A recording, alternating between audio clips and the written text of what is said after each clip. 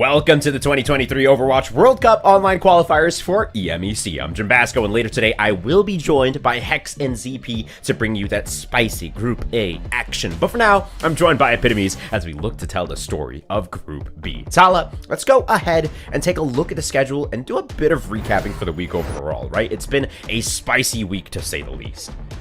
Yeah, for sure. I mean, week one, I feel like we got a lot of our expectations measured, you know? Over in Group A, we have Spain, who is currently in the top three and positioned to make it out of playoffs here at the end of week one, though that could change today depending on how Group A performs. But over in Group B, we have a very competitive group. We've said it once, we'll say it, many times again. And, Norway, Saudi Arabia, I think we expected this from them, but the fact that there are only 2 spots just makes it all the harder to let go of some of these other teams. Like, we've been talking a lot about Sweden. Sweden seems to always be a name that is in our mouth, and they've just consistently seemed to just fall short of our expectations. Finland, on the other hand, a team that is performing exactly as we expected, but on that very first day might have had the odds stacked against them playing against Saudi Arabia.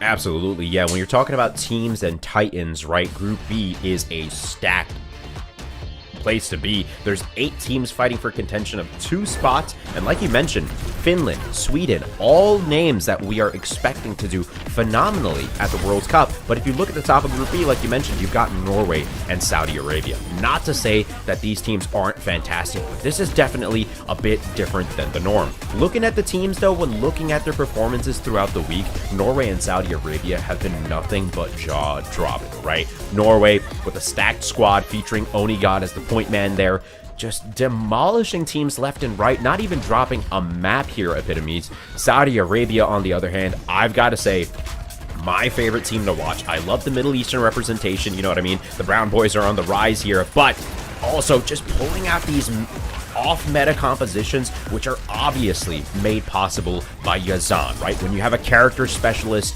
like himself, you can just pull out the absolutely most ridiculous compositions and make them work when you've got a star-studded lineup of DPS tanks and healers in Quartz and the rest of that Saudi Arabian squad to make it happen. So Epitomes, today we're starting off our matches you saw on that schedule earlier with Saudi Arabia versus Turkey, followed by Norway versus Finland, and then we end off the day with Poland versus Iceland, and I couldn't tell you a clear victor for any 3 of these first matches, Epitomes. It is going to be brutal.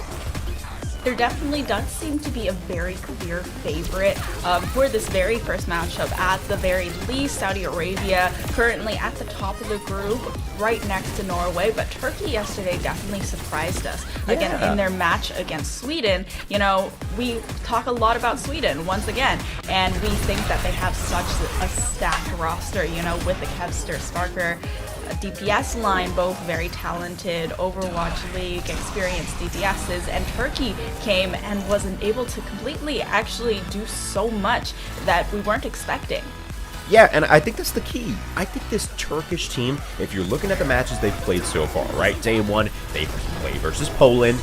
Day 3, they play versus Sweden, and that leaves them now here on day 4 up against Saudi Arabia. Sweden, I gotta say, was definitely their hottest competition yet, because like you're saying, they had a stacked roster there, but Turkey managed to pull it out 2-1. So with that said, coming into this Saudi Arabian matchup, obviously, in my heart, I'm rooting for Saudi Arabia here, but looking at the statistics and looking at the schedule, Turkey, they may put up a great fight here. So, of course, talking about the schedule once again, that's followed up by Norway versus Finland, who are obviously Norway's top of the group, not even dropped a map yet. Finland stuck at 4th right now. They're at 2-1. So a victory here for the Finnish group could be massive and skyrocket them to the top of their group. I think Finland is really looking for this match against Norway. Not only does it bring Norway down, it skyrockets Finland up and makes a statement to the entirety of Group B that they should not be underestimated, and that although they're in the middle of the pack right now, they don't intend to stay there. And obviously seeing Norway being given some really good competition as well will showcase their abilities even further. So I am looking forward to that matchup for sure. It's going to be a good time. Let's talk before we head on into the game and talk about gameplay. Let's talk about format, right? Because we mentioned that today was the last day of week 1. The EMEC online qualifier actually showcases 2 groups competing in a single round robin, first to 2 tournament. It's a single stage tournament, and it happens over 2 weeks. So 4 days of competition this week, this being the last day, and then we're back next week, Thursday, Friday, Saturday, Sunday, to finish it out and see how it all stacks up. Of course, you want to make sure that you grab those World Cup home and away skin bundles because they are now live. They will stay in the store until June 27th. You've got 2 more days to go ahead and get those. There are actually 3 bundles here, the EMEC, APAC, and America bundles. You can get both the home and away skins for all the heroes in these bundles, and they support the teams directly, right? They contribute to the World Cup prize pool. Make sure you can shop now on Battle.net or in-game in Overwatch 2. And of course, you can learn more at overwatchworldcup.com. All right, so of course, we talked about the matches that are happening today. We gave you a bit of the story and a bit of the context here. Tala, Saudi Arabia in this first matchup. Let's focus in, right? Turkey, Saudi Arabia, our premier matchup of the day. Like you mentioned, a clear favorite just determined by how Saudi Arabia has been playing, but Turkey, definitely a dark horse in this one. Turkey has proven themselves that they can come into a match being the underdogs and still win it all out. I mean, there are a few more unknown names over on Turkey's side, but obviously you do have Lethal as that London Spitfire DPS coming in to try kind of spearhead that squad. Romani, another known name in the collegiate Overwatch scene as a UCI player. So Turkey do have some really big names that could potentially help them make this match against Saudi Arabia very competitive and very close. Yeah, let's get down into the details, right? Let's go ahead and take a look at the rosters for both the star-studded squads. We're talking about Saudi Arabia versus Turkey. Let's own in on Saudi Arabia first. Of course, we're talking about KSA, Yazan, Quartz, Surmajed, and Haku, right? Of course, CB, a huge fan of that Twisted Minds core, which we've seen do so much work in the 4 days of competition so far. Epitomes, when it comes to playmaking ability, what are you looking for out of the Saudi Arabian team? Saudi Arabia, when you are looking at Saudi Arabia, you are always talking about Yazan and that Haku duo with the pharmacy compositions that come out. And it doesn't really even matter what map that it comes out on because he is such a specialist on that Pharah. But Quartz is kind of, you do not want to underestimate Quartz because if you allow Quartz to get away with anything, he will punish your team very heavily. So do not let Quartz as a DPS get away with anything for free. This entire squad is just so stacked and they work incredibly well together from what we've seen so far, and they do a good job of enabling each other to make bigger plays even if they themselves aren't going to be that hero, that playmaker. Absolutely, and I love the storylines that have been developing for Saudi Arabia as well. Of course, we'll talk about those more in a second, but let's own in on that Turkey squad. We're talking about Romani, Lethal, Nefren, Muzo, and Farouk. Of course, another stacked squad, and you mentioned Romani earlier, right? A player from the US playing for UC Irvine, has a lot of collegiate experience, but is also from Turkey, so was able to play for the World Cup team, and it's awesome, you know, getting this representation from all different levels of skill here on this Turkish squad, Tala. And I'm really excited to see what the first map is going to be. We've seen a lot of Lijiang Tower, but it's actually going to be Ilios again. Ooh. And I really am enjoying the variety in map selections we've been seeing. I feel like that first day, it was just Lijiang Tower over and over and over again. So I think that they're expanding their map pool. That's really good. But this is also what feels like Saudi Arabia's home ground, because Farah is so viable on every single map. That is exactly how I feel. Ilios, when I think of Ilios, I think of getting booped, unfortunately, into the hole or off the map.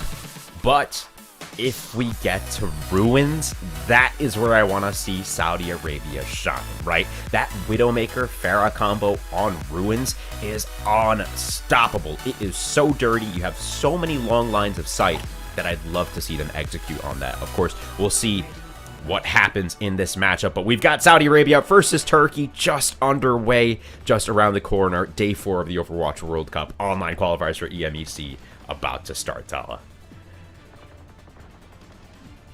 Not sure. It looks like we are going to be starting on Mark? Very big question mark here, but it looks like it is going to be Lighthouse for that first map, and it seems that we are not actually seeing the Widowmaker first, and instead it's going to be the Ashe from Quartz. But Nefren is going to match that Ashe, and there are a lot of birds in the sky here with the Azan and Lethal heading on to the Echo and Farah, both of them having that Mercy in their back pocket as well. Yeah, it's so interesting watching this Echo pick come out as people try to contend with Yazan's Farah. It has been so hard, and Echo is a good alternative, but you're seeing the problem she struggles with, right? At range, she really can't do damage, and that burst, if she doesn't complete it all the way, just gets sustained out by that Mercy. Now we're seeing Yazan through the window here, gets the first blood of the map, and trade it back out.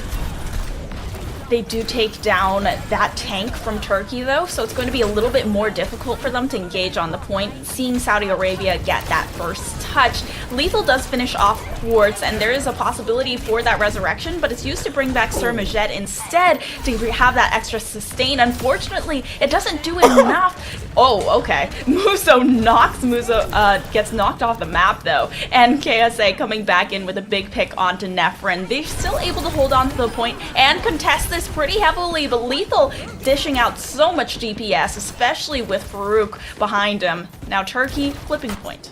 Yeah, beautifully done by Lethal. Stuck in a 1v1 against Yazan is not a place you want to be, and you saw some beautiful mid-air shots coming out from Yazan, the projectile god, but dominated by Lethal there once he closed the gap. Now Lethal, unfortunately, actually meant to do that. Goes for the res down onto Farouk. Now we got 2 mercies, baby. Lethal going big there for Turkey, bringing back their support line and extending their stay in this match as they tick up on the scoreboard towards 30%. That is extremely funny, but also so valuable to have those 2 resurrections back in play, and Farouk coming back in as well. But that Bob from Quartz trying to contest that point and does so beautifully. Romani and Muzo both going down, and Zan looking for the mirror matchup as well. Switching over to that Echo instead of the Farah, wanting to match up to Lethal, and the sticky bombs are going to take down that Turkey DPS line pretty easily. Haku now bringing Sir Majed in. The burst healing will be available for this fight, and Zan does go ahead and use the duplicate. Doesn't get to get the ultimate from it, but ooh, the sticky bombs once again onto Nefren. It's still that Bob that might be able to contest this fight for Turkey, though, as Saudi Arabia is leaving KSA on the site. They have to go to use the Valkyrie. Both support ultimates expended, and the Rampage as well from Saudi Arabia in order to try and win this one out, as the anti-health does fade away. Romani still gets real low. Sir Majed looking for that pick, but it's still Turkey that finds all the blood. Yeah, great stuff from Saudi Arabia, right? They flip it off the back of Yazan, swap to Echo, and there was a great couple of trades back and forth, but now Yazan on Echo, Quartz on that Ashe. They're trying to take the fight to the point, and Yazan's able to open it up with a great pick down onto Lethal. Now we'll have to see if Haku goes for the res here, playing off the side of the map. Romani connects for another, equals it out. Romani goes big.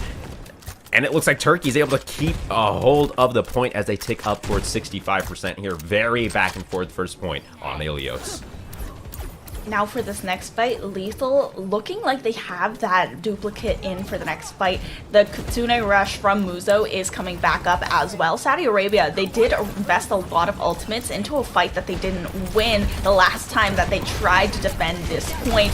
Wazan now coming back with the duplicate from Lethal. The Junker Queen has come through and is doing so much damage onto KSA. All of a sudden, they're out of a tank from Saudi Arabia, and it's going to be up to Yazan to potentially make up that gap with his own duplicate. The Bob does come through to contest the point right as Lethal's duplicate fades away, but Yazan taking down Lethal before the Bob can be even destroyed. Now the overtime has been activated with a touch from Haku and KSA, or I should say Yazan posing as KSA on the Junker Queen. The Rampage comes through, Quartz with the pick onto Nephrin, and now Quartz going big. They were so focused on Yazan being pocketed by Haku on the objective that they weren't looking at Quartz, and that just enables Quartz to do so much for the squad. Turkey actually having Lethal switch over to the Soldier. Yeah, what a crazy opening. And of course, Lethal swapped over to the Soldier, gets taken out, and swaps immediately back to the Echo. And he's like, I am not having that disrespect. Saudi Arabia up at 92%, Turkey up at 99. You know, Lethal got the Junker Queen, but we saw in that ult, he wasn't able to have a ton of value, and it ended up going down as Romani, their front line, goes down. Muzo follows, and Saudi Arabia secures point one in a very back and forth fashion, Tala. Yeah, that was incredibly scary for Turkey since they had it already at 99, and Saudi Arabia, they very nearly last fight. If it weren't for Yazan's duplicate into the Junker Queen, they wouldn't have had a tank into the fight, and Yazan was able to get the Rampage off as well. But at the end of the day, they were missing a lot, and they were at a huge deficit. It was a game-changing ultimate to be able to get that tank back in and some front line to absorb pressure for Saudi Arabia. Absolutely. A fantastic, focused effort from Saudi Arabia as we head on into Ruins, my favorite map, man, I gotta say. And we're seeing the Widows pop out from both sides. Quartz, we just see him do amazing things on this character. Nephrin up for a Goliath of a task ahead of them. Let's see how these two teams delve at it as both teams try to vie for middle control of the map now. And it's going to be a question of, I feel like this Widow is more going to be looking to deal with the Echo Mercy rather than the other Widow, but it's just up to the target selection. Oh, Quartz, that is just an excellent shot from Saudi Arabia's Widowmaker, and Yazan up ahead with the Harass. They don't have that hit scan anymore to try and deal with the Echo up above, and as Nephrin is coming back into the fight, the entirety of Turkey gets staggered, going to have to regroup while Haku brings back Yazan. Of course, loyal Pocket Mercy to have that Echo back in. Yeah, loyal day one right there, but of course, Quartz just opening up with that pick onto Nephrin, and of course, Yazan following it up. That just puts Saudi Arabia straight on the point and ticking up towards 15%. Now, Quartz playing the point man here, trying to isolate this Widow 1v1 while the rest of the team fights on that left bridge side. Quartz is going wide towards the right and is looking for some more action, Tala. Romani trying to swing around this corner and get the damage off onto KSA, both of them getting really low, but this mirror composition, a lot of burst healing here. The focus for Saudi Arabia is trying to get Muzo out, since Farouk is very concentrated on keeping Lethal up and getting Lethal to do that DPS for Turkey and kind of be the playmaker here. But the duplicate from the Echo on Saudi Arabia's side, Yazan, transforming into a secondary Junker Queen just as KSA takes down Romani. This is just too much health for Turkey to shred through, especially with Lethal down, and they have to regroup once again in their spawn. Man, what an oppressive composition, right? Talk about the speed boost that you're getting from Surma Jed, and you're getting from that Junker Queen. Should Echo double up on the Junker Queen too? You've got so much gap closing potential, and with Quartz dealing damage from afar, Yazan closing that gap on the Echo, going for the 1v1, and once again, Epitomes Quartz has just been able to shut it down this game so far. Ooh, Quartz really trying to take down Lethal and focus that fire on their DPSs. Once again, here's the Valkyrie from Farouk on Turkey's side, and that's basically one of the first ultimates they've been able to build up to. Now with 3 ultimates to fight in the next one. However, Saudi Arabia has 3 ultimates of their own, and the Valkyrie has been activated by Haku, trying to get a lot of sustain down onto this team. Okay, Lethal has turned into a Mercy once again, perhaps trying to make sure that the rest of the squad can stay up, and a resurrection potential. Muzo does fall, so I think that Lethal might look for it, but is knocked out of it before they're able to even get a res off. That overtime has been activated, but it's Muzo that's doing the contesting. Yazan goes big for a third time on Ruins, and this is not surprising at all as Saudi Arabia locks in the win on Ilios. Man, I want to say not surprising at all, but after that first half of the map, I was like, oh, Turkey's here to play, yo. And then really it came down to Quartz and Yazan putting on a show, just shutting down every fight before it could even reach the boiling point. And like you pointed out, Tala, the Mercy Echo, I don't know what's going on there, but I don't know if the strategy is working just yet. Turkey gonna have some time to think about it before we head into the second map here, but Saudi Arabia looking so dominant over this squad. Taking a look at some of these replays here on Ilios, right? The first map, Lighthouse, and maybe this is something that we'll think about heading into the second map here. When it's a more tight point, it seems Turkey has a bit more success. If the lines of sight are long, however, Yazan and Quartz are just tearing them up. Would you agree, Epitomes? I definitely do think that is the case, and I want to commend Yazan on the switch onto the Echo to try and counter Lethal. It's definitely a lot easier to hit a flying target as Echo than it is as Pharah. And, you know, Pharah and Echo, they're not exactly the same, but they do tout similar play styles, so I'm really glad that they were able to make that one work, and it does show a little bit of versatility on Saudi Arabia's side, because everyone's always saying, oh yeah, Yazan is a Pharah player, but I guess he can play something other than the Pharah. We've seen him play the Sojourn too, and it was actually really good. I was really not expecting how well he played that. So Saudi Arabia taking that first map, and we knew that Ruins was probably going to be the nail in the coffin for Turkey if they didn't win that first round. Yeah, absolutely, I agree. Game 2 for Saudi Arabia versus Turkey, just around the corner. It'll be Escort, and we'll be back right after this break with all that action.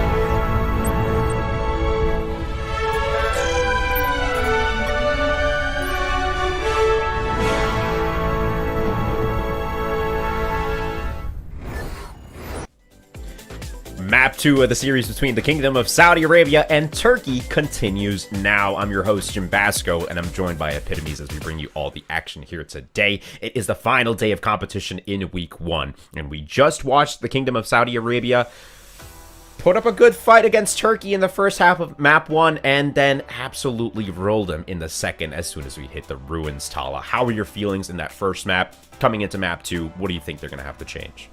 Turkey during that very first map of Lighthouse, it just felt like they were doing so well. It felt very strong from them, and then as soon as they headed to Ruins, where Saudi Arabia was kind of on their home turf, they kind of fell apart. They weren't even able to get a single tick onto that objective, and it felt Saudi was so dominant in that fashion. But now headed on to Turkey's pick of King's Row. Haven't seen this one in a while. Definitely am very excited to see how this one plays out.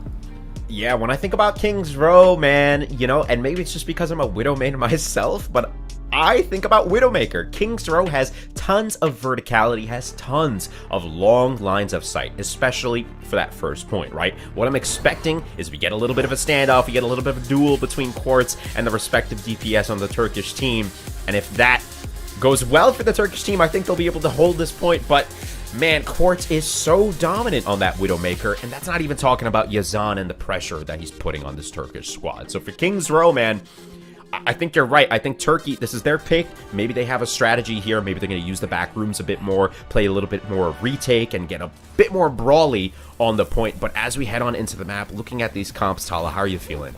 Okay, well, I never trust attackers that are sitting inside of their spawn comps because there's no way they bring out the Doomfist and the Lifeweaver. No, I feel like this is definitely going to be maybe a more brawly comp.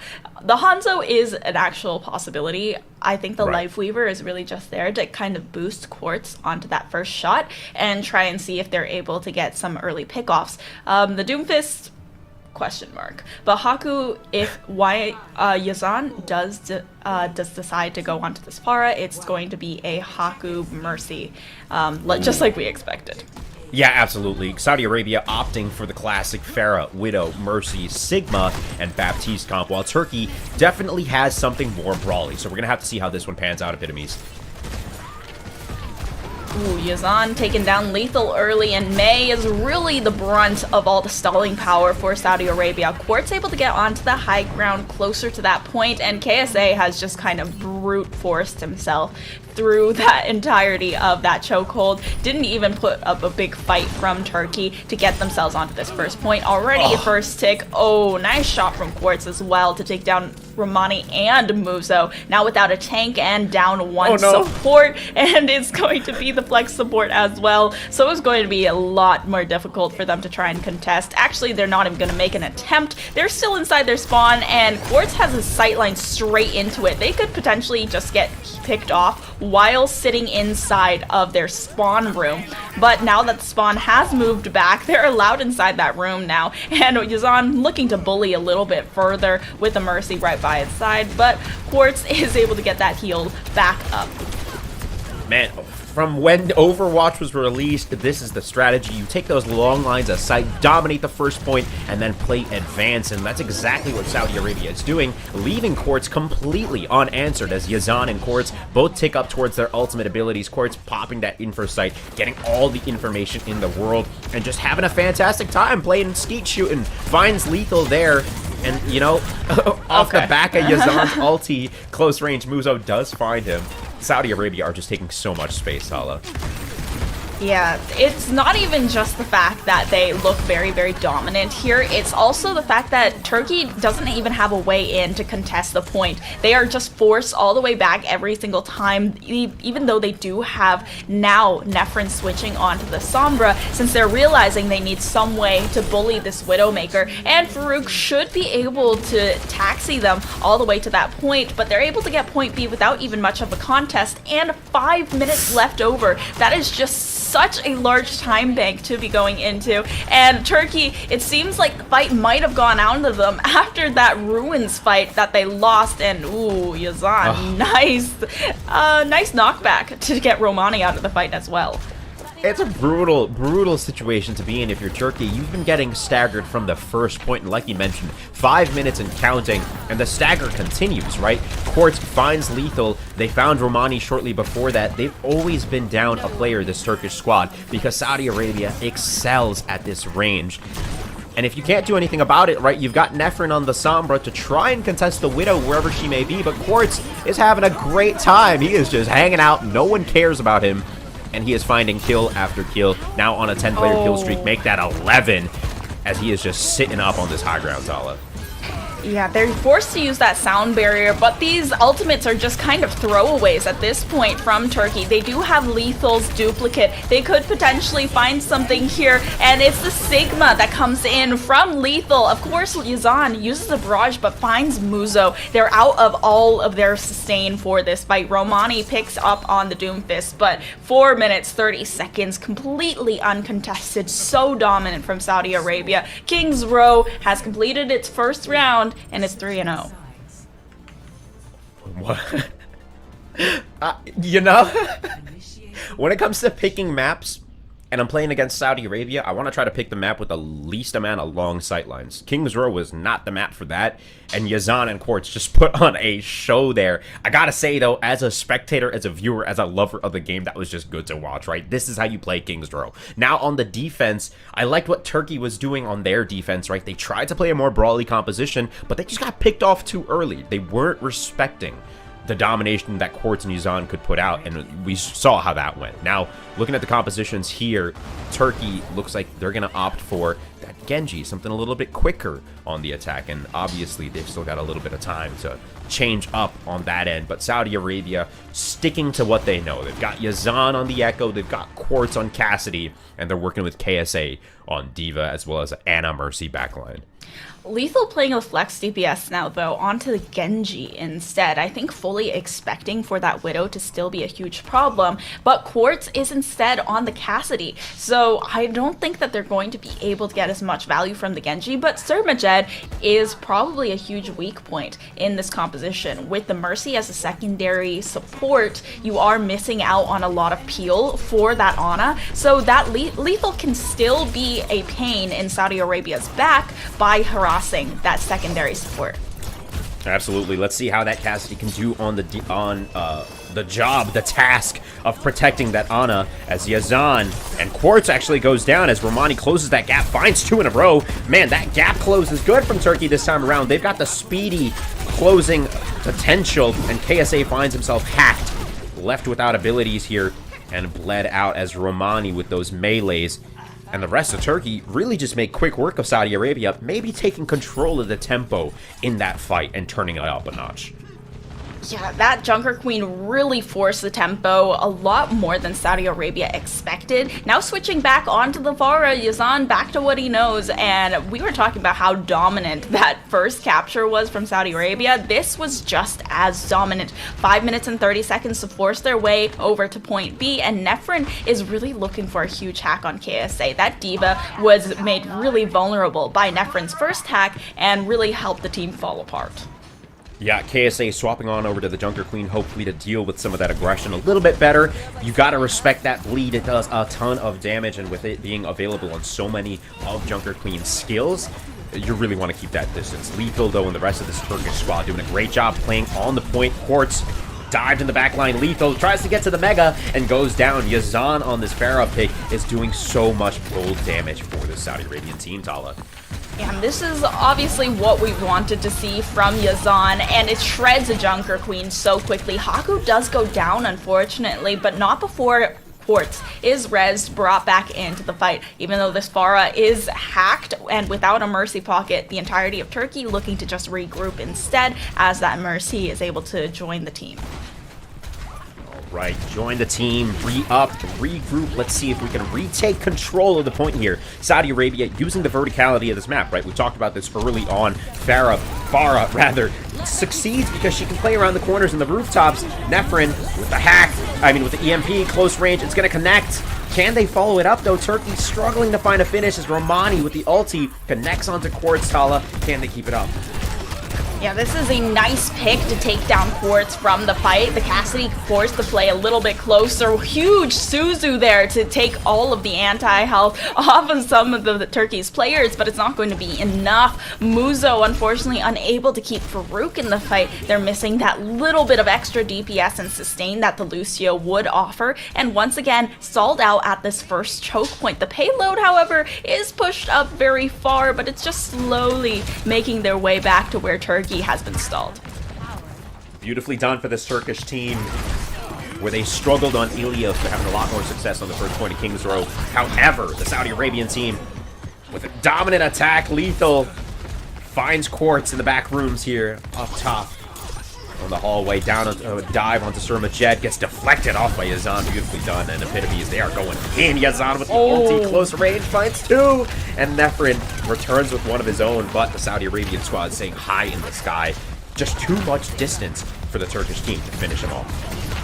Honestly, even that barrage didn't even take out the both of them, and the sound barrier just came out a little bit too late from Farouk, and Farouk is going to pay for his sins by being sent back to the spawn room. Nefrin, however, now taking out Yazan's pocket. Haku going down, so Nefrin is really trying his best to just harass this DPS line, and we actually saw that Lethal is really going for Quartz as well. They're getting really close to this checkpoint now, and it seems like the Quartz, tired of being harassed on the Cassidy, going to go back onto the Sombra instead. Oh, huge EMP. Lethal follows up to it so quickly and without any hesitation. Now only KSA left over. Quartz goes down quickly after. Lethal, what a nice combination of that, those dashes and the EMP. Just so well done.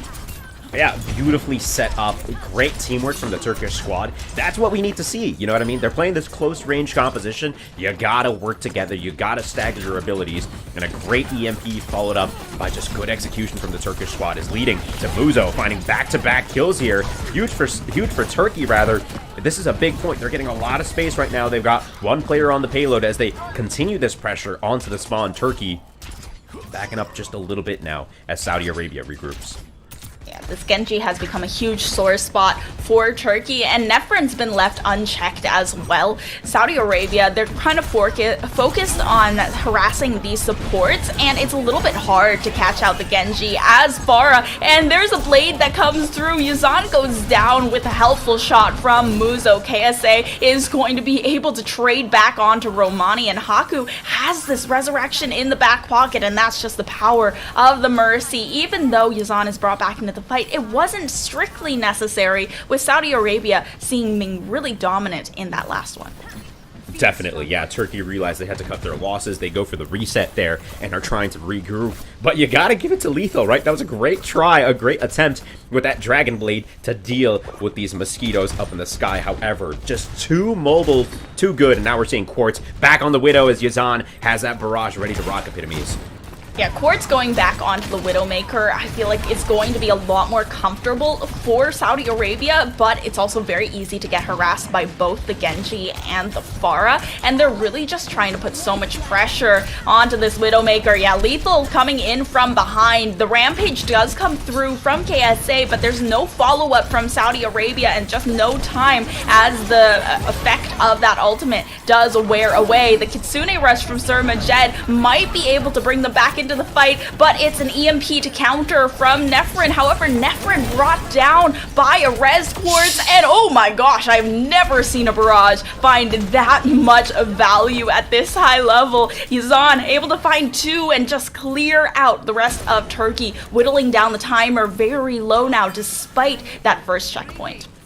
I love the way the Saudi Arabian team is playing on this third point. It's hard to make Farah work because the enemy team, the attacking team, has tons of ways to get up to your high ground. When you've got Quartz and you've got Farah, though, you can split them up, which is exactly what we saw, and now the attacking team has to deal with opposition from completely different places. Turkey, they want to dive bomb you and focus on one area. If you make them split, they'll fall apart, and that's why you saw Yazan find so much value on that barrage. Saudi Arabia playing this excellently right now, only 45 seconds left on this defense.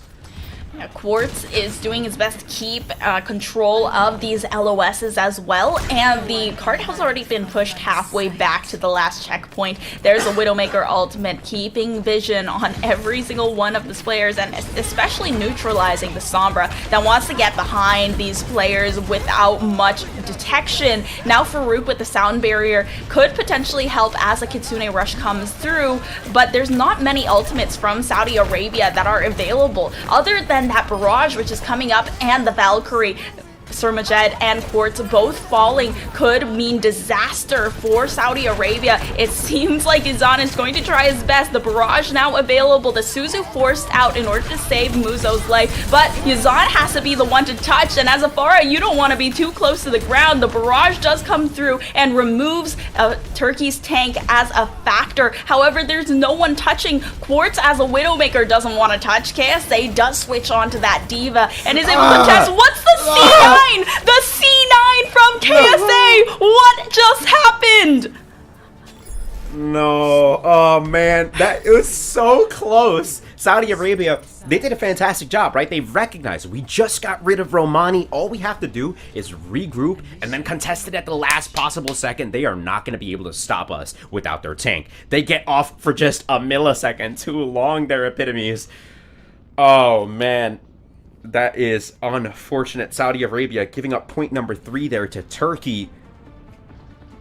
You know, like, okay. It's just so tough. But now we're on the flip side, right? Saudi Arabia have 4 minutes and 32 seconds to try and crap a point here. So I think they, you know, they've got a little bit of time to make something happen. Let's just say that, epitomes. Yeah, how much time does Turkey have? 0. No.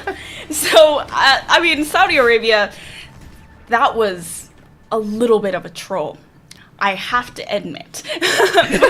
But, and you can see in chat they're trying to convince Turkey to 1v1 them on Torb for the map, by the way. That is so funny. Oh my god. If you win, we AFK. What in the world? They're throwing their map. They're throwing their map, and Yazan is actually on the Torb. Like he actually wants to do it. Look at them. They're actually doing it. No way! They're actually going to Torb 1v1 for the map. Yazan versus Lethal. Place your bets in chat. Place them right now. Yeah, who do you got right now? Who do you got, Jimba? Get your points in, ladies and gentlemen. Right now, Lethal versus Yazan. We've got a Torb 1v1 for the sentries here, forming before our eyes, epitomes. Is this allowed? You know, let the players play, baby. This is the World Cup. Sometimes we see some off-meta compositions. Sometimes we see... Oh my god, what is happening? What are they doing? Yo, they're going at it! Oh my god, wait! Yazan looks like... Okay. Yazan almost goes down. He's one hit away from going down, but comes out on top over Lethal. No E. I did see them say that in the chat. No E? Yazan did use his E, so... You know. I don't know what you want to say about that, but it was a good game between these two squads. Saudi Arabia taking it 2-0 over Turkey here. Honestly, you can't blame Turkey. They put up a fantastic effort against this squad, but Saudi Arabia, long sight lines, dominant performances. You can't beat it, epitomes. Okay. I'm just kind of taken aback by the fact they actually agreed to Torb 1v1 for the map, and they were like, no E, but they still took the point, and they didn't wait for the respawn, and I wasn't sure what was happening there, and maybe Turkey feels a little bit robbed by that last one, but Saudi Arabia, they do take the series 2-0. Could have gone differently if, you know, Yazan died in the Torb 1v1, That's and true. they'd stay true to their word, and they're like, yeah, we'll AFK. Don't worry about it. It really could have gone either way, and, you know, the Turkish team, they made it to that 3rd point, so there's something about them. And they did take that 1st point very dominantly, so there are glimpses of greatness in this Turkish squad. However, the Saudi Arabian team has just proved to be too much of a task to deal with, and they win 2-0. And with that, I believe Saudi Arabia is in number 1 for standings in Group B. Of course, Norway has yet to play, so we'll see how that all shakes down. But we are, going to go to a quick break as we set up Norway versus Finland just around the corner. We'll see you shortly.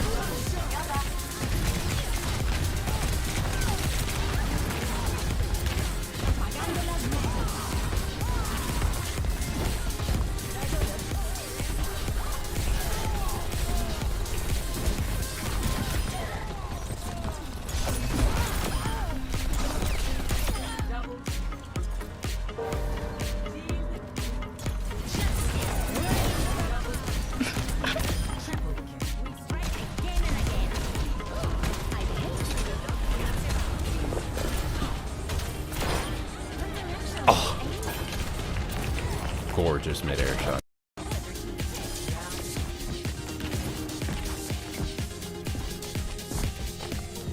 He said no E. He did say no E. He's still live. I don't know.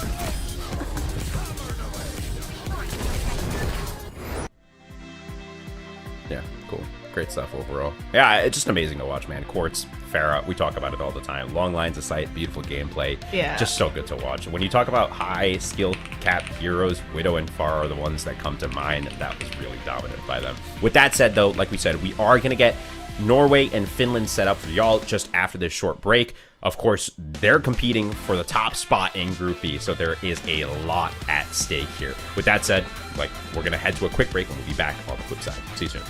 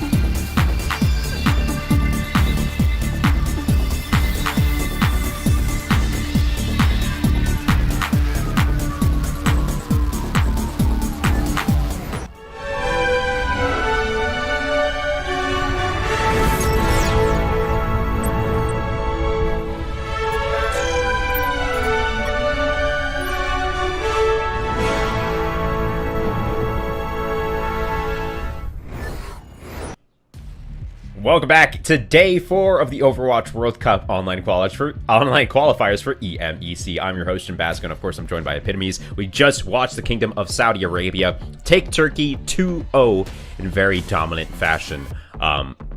They went to Ilios, they went to King's Row, and it was great on both maps. However, now we've got match 2 lined up for y'all. It's Norway versus Finland. Epitomes, give me a bit of the context here. before we hop into this one? So Norway versus Finland, I feel like this is definitely a very close matchup. Norway at the top of their group right now. Finland a little bit more in the middle of the pack. They have only played 2 matches so far and did go down to Saudi Arabia in the very first day, but they are coming back for the crown of Norway, who is in position to get out of the groups and into the playoff stage so far as it stands at the end of week 1. Both of these teams having a lot of talent on the both of them. I've heard some people jokingly call Norway Oni God's retirement home because he has been part of the Norway World Cup team every single year that the World Cup has been played, and he is just doing such a phenomenal job of playing so far. Yeah, you know, it's hard to keep a legacy alive for so long, especially in a game like Overwatch, which has changed so drastically in its lifetime. However, Oni God somehow maintains to stay on top. Let's take a look at the schedule right now so we can show you the match that's around the corner and the match we've got for the rest of the day. Of course, we started with Saudi Arabia versus Turkey, 2-0. The first map was close, the second map, not so much. Just around the corner, we've got Norway versus Finland, which Tala queued you up on. Followed by Poland versus Iceland. Later today, Great Britain versus the Netherlands. Of course, that'll be when we swap to Group A. Belgium versus Portugal, Spain versus Italy, and then Denmark versus France, which is also bound to be a fantastic game. So you're going to want to make sure you stay tuned in for all of that. With that said, though, let's talk Norway. Let's talk Finland. Let's take a look at the rosters and see what is going on for these teams. Because like you mentioned, Norway, man, Oni God cooking with the rest of the squad here. Made up of Isaac, Psycho, Mimio, and JP Epitomes. Talk to me some more about the players on this squad. I think Psycho is definitely a super underrated DPS thus far. Oni God obviously being talked about a lot of really good projectile and hit scan play. Psycho on the Tracer has been a huge threat, but yesterday or the day before, I'm not sure which day it was, we did see Psycho take out an Echo in combination with Mimio's Mercy, and that was also really entertaining and just a really strong combination between the two. A lot of EU contenders talent on this team. Mimio also a veteran of the World Cup, or having previous played alongside Oni God. So this is a stacked roster. Stacked roster to say the least. They are the only team in Group B to not have dropped a map, and in Group A, the only team that mirrors a similar result is France at 6-0 as well. So Norway are coming in with a lot to prove, but Finland, like we mentioned, currently they're not in the cut to make the top 2 of Group B. They are currently 3rd. So Norway and Finland vying for contendership in the main event, right? With Vistola, Sauna, Cloud, Mickey, and Masa. I gotta say, this Finnish squad, especially Vistola, have become some of my favorite players to watch. They are just so damn good, Epitomes. Yeah, Vistola on the Diva, it definitely feels like he's going to be quiet for like the majority of a game until all of a sudden it's just all Vistola, and that's the only name that you're seeing running up the kill feed and in your faces. And this DPS line for Finland squad is also incredibly talented. Sauna, currently playing for Florida Mayhem, obviously so much experience that can be brought into this roster, and still Masa as well, last playing for the Vancouver Titans. Once again, another Overwatch League talent. Yeah, absolutely. So much veteran experience on this squad. But of course, they're going up a team that is no slouches themselves. With map number 1, though, we are headed to Ilio. It's one of my favorite maps in the game. Lots of versatility in terms of compositions we can see on this bad boy. So honestly, Norway versus Finland, 2nd and 3rd, vying for that top 2 spot. Like we mentioned earlier, only 2 teams of Group B move on to the main event, and 3 teams of Group A. So stakes are high, tensions are high, as we are in the last day of week 1, match number 2 here, map number 1 of Norway versus Finland, just around the corner, Tala. Ilios once again. Norway and Finland, I feel like these teams are so evenly matched. It definitely did feel that Finland, right, they had the cards stacked against them in that very first day, and even then they were able to make those matches really close against Saudi Arabia, who we just saw, and obviously they do have the talent. The talent is there, maybe a little bit of antics, a little bit of C9 antics, a little bit of Torb 1v1 antics, but the talent, it's definitely there, and you can see it. So now we are looking at, Finland versus Norway. I'm really excited to see what Norway brings out. We've seen Norway does a lot of VOD review, a lot of studying up and homework on their opponents, and because of that, they bring out comps that maybe aren't their most comfortable or the most meta, but definitely do counter the characters that the other team tends to pick. Yeah, and something that I've been seeing teams do recently, which we actually just saw Turkey try to pull off in their set of matches against Saudi Arabia, is that faster pace, more brawly composition, right? There are obviously a lot of options for the compositions you can pick here. Long range, you can go with the Pharaoh Widow, make it work, whatever your heart desires. But Norway specifically strives in those quicker engages, closing the gap, getting in your face, and fighting a very brawly style. So with that said, we're going to head to a quick break as we get Norway and Finland ready for y'all. So don't go anywhere. It's going to be a banger, and we'll see you shortly.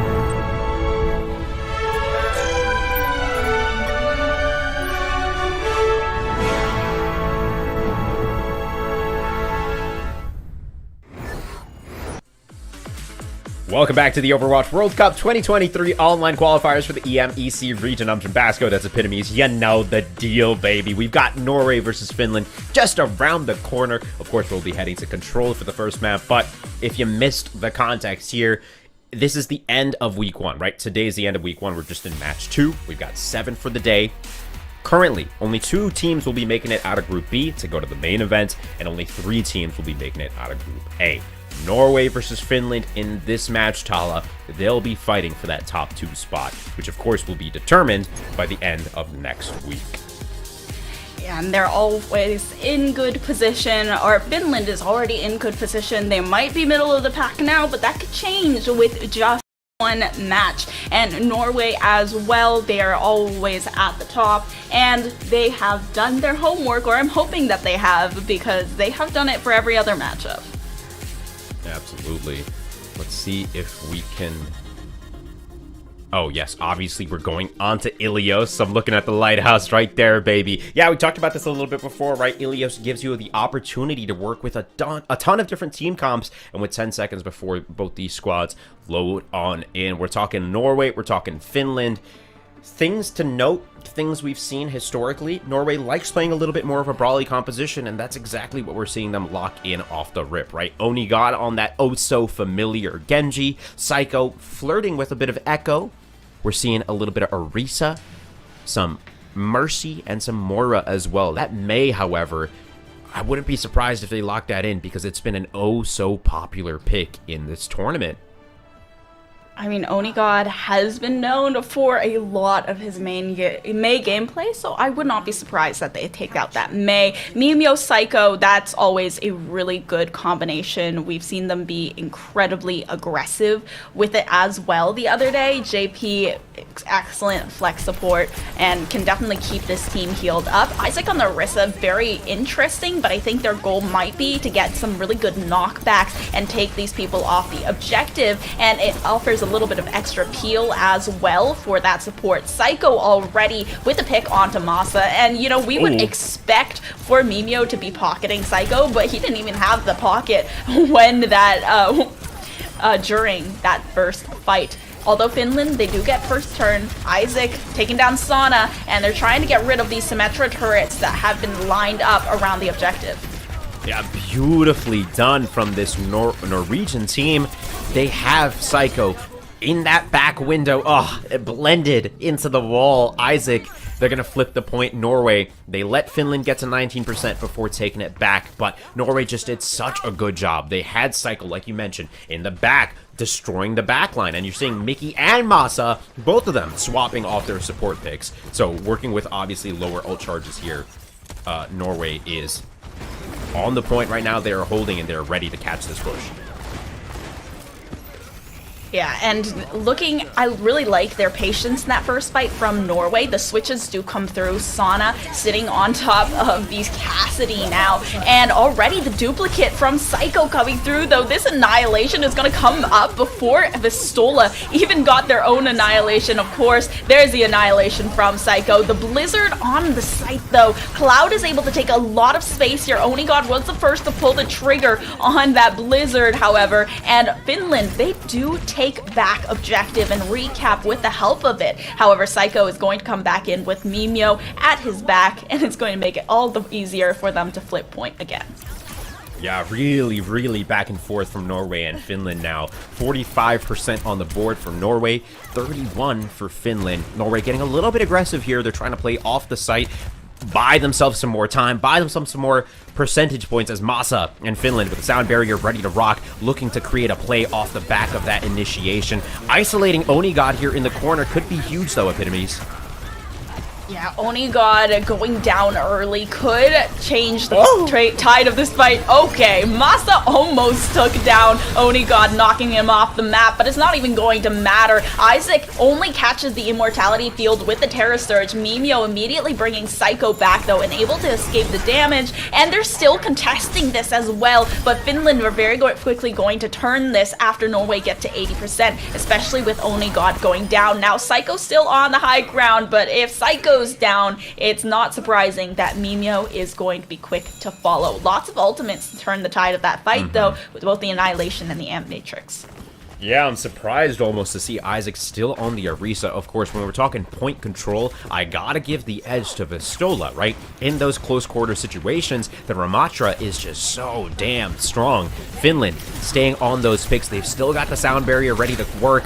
Cloud and Sauna, they're ticking up towards their ultimates. Onigod walls himself in for the contest here, sends out the Blizzard, and sits on inside of it as Vistola gets slowed down, taking chunking damage. The sound barrier is deployed, Epitomes, and Finland able to find 2 in a row to start this fight. Yeah, Onigod tried really hard to turn up the tide of the fight with the Blizzard, but unfortunately, it's not going to make it. Psycho just barely escaped with the help of a health pack there, but Finland able to hold on to the point, and Norway is unable to turn it. However, Psycho turning into Cassidy, interesting choice, but can't find any targets just yet. Really looking for that high noon early. The nade does get hacked, but the high noon from Sana does come through first. The immortality field from Mixi does come through, as well as that amp matrix, getting a lot of damage down. Oh, Finland with such a huge EMP on Cloud to take down every single member of Norway, and there's no way for them to contest this overtime any further.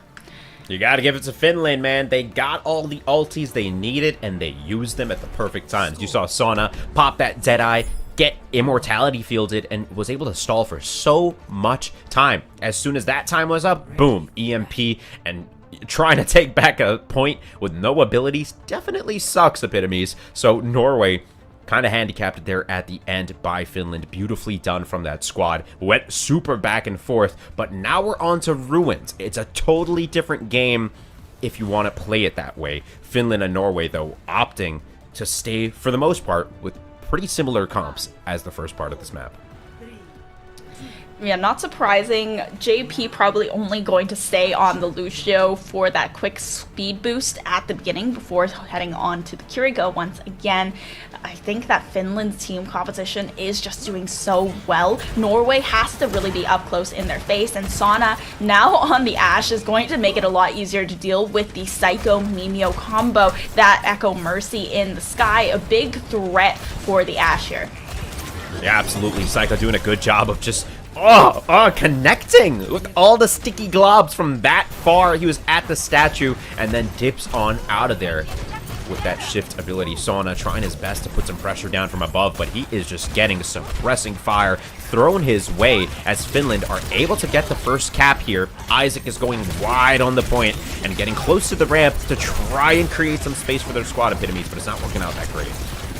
Yeah, Isaac still on the Orisa, trying to destroy a lot of the projectiles being thrown their way with the javelin spin, but Mixi just has so much sustain and healing here. It's hard to get rid of any of these players, and Isaac getting booped off the entirety of the map, resetting to join the team. Yeah, I really like the swap now from Onigod. I was about to say, it doesn't look like Norway has a ton of consistent damage, right? Echo can find that damage consistently if you can hit your targets, and if they're all hiding behind a Ramatra, it could be tough, you know what I mean? So now Oni on the Hanzo, taking some high ground control, lots of elevation available to him, Epitomes. Let's see how this one works out. Yeah, they've still been unable to cap this point on Norway's side, and Norway looking like they might have met their match. Psycho switching onto the Ramatra, though, with the duplicate, but already getting so low because of the dynamite, and there's not much that they can do. The Mercy cannot out-heal the damage, and no annihilation is built up to because of it. Now just having to go back into the good old Echo form, while both of the support ultimates come through. The Valkyrie and Kitsune Rush both coming out. However, the Terra Surge in the middle of the objective, taking down Masa. A little bit less sustain on the team of Finland after that sound barrier has already come out as well. Now the Annihilation does come through, but the healing from Norway might be too oppressive for this Annihilation to finish them off. Vistola stays alive for a second, but if Vistola does go down, then it would be a huge staggered spawn. However, the supports do come back into the fight just in time. The Javelin throw to try and suppress them closer to their spawn and allow Norway to build up some of the charge on site. Beautiful team fight for Norway. That could have been the end of this map number 1 had it gone any other way.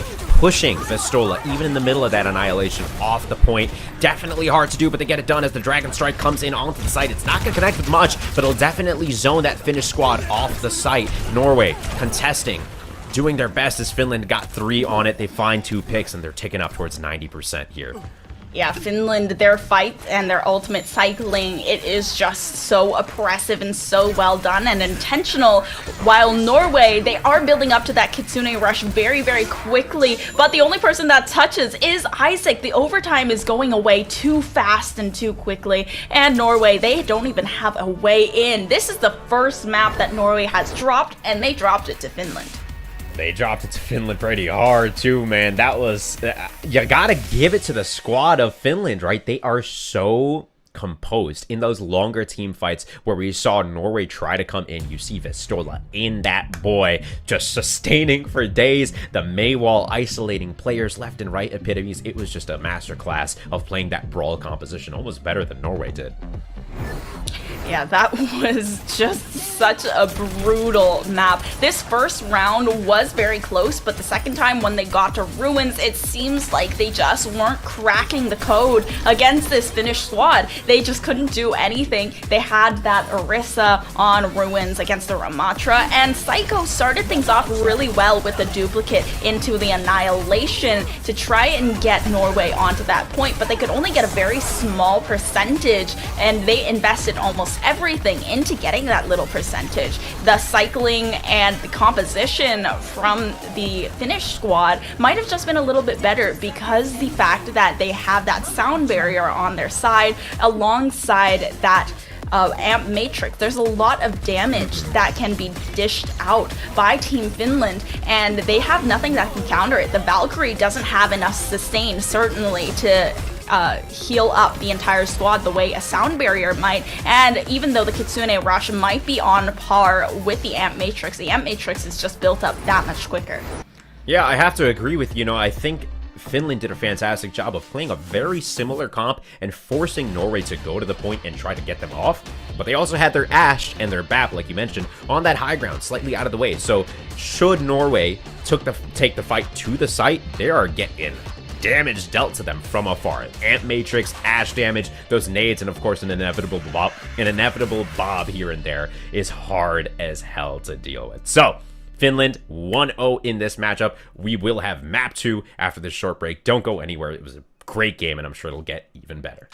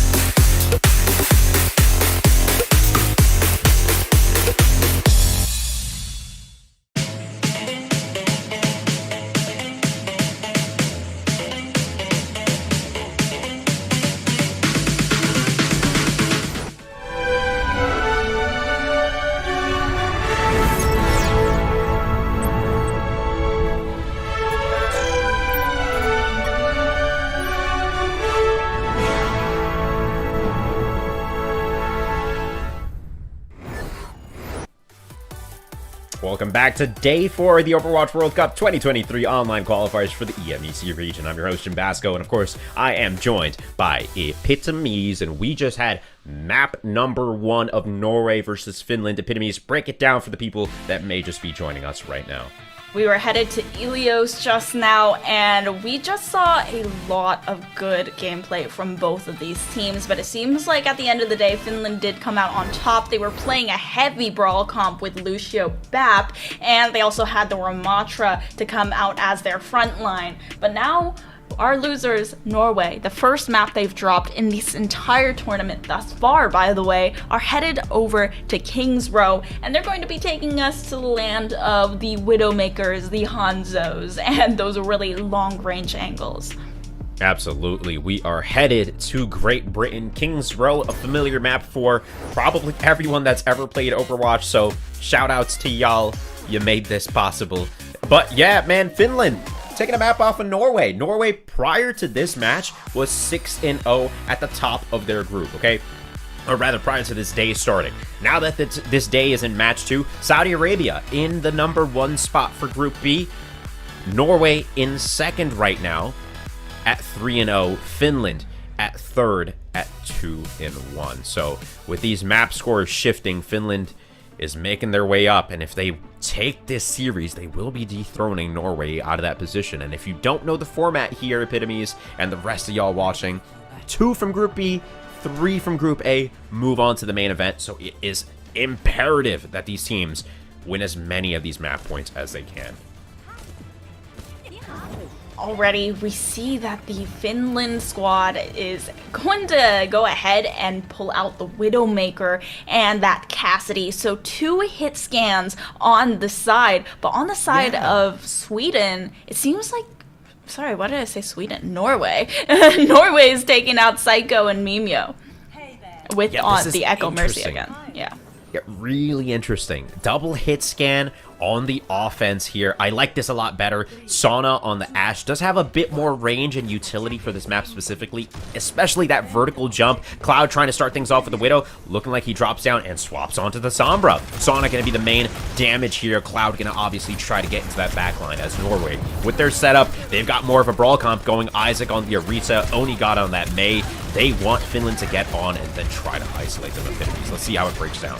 Yeah, they're easily able to break that first choke and wrap around the statue already, but it seems like they're also trying to aggress into this little room. That Dynamite putting a lot of pressure on the supports as well. Mimio taking the brunt of the damage, and Cloud now making Isaac fall with the help of a handy little heal. Without the front line now, it's going to be a tough one. Mimio could have a res in the back pocket, but it's right in front of the face of the enemy team. Instead, going to go ahead and res JP, who will be able to bring the team back to higher health. However, they still aren't looking to contest this point just yet, especially since Cloud is just harassing the back line just a little bit more. Oni God going down.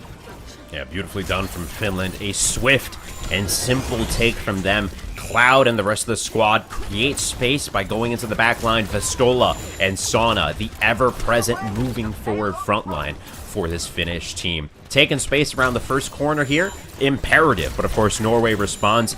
They flirt with the high ground idea for a second. Isaac trying to get the spin to win going, defending that mega pack as Sauna tries to clear out that high ground. Norway setting up on this first corner here with the Mei wall going up. Of course, that Amp Matrix is ready. They're trying to force the positioning out of Norway, but I don't think they know where Psycho is. Psycho is literally just in their backline. It's an Echo flank. Echo flank, and with that ulti ability too, he could go huge here. Psycho spotted out by the Sombra though, diving in onto the site itself, takes the fight up into the sky. It is so hard to deal with an Echo that's doing damage to your back line, but Psycho not able to find a ton. Wraps back, connects with the team, and takes the Ashe. That Ashe is definitely a good pick, building up to that Bob so quickly and even able to get a 6th player, but just as it's about to come up, it goes away. The duplicate is knocked out of Norway. The Terra Surge does come through for a second, but Isaac doesn't find anything because of that sound barrier. It's the Blizzard to come through. Oni God, however, taken down easily by that Annihilation. Vestola being able to kept up with it, Immortality Field, and the rest of the healing just comes through quickly. The sleep does come come through from JP, but they're gonna have to back up since they cannot contest without their front line. JP actually getting a lot of pressure being put onto him for this entirety of the match, being that sole Ana with a lot of heal, but the onus of the healing is on JP.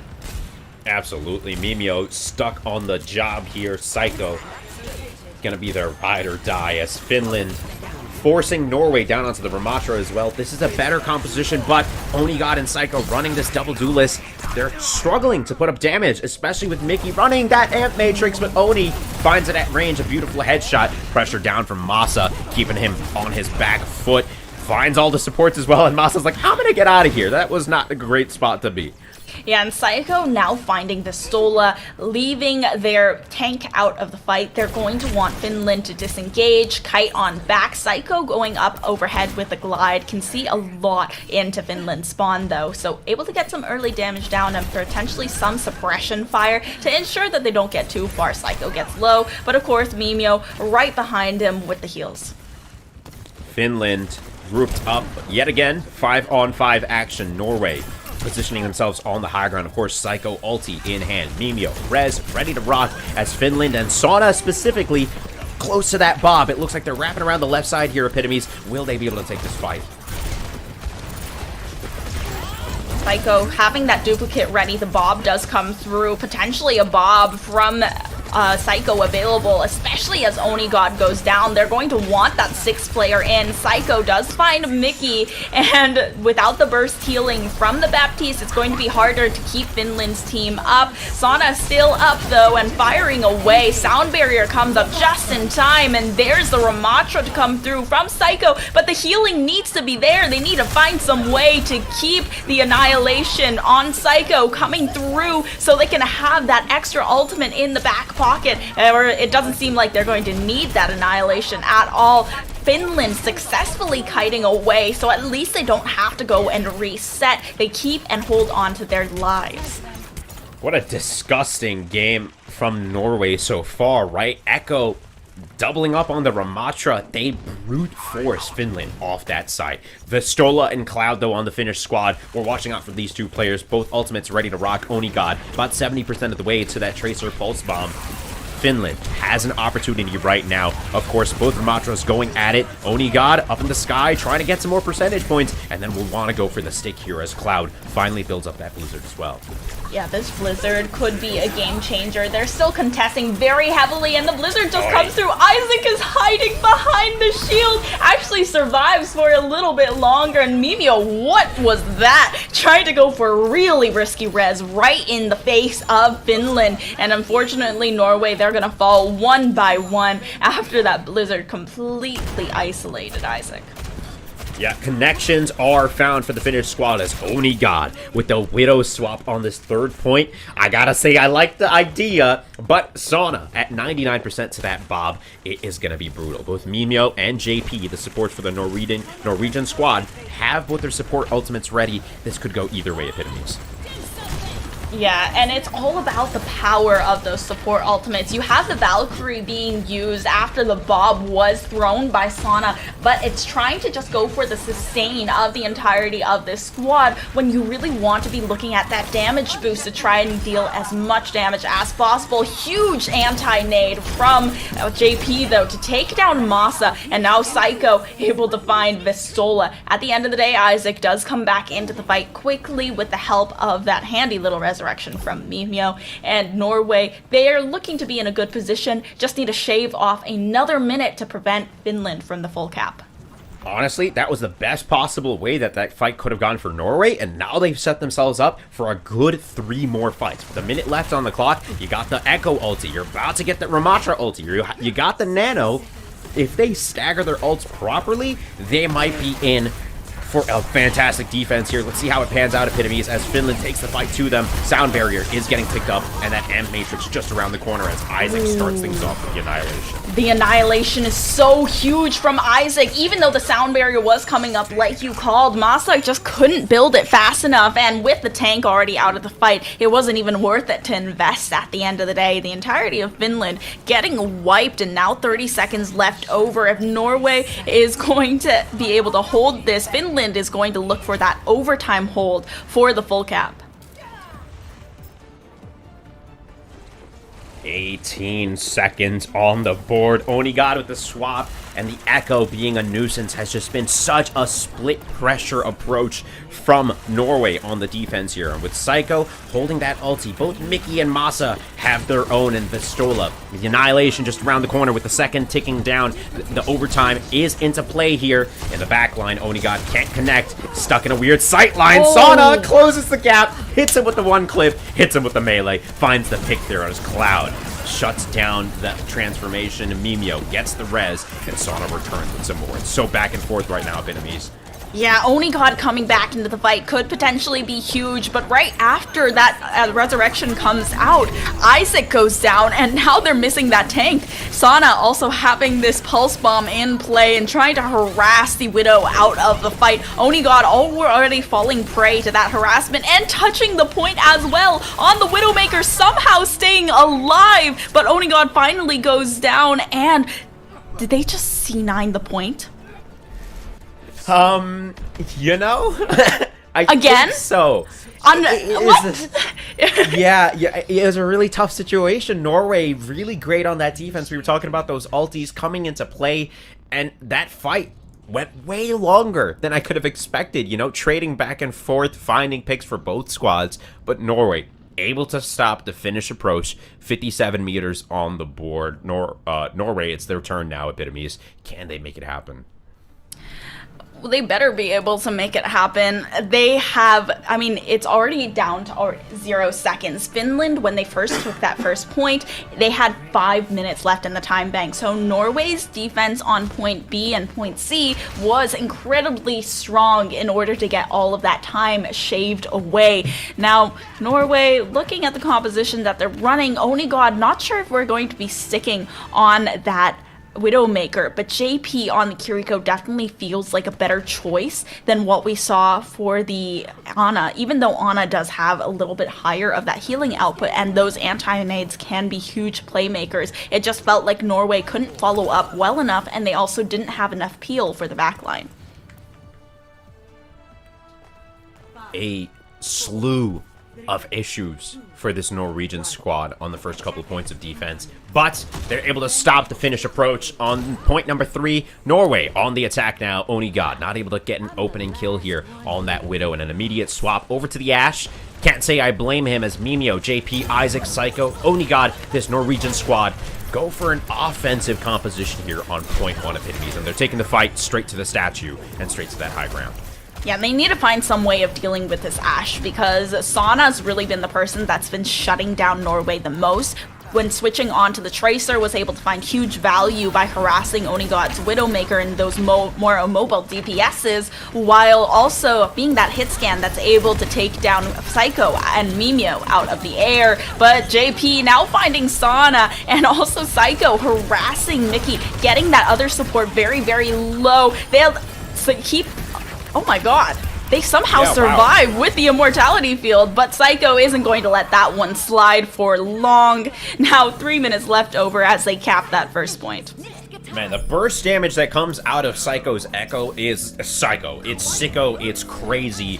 And, you know, whenever I play Echo, it doesn't look like that, man. You know what I mean? It just does not have the same value. Psycho working so well with JP and the mobile damage dealers of the Norwegian squad that they're able to shut it down first point. 5 minutes still left to take it on into the second as they escort that payload out through this bridge and into the first couple set of turns here. They're able to just push through this first choke, but Finland's already regrouped. Norway didn't surge ahead to try and take that kind of space, so they will have to fight their way through this choke since they can't suppress Finland further. However, they do have the Kitsune Rush. Annihilation has been pulled out to counter on top of the amplification matrix, trying to force a little bit of the positioning and making sure that they can't get through. The Bob from Onigod does come out, but it doesn't find anything because Mikshi quickly eliminates it because because of his amplification matrix. Now with the immortality field out to keep the supports alive once again, Mickey just has such good survivability for Finland's squad, and it's exactly what they need. Norway being pushed back, and Isaac now deciding that he's going to switch on to this Orisa. The Finnish wall, the defense is good, playing just God. around the corner. They've got a little bit of a high ground approach as well with Psycho in the back lines. He's doing tons of damage, and he's not getting addressed as Psycho and Nemio, both of them in this bridge epitomes, they are just coming from the back and pinching this Finnish defense. I'm just mostly looking at Oni God's Junkrat right now. Psycho is being allowed to harass for free because Isaac has been taking up so much space and soaking up the pressure as well, while Oni God is able to fire a lot of those suppression bullets from Junkrat's rocket launcher. So it's making it a lot easier for them to push through that first choke. You really don't want to be trapped into an enclosed space alongside Oni God's Junkrat, which we've seen played once before to counter a Mei composition. Yeah, if you can blow up that Ramatra and Mei defense, you will have a good time. And Oni God, that is his job. Do the damage so that Psycho can find the finishes. This composition, I really like it. And with that Orisa on the point to just kind of escort it all the way, Sauna opens up with a huge Deadeye down onto Psycho. Yeah, Oni God also falling as well. I think Mimio wanted to go for the resurrection on Psycho immediately, but because of the pressure that's being put down by Finland, they're unable to. 2 minutes and 40 seconds left over. When they started off with around 5, this is going well for Finland thus far, and they've already pushed the cart back as well. That payload kind of heading towards Norway's spawn. Finland on the defense. Good save, Cloud. He would have definitely gotten clapped there as the Mei wall isolates Pistola for just a moment. He's able to get around it and into safety. Amp Matrix is deployed from the Finnish squad. Psycho able to take Ramatra's form here and plays just around the corner, helping Norway get this payload to the point that it needs to be. Yeah, finding a second Ramatra in the fight, a second tank for Norway is amazing, and they're able to activate the Annihilation, but only for a few seconds. Immediately knocked out of the duplicate as well, but Psycho will clean up just in Echo's form, and Cloud, there was no way of surviving that. Now the onslaught has reached the second point, 3 minutes to full cap. Beautifully done by Norway, man. It was a brawl, but they brawled their way to 2 points, and they are taking their way up towards that third. They don't even have to cap the third, but need to get most of the way there. Norway taking the high ground now. Oni God swapping on over to the Widow. We see it on this third point a lot. Great spear there. Sends Vistola into the wall. Can they keep it up, Epitomes? Yeah, Orisa's heat gun is able to do a lot of damage to Vistola really quickly, but even though Vistola was isolated, there wasn't much they could do, and now Vistola has decided just to go straight in with the Annihilation in hand. However, the Annihilation will not find the value that Norway wanted it to find. Finland is still able to find a lot of picks, though, and Norway is being forced back very quickly. The Suzu coming out of JP to try and preserve some of Norway's lives, and Onigod now switching back onto the Ashe instead of that Junkrat. Yeah, this is going to be a huge team fight coming up. Of course, Finland working towards a couple of ultimates on their side. You got Mickey with the Amp Matrix, Sauna with the Bob, but Norway, they've got a slew of ultis on their own attack here. Let's see who's able to use it better. Obviously, Finland with the high ground control here. You can see them split up on the site and on top there to the right as Isaac charging on in, deflecting all those projectiles. Pop the ulti for a ton of damage, and they're trying to find the capitalization on top of that. Yeah, the Bob does come out, and Isaac's just going to focus it down while the rest of Norway swarms, realizing the only ultimate that Finland had in their back pocket has been used, and Isaac initiating with that Terra Surge allows Psycho to go ahead and duplicate the Ramatra. Once again, no Annihilation possible for Norway, unfortunately, and Sauna also winning that hit scan battle up against Onigod, but they have Mimio on their side, and Mimio, the Guardian Angel of Norway, will bring back that secondary DPS just as Psycho falls. Norway still in the fight and still prolonging, but looking to kite a little bit further back now. With 1 minute left in the time bank, Finland once again staggers the main support of Norway. Beautifully done, Finland. Sauna with the swap to Widow yet again, you know, just making it work, doing some long-range damage, and now Norway has to obviously respect here. This is critical that they don't get picked off, and they're doing a good job of just toying and putting down some suppressing fire onto where Sauna wants to peek. Forced to reposition now, Finland. They've got 2 ultis. Vistola's about to get that annihilation. And Finland, they play this right. They're about to play some great defense. Norway on the attack, though. Bob to start. The Terror Surge coming out fresh from Isaac once again, and Oni got Bob in such good position. Cloud switching over to that Sombra, looking to take down the support, and JP does fall, but Psycho still a threat alongside Mimio in the skies, and they haven't looked up just yet. Vistola has the annihilation and is going to go ahead and pull it out. Oni God can't do much against it. Switching on to that soldier pick, it's 5 seconds left over. There needs to be some sort of touch. Isaac comes in on the Doomfist and is completely shredded. The overtime has been activated, but neither of them can find a grip or a foothold on this payload. Just wrapping around. Overtime taking down real quick. Need to touch. There's Mimio with the touch, and the Mercy comes back out, leaving Psycho to defend himself inside the middle of the fight. The duplicate allows for that secondary health bar, and the Mercy still somehow alive after that contest on the payload, but Cloud with 2, and finally the Mercy out, and Oni God alongside it. Kitsune rush forced from JP as Isaac looking to fight in a 1v1 on the Doomfist against the annihilation, but it's not going to be enough. Finland, they win a second map 2-0 against the top of Group D. Wow, wow, wow. Finland going huge there. Sound barriers coming out. Cloud getting the picks that they need to in the end. It really could have gone either way there. Tanks were on fire. That was a fantastic match. Finland taking it 2-0. Definitely the score does not tell the story of Epitomes. Yeah, that was an insane map on Kings Row. I think it was even funnier is the fact that Finland actually did C9 that point on their attacking side, so they probably could have gotten it a little bit further if they didn't decide to just stop contesting the objective. But I mean, that was an insane fight at the end for Norway as well. They could have definitely pushed it a little bit further. Unfortunately, there was just Oni God who didn't seem to be able to find his pacing or footing on this map, or even on the first one. That May gameplay on the first map of Ilios unfortunately did not come through as big as Cloud was able to, and every single switch that he made on Kings Row felt that it was being matched, and they were kind of missing that pressure from Oni God, and it really prevented them from going as far as they wanted to in this map.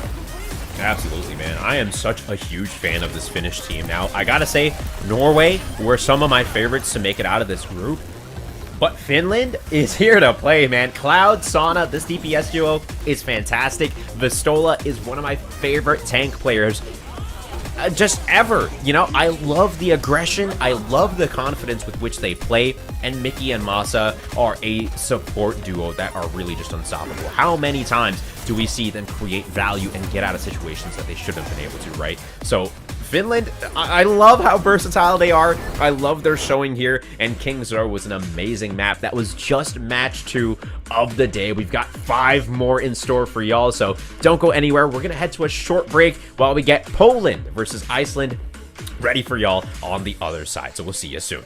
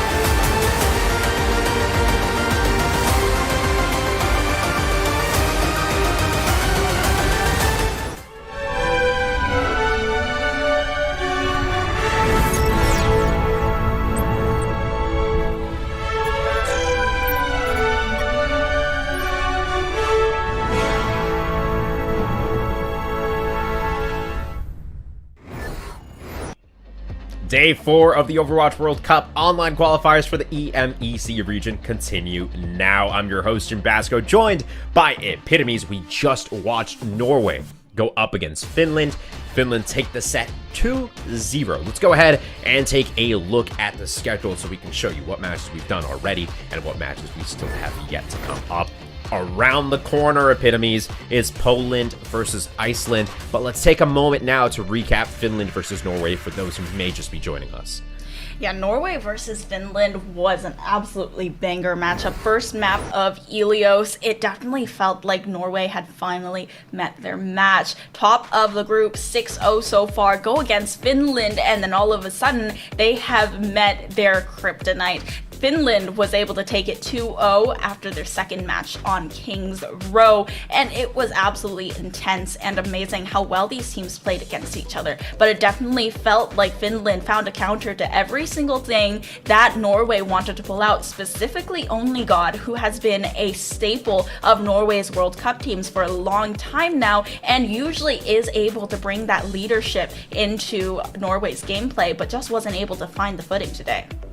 Just not able to find the footing today. And if you're not familiar with the format, right, let's talk about it real quick. This is a round robin format split across 2 weeks. So the top 3 teams of Group A, top 2 of Group B will be moving on to the main event. And if we're looking at standings real quick, in Group A, we've got France, Denmark, and Spain in those top 3 positions. And for Group B, Saudi Arabia and a newly crowned Finland, knocking Norway out of contention for that main event, man. So these storylines are going to continue to get deeper and deeper, and will continue to flip as the action continues later on today, and of course into next week. We got Thursday, Friday, Saturday, and Sunday worth of action. So that all said, we've got Poland versus Iceland just around the corner. Let's go ahead and cue on into that and take a look at the rosters here, right? Poland first up, Forever 774 on the tank, Fake Jake and iCav on DPS, and Flipper and Texol on the support. Epitomes, give us the breakdown here. So for this team of Poland, we definitely see that there are some names that we might know, but they've mostly made their name here in the World Cup. We don't know a lot of them. Like Fake Jake, we know, played in the open division for EU and was previously has experience, but Poland for the most part, it's just a lot of unknown names. Absolutely, yeah, and Poland, just to give y'all a bit of context, currently 0-2 in the standings, right? They went up against some tough opponents, both in Turkey and in Saudi Arabia. So that being said, players to watch out for, in my opinion, I am a huge fan of Texol. I've been watching him play over the past couple of days, and I gotta say the impact that this individual brings to this team is unimaginable, and I can't wait to see what they do. But like you said, Epitomes, a lot of these players still forging their legacy. Let's flip on over and hop in with Iceland and check out their rosters, because this team, a little bit more experience, you could say, right? Yeah, I mean, we have Hafakol, who is really the leadership for the Icelandic squad, and he's played in the World Cup before. He was joined very much later by Finzi, and those two are kind of the core of the Icelandic roster. Of course, they all do play together on a team called Beaumont Corps, so they have experience and synergy with one another, but both of these teams are kind of underdogs in terms of the Group B standings. Neither of them have been able to get on top of a match so far, so they are really looking to see who comes out on top, make a statement to at least one another, and bring themselves up in these standings. On the world stage, tensions are high, stakes are high, and the games are going to be so good. I can't wait to watch it. Poland versus Iceland just around the corner here. Excuse-moi. First map of the day between these two will be Lijiang Tower, though. A classic map. It's been a minute since we've seen it, Epitomes. Give me your feelings on this one.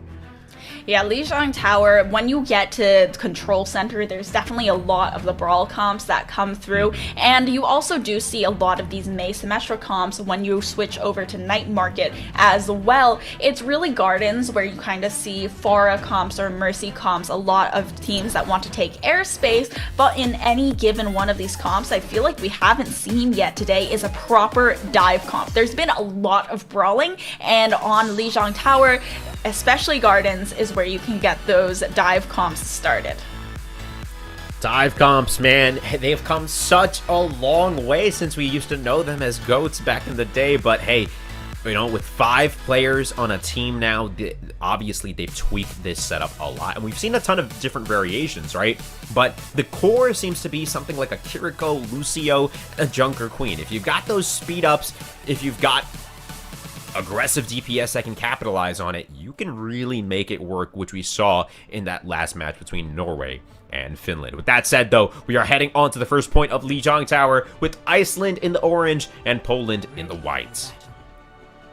Already looking at a Baptiste, a Symmetra, a May. I mean, this is what we predicted, right? We have this very good old-fashioned brawl, up-close personal comp. It's Night Market. They want the Symmetra there. They want the first touch onto that point, and they want to be able to get set up and keep defending for the entirety of that round. However, Poland, on the other hand, they actually have ICAV on the Sojourn. This is really interesting. I feel like we haven't seen a lot of Sojourn thus far, and she's got high mobility, she's got good shredding power, but it feels like she just hasn't solidified herself in this meta or in pro play, and is just unable to find solid footing thus far. Iceland actually going to take the TP into the site, and the Symmetra turret's already set up. This is exactly the type of composition that they wanted to see, using the May barrier in order to continue to keep Iceland at bay. But Poland is doing so well in taking down Iceland's players, and all of a sudden, ICAV shredding through Crizzy, no more sustain left over for Iceland, and they all go down in a blazing glory for first touch.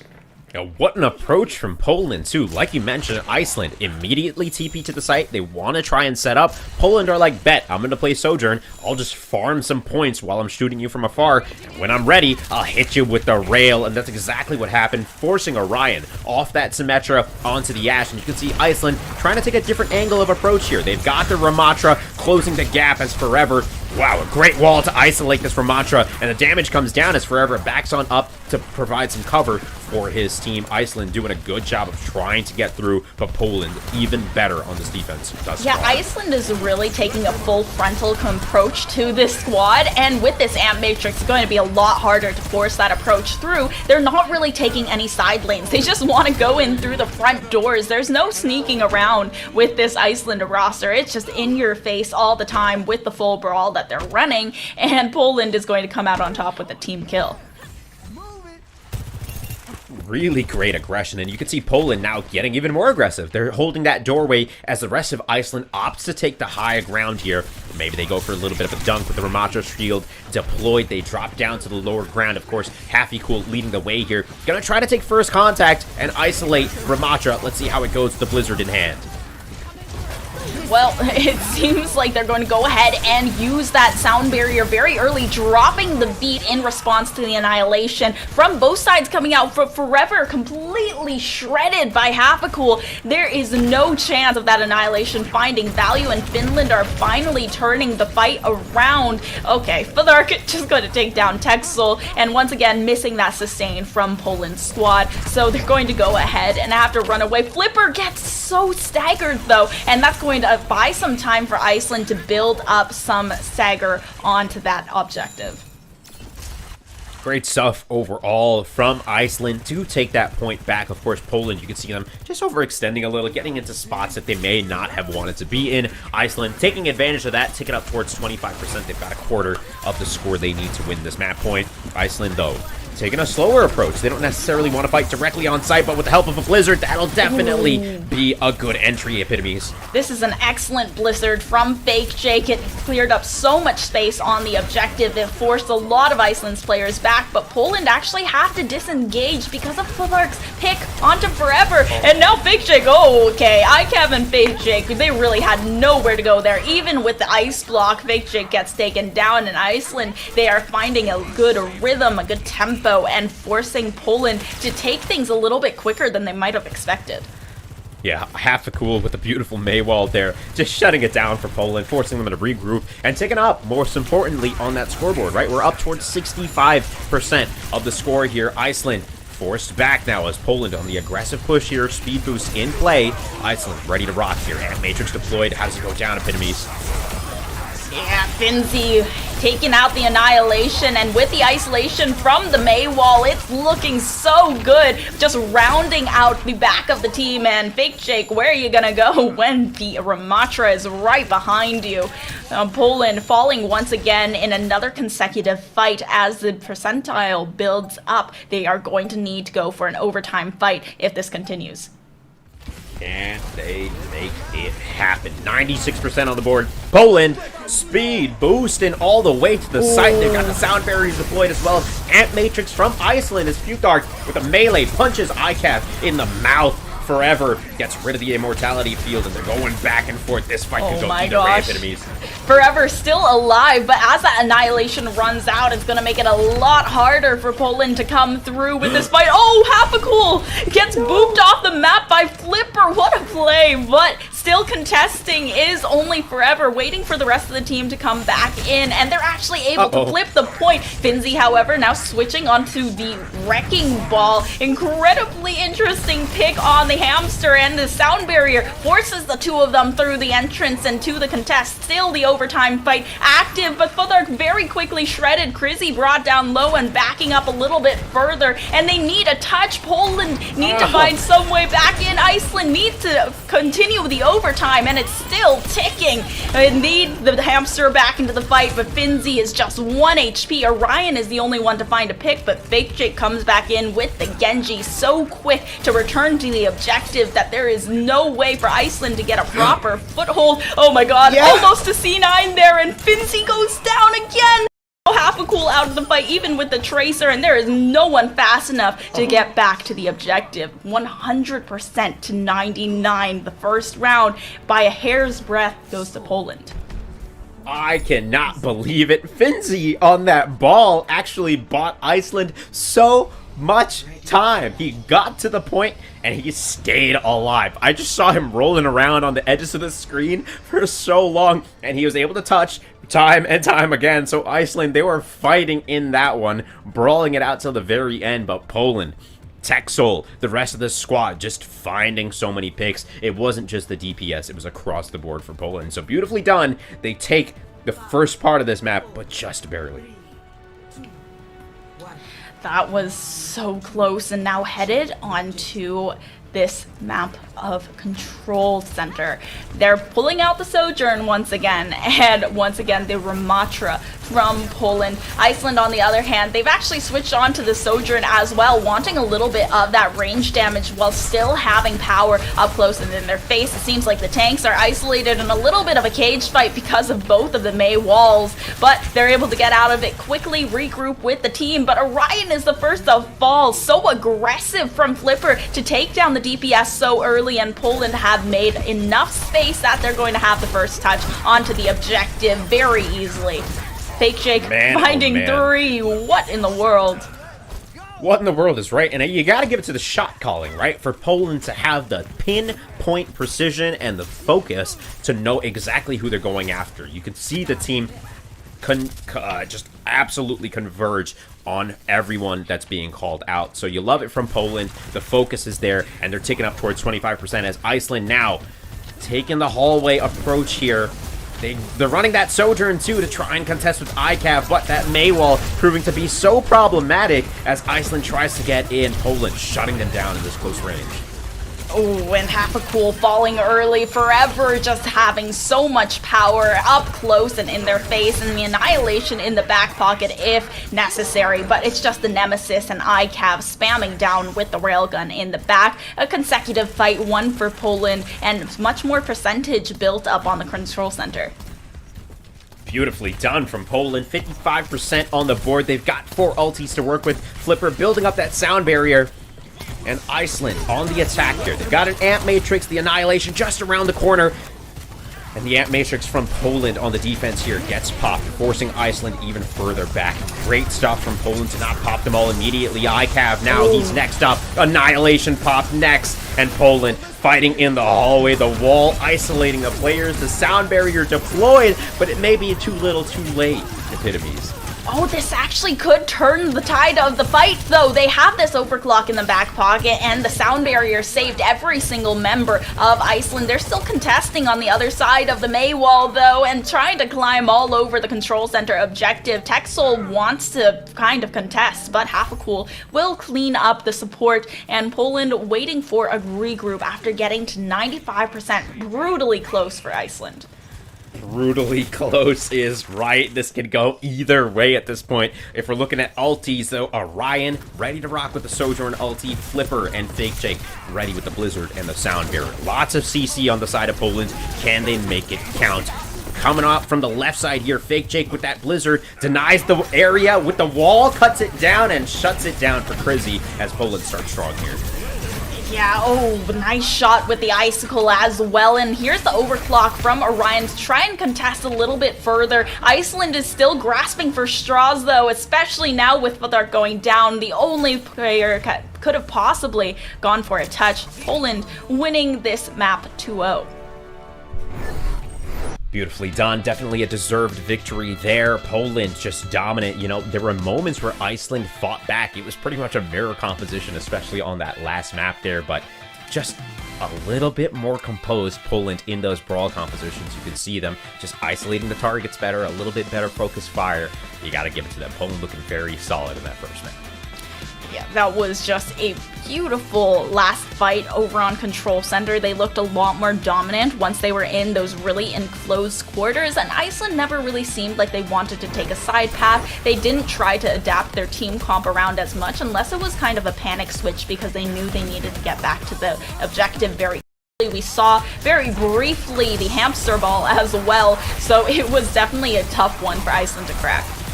Yeah, absolutely, and I think I respect the decision from Iceland to just make the choice to swap and try and get on the point because that's what they needed to do. But overall, they're going to have to think a little bit harder about how they want to approach it, right? Things that we've seen from other teams as they opt for a split composition like we see on Ilios to try and diverge this brawly comp and try to split up where the attacking team is going. But really, the answer is difficult, and Poland is giving this team so much to think about as we head on into map 2. All over map 1, though, you got to give it to Finland, man. They really, or rather Iceland, they're really trying a lot, and they're finding so many of these opportunities that you can see glimpses of how good they could be.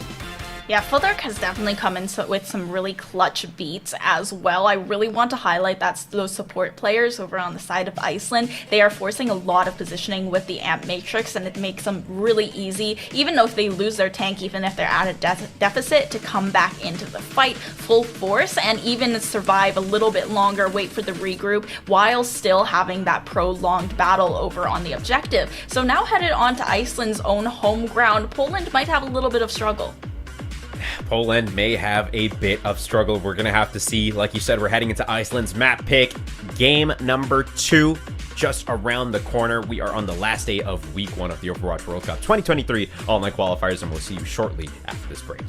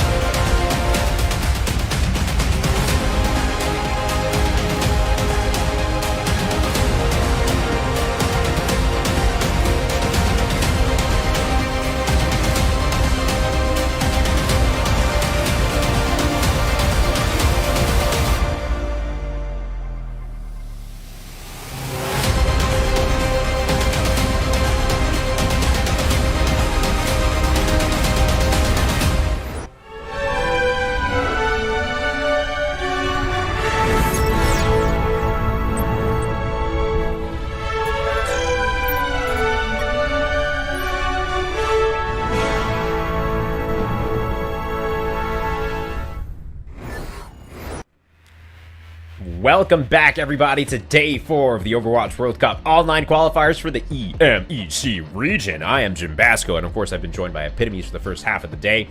It's been amazing bringing you this Group B action. We are into match number 3. We're heading into map number 2 of this set between Poland versus Iceland, where Poland took the first game on Lijiang Tower pretty handily, and we're headed into Watch Point Gibraltar, baby.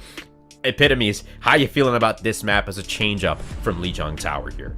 I feel like this is not the first time that Iceland has taken us to Watch Point Gibraltar and their losing map, and they really heavily contest that hangar phase, right? That first phase isn't something that they're really playing too aggressive on, and they do like to play long sight lines, have that Ashe, have the Hanzo, but when they get to that hangar phase, it's incredibly aggressive and competitive on that defensive side for Iceland. But it depends on if Poland has decided that they want to start on the attack.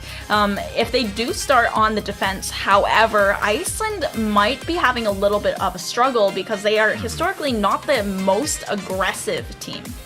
Yeah, and we know Hangar, it's been redesigned, but man, it's kind of hard to get through that point, especially if you've got a team with a game plan like Poland up against you on the defense. We'll have to see how the side selection shakes down, but like you mentioned, man, Watch Point Gibraltar, long lines of sight, switches up completely when you get to Hangar. Definitely way more skirmishing, but a character like a Hanzo on that high ground, a BAP supporting him, can do so much work. I am sorry. But looking at the comps as we hop on into this, looks like Iceland, I'm liking what we're seeing so far, right? A little bit of Tracer action, a little bit of Widow, some Diva, Ana, and some, of course, of Crizzy on that character there. Beautifully done. I'm just blanking totally. But, of course, that's still determined. I mean, TBD, as they are on the attack. It looks like Poland opting to take the defense first here.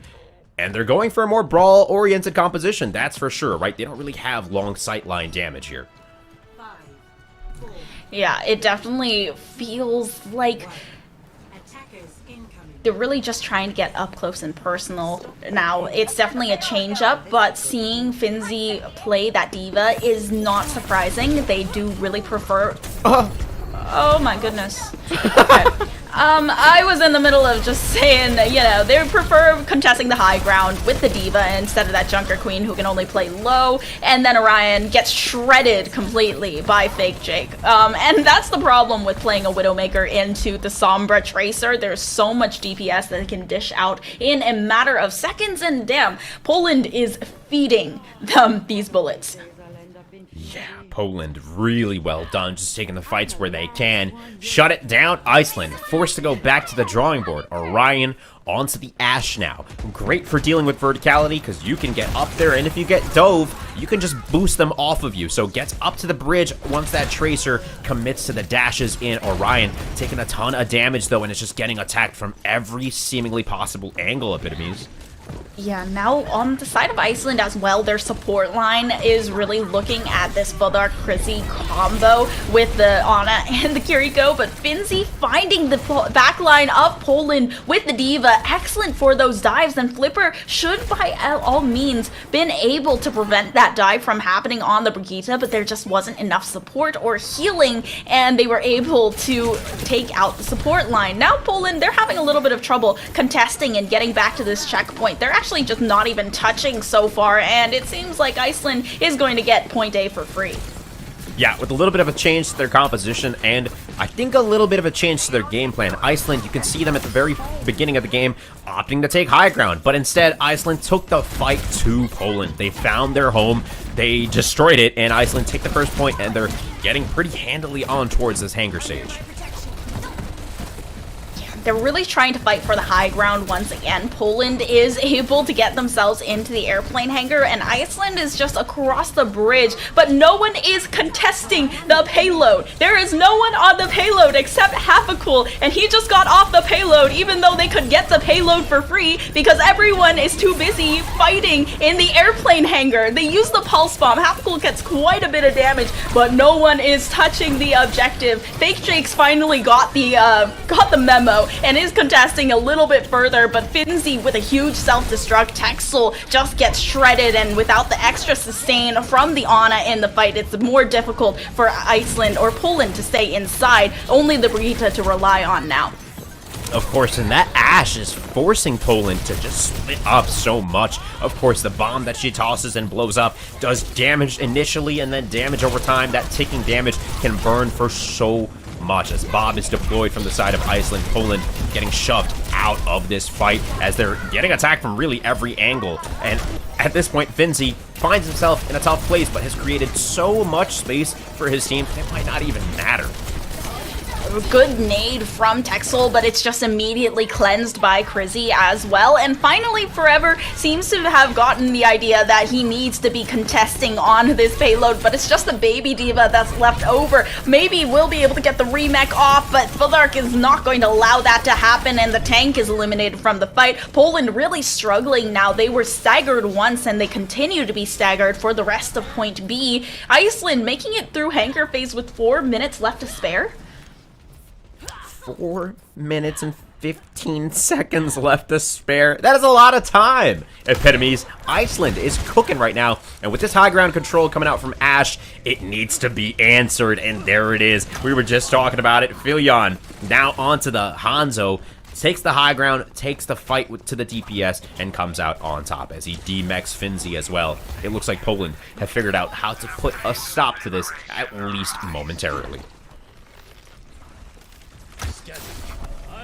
Well, Poland, at least they are able to stop the bleeding, because for a second there, they were definitely exsanguinating a little bit too hard. Iceland, they're going to regroup and come back in with half a cool on the Tracer, looking for a big flank here, and they don't have too much in the bank on Poland's side, only that nano boost that can be allowing them to get a little bit of extra sustain on one of their players. However, they have nano boost out for Fulark now, and they're going to go ahead and boost up. However, immediately Orion taken down. They're down a player already. Fulark is going to trade it right on out and even out this numbers advantage, and Half-a-Cool now diving straight in. Forever has an annihilation in the back pocket, but with all of the support line dead from Poland, there's not a good chance to use it, and already they are approaching that final destination with 2 minutes left to spare, almost 3. Half-a-Cool, huge stick onto Fake Shake right after coming out of the ice block, and now we have a regeneration once again from the Dragon Strike. The annihilation does come through. It forces a lot of positioning, but the anti-nade onto Forever is so huge. There is no way to sustain through and to get the full value of the annihilation. The self-destruct does not hit anything, but Finzi doesn't need it. Just gonna go ahead and use the boosters.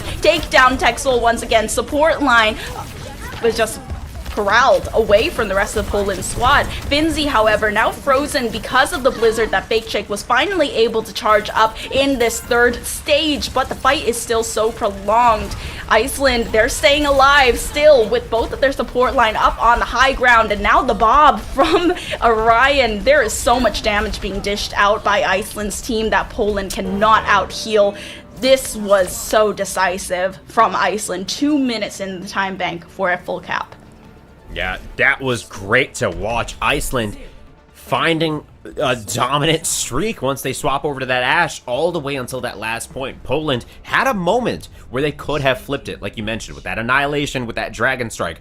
But we saw both of those ultis used and really not a ton of value come out of it. Iceland, shortly after those go down, the fight extends for a little bit longer, but the momentum is now in their favor once those game-changing ultis were just completely out of the question. So Iceland, 2 minutes on the clock, man. They have time to spare. Poland up against a mountain of an opponent here in Iceland.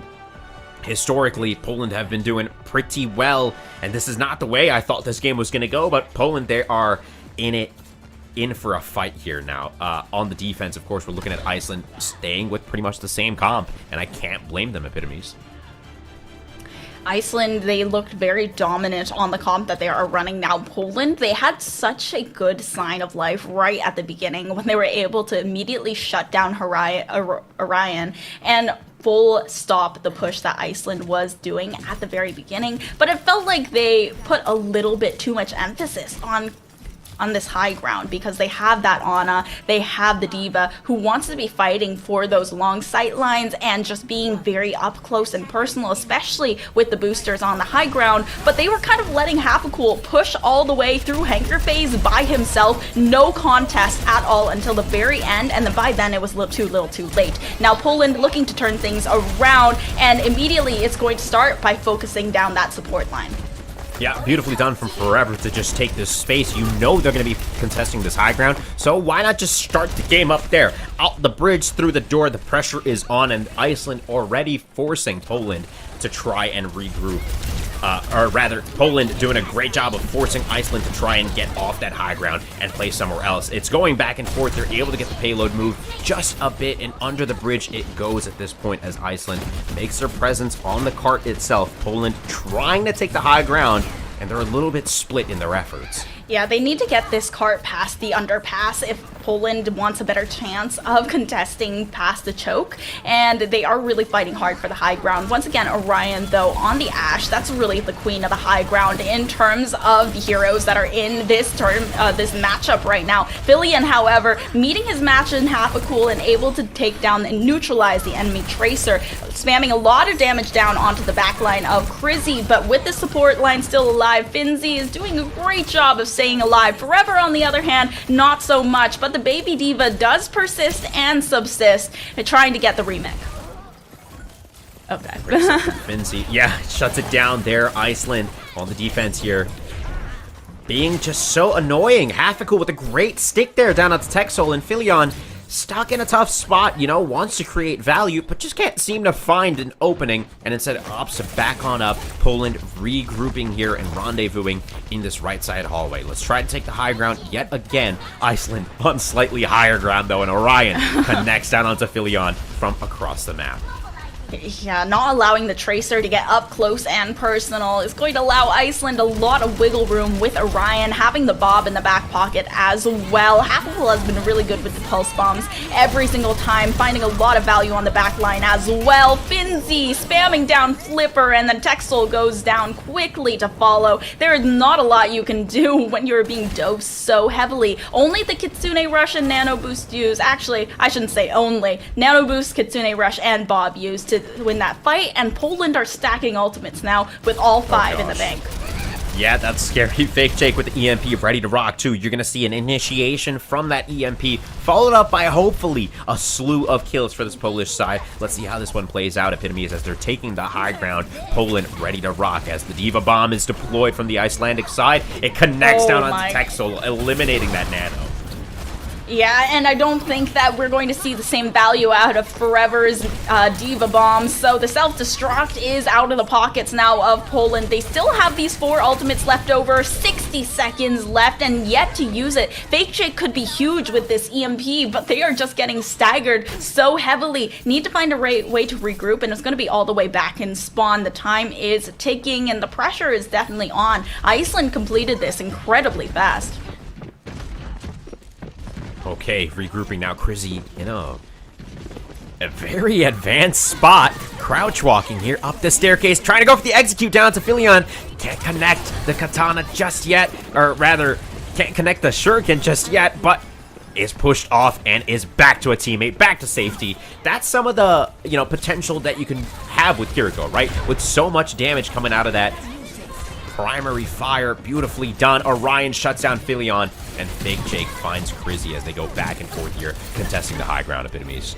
Yeah, with every single ultimate used from Poland, it feels like they should be having a lot more impact than we're currently seeing, but pushing this D.Va into the little room and isolating her from Fatherark is going to make it a lot easier to try and eliminate the tank, but they're not going for the touch once again. There's a contest from Finzi, and still a lot of players here on the high ground. The Nano to heal up Finzi and make that so the damage of the blasters hurts that much more. Hafacool is an unknown factor for Iceland, though, and they're just not noticing the Tracer shredding through the back line. Finzi also forces the Brigitte away. Now Iceland with a decisive victory, making the map score 1-1. Yeah, that was awesome. Iceland, they had a little bit of trouble at the very beginning getting started against Poland. They swap over to the Ashe, and they do not stop. Poland just unable to answer. You know, this split aggression from the defensive side of Iceland was just so good to watch, and you could see the Tracer struggle to make any value as he just got shredded from every possible way. Epitomes, that was great. Yeah, Iceland, they came alive during that map, and Poland, it just looked like they didn't have any way to answer what Iceland was bringing, and it felt like they were very, very shaky on this Watchpoint Gibraltar map specifically. So Iceland knew their enemy, and they knew their own strengths, and they played to that very, very well. That Genji voice line, man, it's classic. Is that Master Yi or Genji? Know your enemy, know yourself. Oh no, don't. We'll have to see. You can't confuse all ninjas. Are you saying all ninjas sound the same? Hey man, hey, okay, you never know. But of course, really an awesome showing from Iceland. They're taking us to map 3 for the first time today here, so honestly, they look like a different team than that first game. Of course, Poland dominant on the first map. Iceland not giving them room to breathe, not even letting them cap that first point. So I like this look from Iceland, and map 3 really will determine who wins here. And of course, these two teams are vying for top 3 in Group B. Yeah, this Hafacool has had such good sticks, especially on this attacking side, and Hafacool is really that player that we were talking about, having lots of experience, a veteran of Team Iceland, and we are seeing that experience come through here with just like the positioning. Sometimes you don't see Hafacool always pop off mechanically, but always an unknown factor when he does, and when he is playing well, it really elevates this team, allows Orion a lot of openings to go for those big bobs and just have that high ground control all to himself, since the rest of the team is too focused on Hafacool running around in their backline. Yeah, Poland and Iceland currently both 0-2 and 0-3 respectively in Group B, looking for their first victory. And of course, that's not the whole tale of the story here, right? Because this is just day 4 of the competition. We have 4 more days happening next week: Thursday, Friday, Saturday, and Sunday, and that will determine who will be moving on to the main event. That said, though, we're going to head to a short break. We've got map 3 between Poland and Iceland just around the corner. See you soon.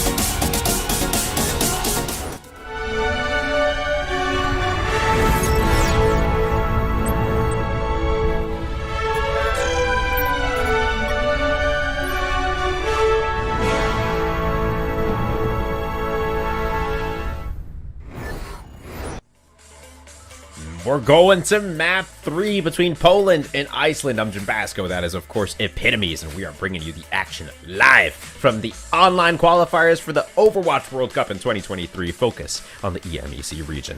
That said, though, let's do a quick recap on those first 2 maps because they look like 2 very different sets of teams, Epitomes. Yeah, I mean, that first map was Poland a 2-0 for them, but that very first night market game was very close. And when it came to Watchpoint Gibraltar, you saw Iceland full cap without so much of a glimmer of life from Poland. It seemed like they were just giving it up. And a lot of the times they were giving it up. It wasn't a lot of contention on top of the objective. They were focused on the high ground, and Orion was doing a really good job of soaking up that kind of pressure by putting out a lot of damage, and they were realizing they need to focus the Ashe, but in exchange for that, Half-Cool was just sitting on top of the payload like a little payload princess, and nothing was going to stop them from getting that second cap. Payload princess, I love that. Oh my god. Okay, man, I mean, you heard it best from Epitomes. Poland versus Iceland, they really look like 2 different squads. So heading into the 3rd map here, which is TBD, it will be a push map. But let's take a look. It's going to be New Queen Street. We're heading to Toronto. Man, if you had to compare the styles of these 2 teams, though, right, when it comes to push, I almost want to say Lijiang Tower resembles more of what push does than Gibraltar, right? You have to get on the point, you have to contest it, and play a little bit more brawly to keep control of the robot. Epitomes, your thoughts on this matchup? I feel like New Queen Street is one of those matches where you can play this brawl sort of style, you can play dive compositions as well. I don't think D.Va does as well on New Queen Street. You do see a lot of Junker Queens come out here because it's not as important to contest that high ground as it is to be playing around the robot, but sometimes you do occasionally see a lot of flex DPSs like the Mei or even a Genji occasionally, but I do think that there is a need for some sort of long-range sightline in this squad, so I think the Ashe from Orion is definitely a viable pick. It's a viable pick, and both of these 2 teams, you know, they're vying for their first victory here in Group B. We are at day 4. It's the end of week 1. Poland versus Iceland are tied currently 1-1, and we are heading into map number 3. Of course, the action will continue next week with Thursday, Friday, Saturday, and Sunday, determining who moves on from Group B and Group A to the main event of the Overwatch World Cup. Lots at stake here, lots on the line. Both teams converging maybe to get their first win here today, and like you're saying, that Junker Queen coming out on both sides. Yeah, and the Kiriko Lucio, I'm not too surprised to see. I mean, back when Push first came out, it was really a lot of that Kiriko Lucio at the beginnings of Overwatch 2, and it seems like that hasn't really changed. Sometimes you do see some flex options over here on Push maps, but I think the best option really is the 2 most mobile supports in terms of the Lucio with wall ride, Kiriko with her swift step and ability to wall climb makes it a lot easier. But we're going to fight for the higher ground in the first fight so far on the left side bridge, and both Junker Queens looking for some kind of space. That Suzu being used really early is an interesting choice here, and Orion on the Ashe is bringing out quite heavily. ICAV on the other hand has been switched in to play the Ashe for Poland, and it's going to be interesting. Half-Cool already going down to ICAV, the newcomer to Poland, the new face in terms of this squad, and this map is doing a lot of work thus far and should allow Poland to take first cap. Oi, the harass from Fake Jake and the melee to get on out. That was brutality. Poland, beautifully done. 3 in a row on the board there, and they are pushing that robot who is ever so happy to take that car around the corner. Beautifully done from Poland. They open it up. Like you mentioned, Epitomes, the fight going in favor of Iceland for a moment there, and Poland just bringing it back. ICAV, Fake Jake on fire here. Fake Jake once again able to harass Orion out of the fight. He did it on Sombra already, now doing it on the Tracer, and it seems like there is a lot more comfort now headed on to New Queen Street, and this is Poland's map pick since they were the loser of the last matchup. Fake Jake able to get a bit of damage down, but it's actually Orion that eliminates Flipper from the fight, removing some of that speed boost capabilities, but ICAV is going to clutch them from the jaws of defeat in just a matter of seconds with the Bob, able to find so much value value, and while they were focused on the little man in the bowler hat, Fake Jake in the back line takes down Grizzy.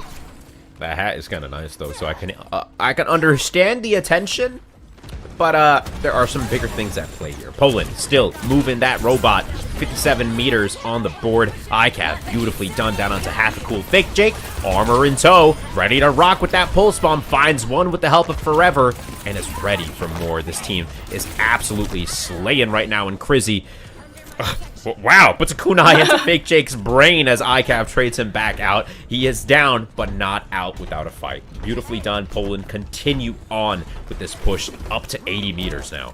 I think Poland lost a little bit too hard in Watch Point Gibraltar, and they are not letting it slide because it's 7 minutes. They've already passed the first checkpoint, halfway to the second one, and while they are backing off a little bit now and allowing Iceland to take control of this robot, they are still getting a lot of damage through. Orion has the Bob, and Finzi just has... Okay, Finzi just got the rampage up, but Fake Jake with the pulse bomb taking down Orion, and now that Bob is not a factor in this fight, they're going to go ahead and use the sound barrier a little bit earlier, but the overhealth has already faded away, and the rampage from Forever hits too. ICAV and Fake Jake clean things up spotlessly and flawlessly, finding the robot once again as Crizzy goes down to the jagged knife, and they're gonna go push a little bit further while Iceland regroups. This is a mirror composition, and Poland are looking like they are dominating right now on Iceland. Like you mentioned, 6 minutes and 30 seconds left on the clock, and they are at 100 meters. Just a bit left to go, and Poland, they're able to stack 3 on the site. Orion, with the Bob in hand, he's going to try not to get one clipped by Fake Jake this time around, and opts to take the high ground for the bridge on the right side. The Bob is out. Orion goes big, and that's 3 in a row. Fake Jake does trade out for Orion, but the Bob is still on the field. They haven't found a way to deal with Bob just yet. So Texel falling, they're missing a lot of that sustain. Fake Jake gonna go ahead and get in a 1v1 with Hafagul. I guess the Tracer that's dominant in this matchup has been established right then and there. Fake Jake, not real Jake, the fake one, is gonna come out on top. I love the little interaction there, too. Fake Jake's waiting for Hafagul to try and get that small health pack. Fake Jake waits it out, takes the pack, and one clips him. It's beautifully done. ICAV down onto Finzi. Fake Jake with another down onto Orion. Man, it's gotta be annoying to play against this guy, but ICAV is on fire right now with Bob going huge for 2 more. Poland ticking closer and closer at 110 meters. Where have they been hiding ICAV, man? Like, what box did they pull him out of? Because this Ashe is absolutely dominating. Both of the Kitsune rushes coming out at exactly the same time, giving a lot of that attack speed. Oh, but Crizzy finding ICAV, that's value right there out of those kunais from the support. Flipper is not going to let it slide, tries to find the Lucio, and they're missing a little bit of that sustain and definitely that speed boost out of the Lucio. Forever, however, now removing the rest of Iceland's support line, and Forever still going even further. The sound barrier from Flipper is going to allow them just to do whatever they want. Hafagul, although eliminating the Lucio, is almost going to get stuck by the pulse bomb of Fake Jake's own design and still gets eliminated. Okay, here's the wrecking ball. Every single time they want to touch that point quick, it's a wrecking ball, but the Rampage gets that anti-health over onto Finzi, and real low is the ball. They can't even get healed up by Texel as they put him back in. Crizzy goes down, a full cap on New Queen Street in a matter of minutes. Poland take it 2-1. Holy cow. Poland forever on that Junker Queen. That man lived forever, especially on that last point, man. I don't know what the heck was happening, but the kill feed was just full of forever. Over and over again, and you can see him just focusing, right? He's kind of like an alligator. Once he clamped down those jaws, he was not letting go of anyone that got into his sight. So beautifully done. Poland, they were just on fire. Everyone had exceptional moments. ICAV, Fake Jake, and all the rest, man. You gotta give it to them. 2-1 there. We talk about these two teams looking completely different, map to map epitomes. I feel like that was the same thing on this map. Yeah, they just, They put their eggs into an ICAV basket as well. ICAV just came out the gate swinging, hitting headshot after headshot, finding value in the bobs. Orion was able to shine for a moment, find a few moments of brilliance as well, but it's just nothing to the level of what ICAV was able to do for this team. And that, of course, enabled Fake Jake to go crazy on the back line, forever being healed since the support line of Poland was just getting away with everything for free. There was basically no pressure on Flipper or Texel that they had to be peeled off of them because of the amount of value their DPS line was finding, and it was just so nicely done. I am so impressed with what Poland was able to get done. Extremely impressive, to say the least. Poland 2-1 over Iceland there, getting their first victory in the group. There is still a long way to go for both of these teams, of course. You're going to want to be in the top 2 of Group B to make it to the main event. But with that said, we're going to head to a short break. Epitomes, thank you so much for joining us for the first half of the day. And it was awesome to cast with you, and I'm happy we got to do it here. But of course, we'll be bringing on Hex and ZP shortly after this break to bring you all the good Group A action. So we'll see you shortly.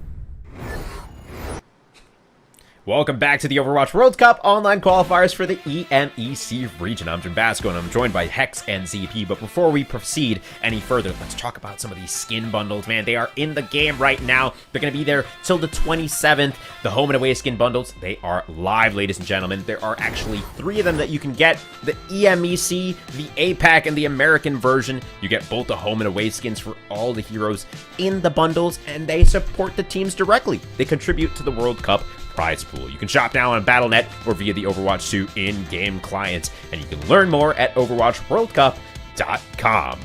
All right, let's rein it back in. Great Britain versus the Netherlands. ZP and Hex, how has Group B been treating you? Of course, you've been able to spectate the first half of the day. How you guys feeling? ZP, let's start with you. Yeah, I mean, overall, some interesting matches here so far. Obviously, just got done with Poland, Iceland, where Iceland, again, punching a little bit ahead of where we thought they might have been, but, all in all, I'm really looking forward to the United Kingdom, Great Britain, Netherlands match that's coming up here, just because, it was going to happen at least one time.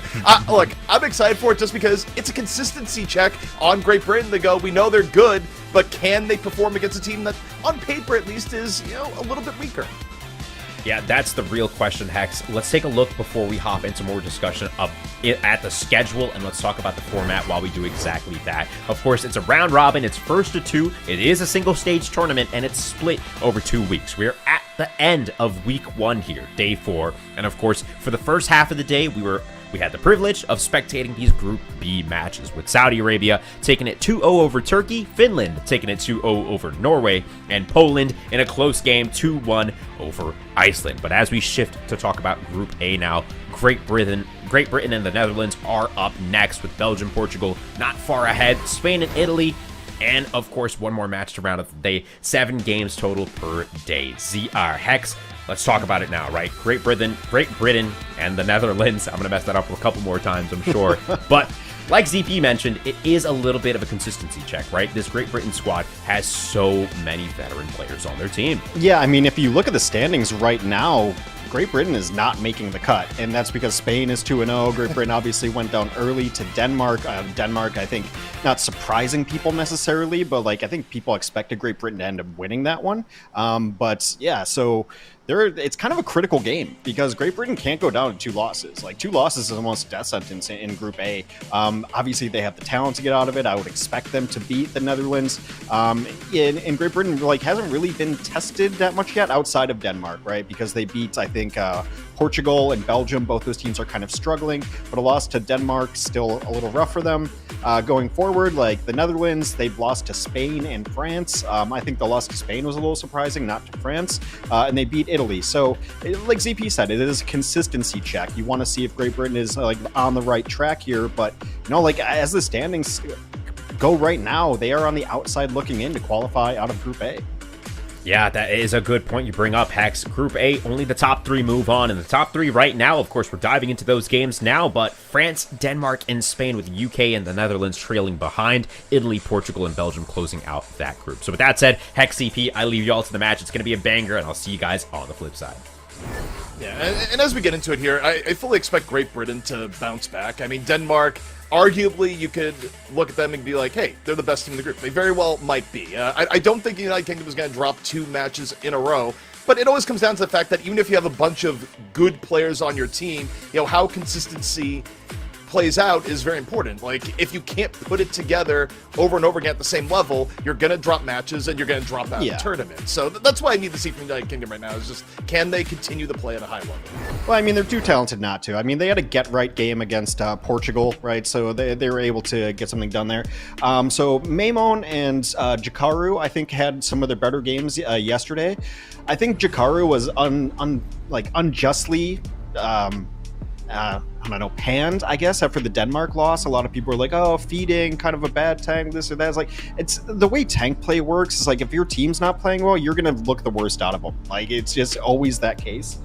So that might have been a team issue. I think it looked a lot better yesterday. I think Maimon is kind of making a name for themselves too, and obviously the 3 fellas on the right have already their names made for them. Kai, Backbone, Funny Astro. We all know how good they are. Funny Astro, I mean, for the last couple of years, you could say probably the best Lucio player in all of Overwatch. Yeah, I mean, even if you want to say there's competition there, Funny Astro is always in the competition, and also just, even among Overwatch League players, just grinds the game more so than most of the players around. Just an absolute terror, whether it be in the Overwatch League or just in your ranked games. But yeah, I mean, this is a team stacked with talent, but you look to the other side here for the Netherlands, right? And you start thinking about what options do they have going forward. Tap really was impressive the last time we casted him, Hex, where you think about what was being done on the May. That's one of those things that maybe can act as a check towards Kai at times. We'll see. A10, known quantity in the scene that's been around for a while. Never quite made the Overwatch League, but still very good. Don, of course, did get to the Overwatch League. Strong tank. I mean, there's definitely big bright points on this Netherlands team. Is it enough to upset Great Britain here? We'll have to see.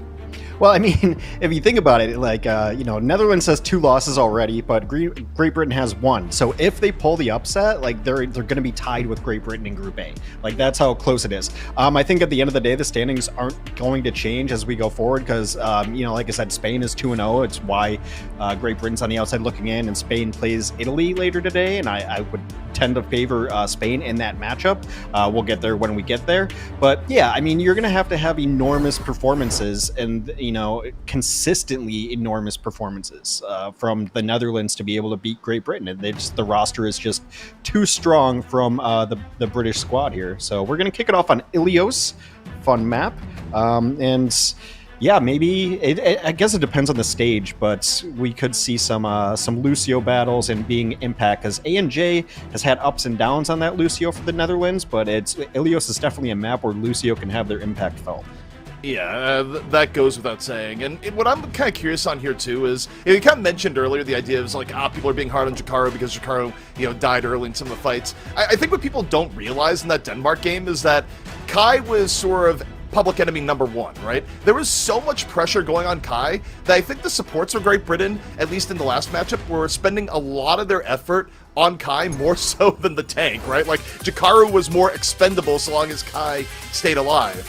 If you don't come at Kai with that level of dive in this matchup, I think you're going to see the front line of Great Britain look a lot more solid.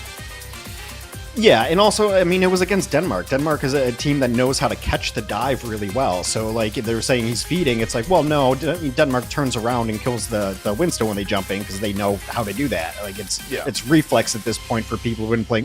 Like, Winston dive has been a staple since the beta in 2015. Like, it's been around forever. If you don't know how to catch a dive at this point, it's on you more than anyone else. Yeah, I mean, I could forgive players for being a little bit annoyed at it. Like, I'll always remember Clockwork, the old original FPS player just complaining to, it was like me, Nate Nanzer, another member of Blizzard at PAX East going like, what do you do about Winston, this character? I don't know, I'm McCree, or he did say McCree at the time, but Cassidy now, and he says, I just shoot him and I die. What happens? It's like, well, maybe don't stand next to the Winston. Like, maybe learn how to deal with the dive. Like, I don't know.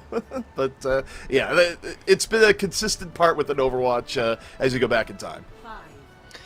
Yeah, so we'll see what these teams want to run. We're both going to have sims coming out here for both sides. I mean, it's been fun to see that we're kind of like in this Echo meta.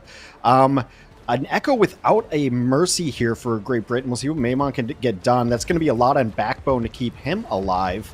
And then we've got a Reaper Tracer on the other side of things. And definitely an interesting tank matchup with the Queen versus already Winston. Pretty bloody. Both teams trying out, but the Netherlands have no supports already. Maymon was able to get to the pack, grab 2, and this fight over before it begins. We were just on the overhead cam for a second, and suddenly both teams down supports. Yeah, I don't really know what happened. I was just talking, and then all of a sudden it was over.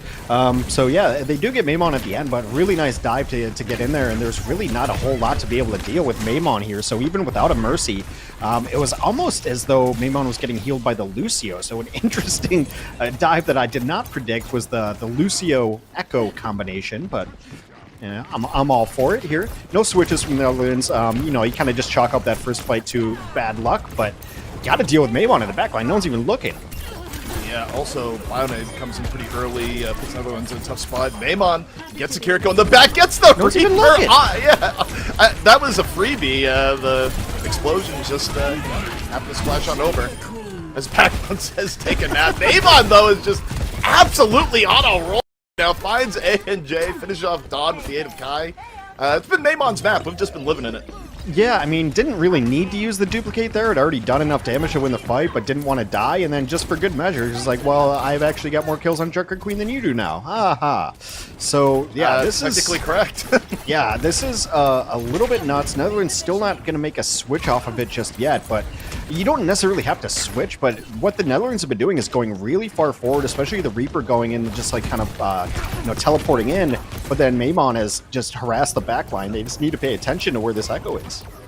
Netherlands' biggest upside here would be if Tap can land a pulse bomb. Of course, Kai can do the same in turn, but we're looking at Tap. To the backline, gets the stick! That's a nice start! Gets both Maimon and the Ana. Maimon, wrong place, wrong time.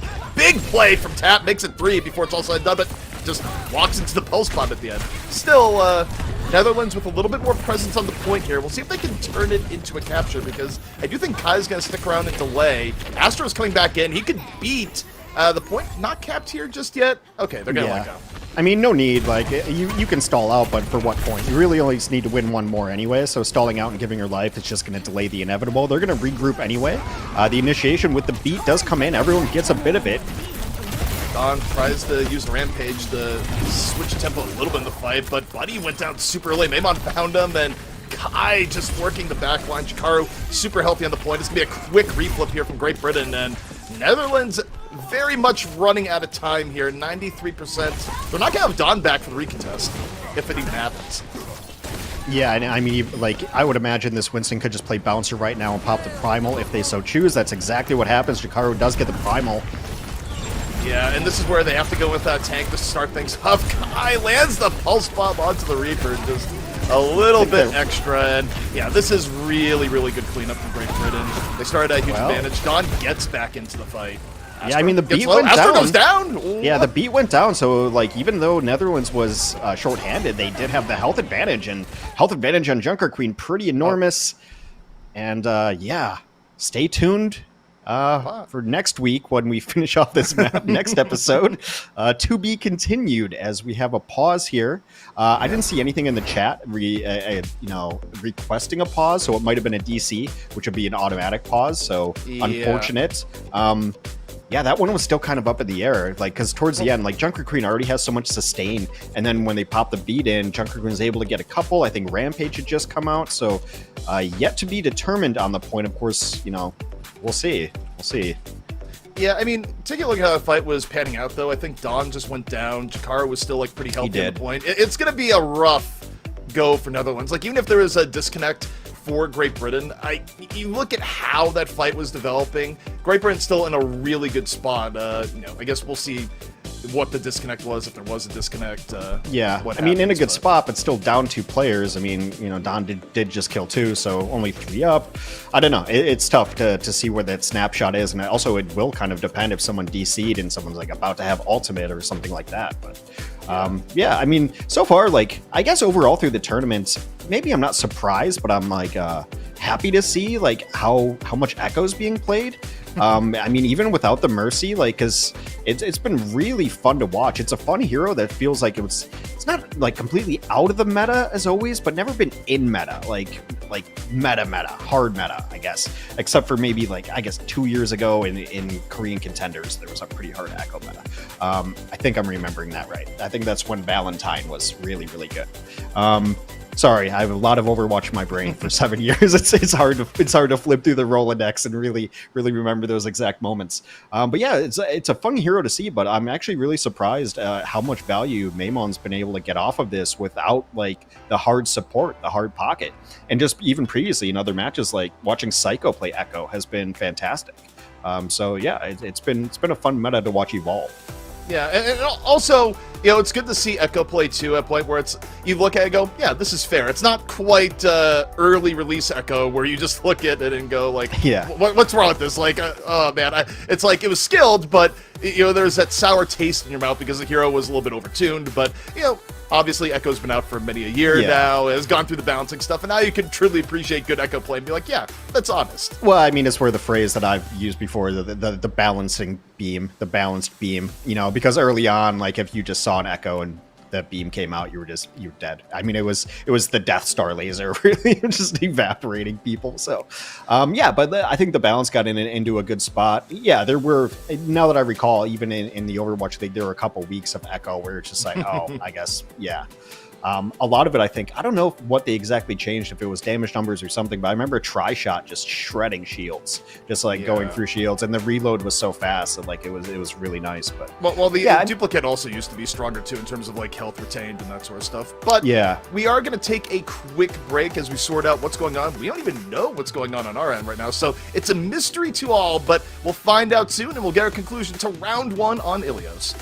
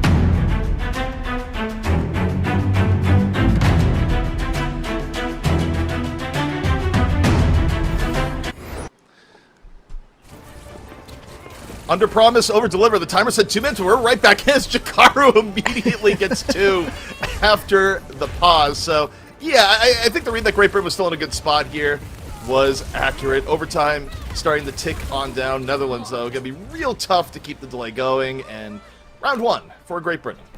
Yeah, as expected, as it plays out towards the end, there was a couple fight backs from the Netherlands there, but Great Britain just with the numbers. So we're back into the match. First stage Vilios goes to Great Britain. Sorry for the tech delay. Hopefully that will be, everyone out there knock on wood, or plywood or plastic, whatever your desk is made of. Knock on your desk so that we have good luck the rest of the day. So we're going to be going on to the lighthouse.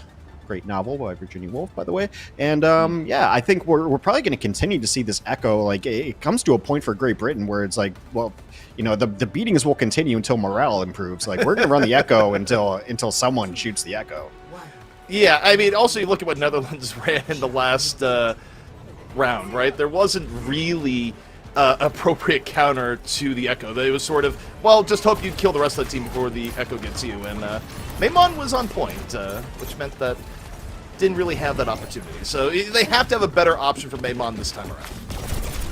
And again, there's no one looking, just right over the top. But yeah, they do telly out of the point, which is nice. No one dies to the echo. It looked meatier than it actually was on opening there. But right now, poking back and forth. Astro gets caught by the Fire Strike, so down a Brig early on. Mixing's rough unless Maimon can catch one here. The Mortality Field's gone. Kai was able to get the BAP. That's huge. Massive amounts of healing taken away. Maimon just free shots here from the flank. And Great Britain, even with Backbone down, making pretty good attempts at the point. Jakaro, though, getting very, very low. And you have a swap here, too, Hex. Astro off onto the Mercy. Yeah, I mean, give Maimon a little bit of help if you're going to continue to run this, but I really like the strategy from the Netherlands of just get to the point and take shelter. You know, yeah, Astro's able to get on the res immediately. Maimon gets the swift run-back revenge. Now, Netherlands did get control of the point here in the interim, right? Like, they're running the Rhine. They could be a little bit more on the point, push Great Britain out. The Mortality Field gone, though, and Maimon looking pretty decent. Shatter, though, from Dawn. Falter gonna be there, real close again. Yeah. Jakaro goes for the pin. No, doesn't quite connect. Jakaro, meanwhile, finds Buddy, and Great Britain just grinding down the point.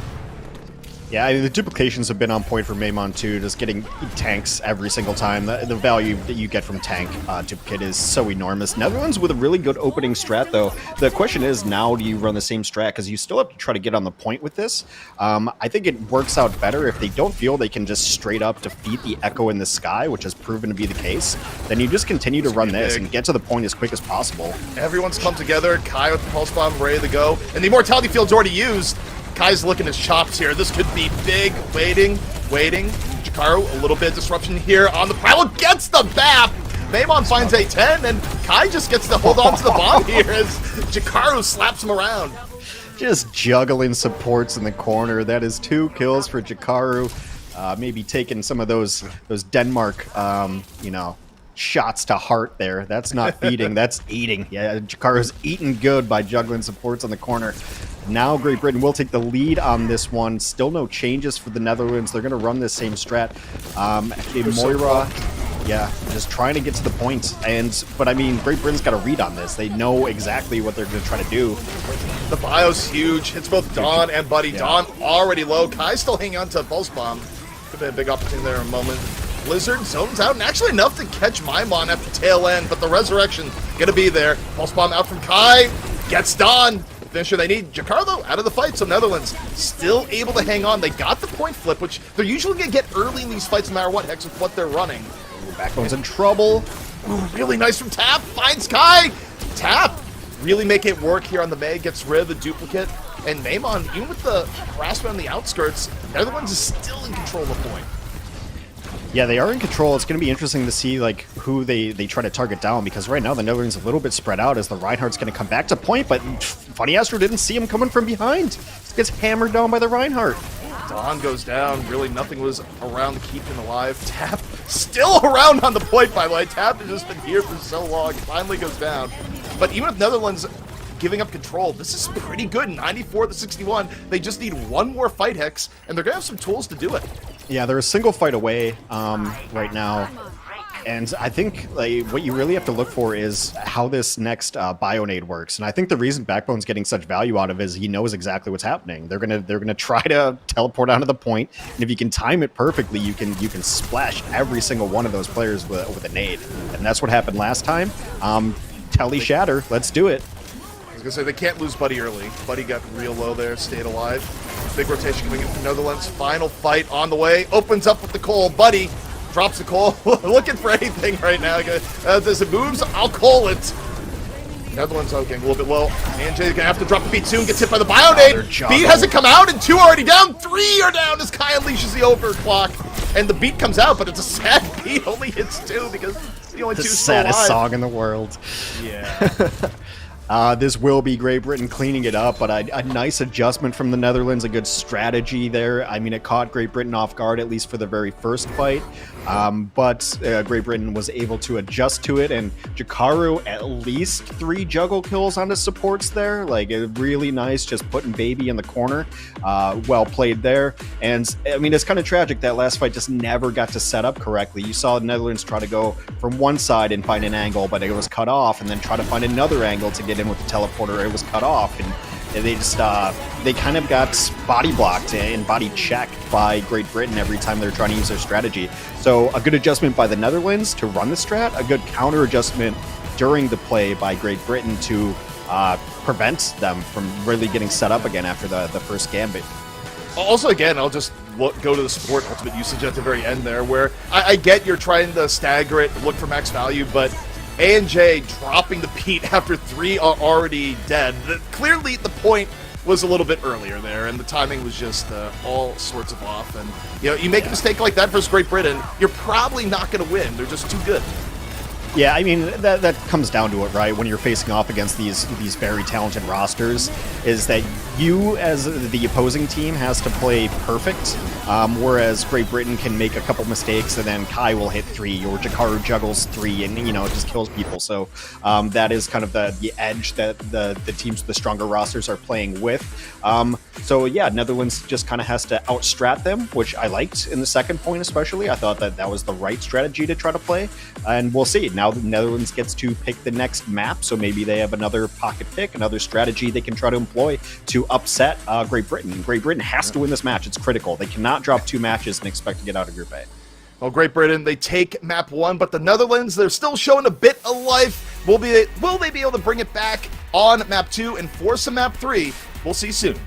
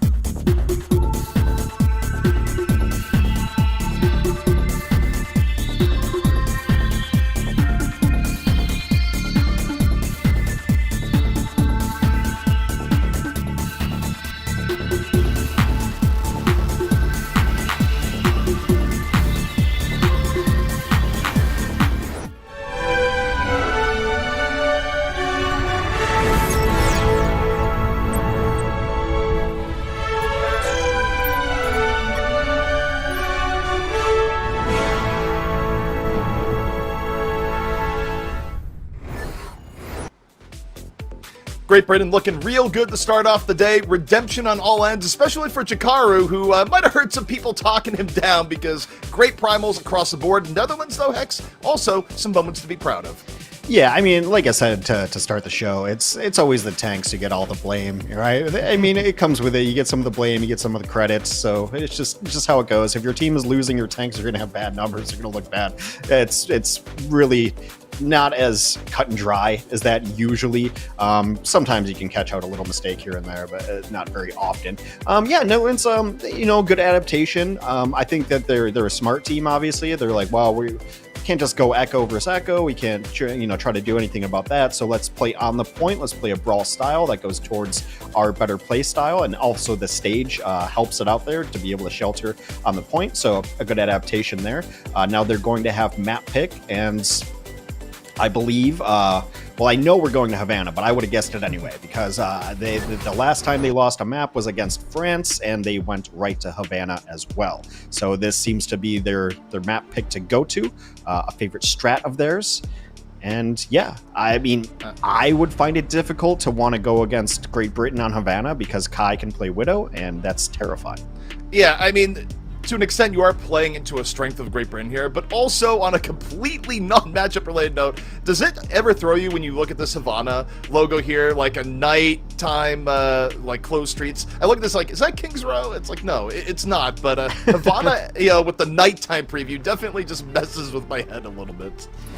Yeah, I mean, I like that there's been different night and days as we go through it, so yeah, I mean, Havana is a really interesting map. I mean, just because it is so sniper focused, you would expect, like, at the very least, an Ashe or a Hanzo on first point, especially defense. But the big question is, too, like, I mean, the question you always have to ask yourself on defense is, are we going to spawn hold or not, right? Because spawn holds seems like the least costly of one of the maps to spawn hold on.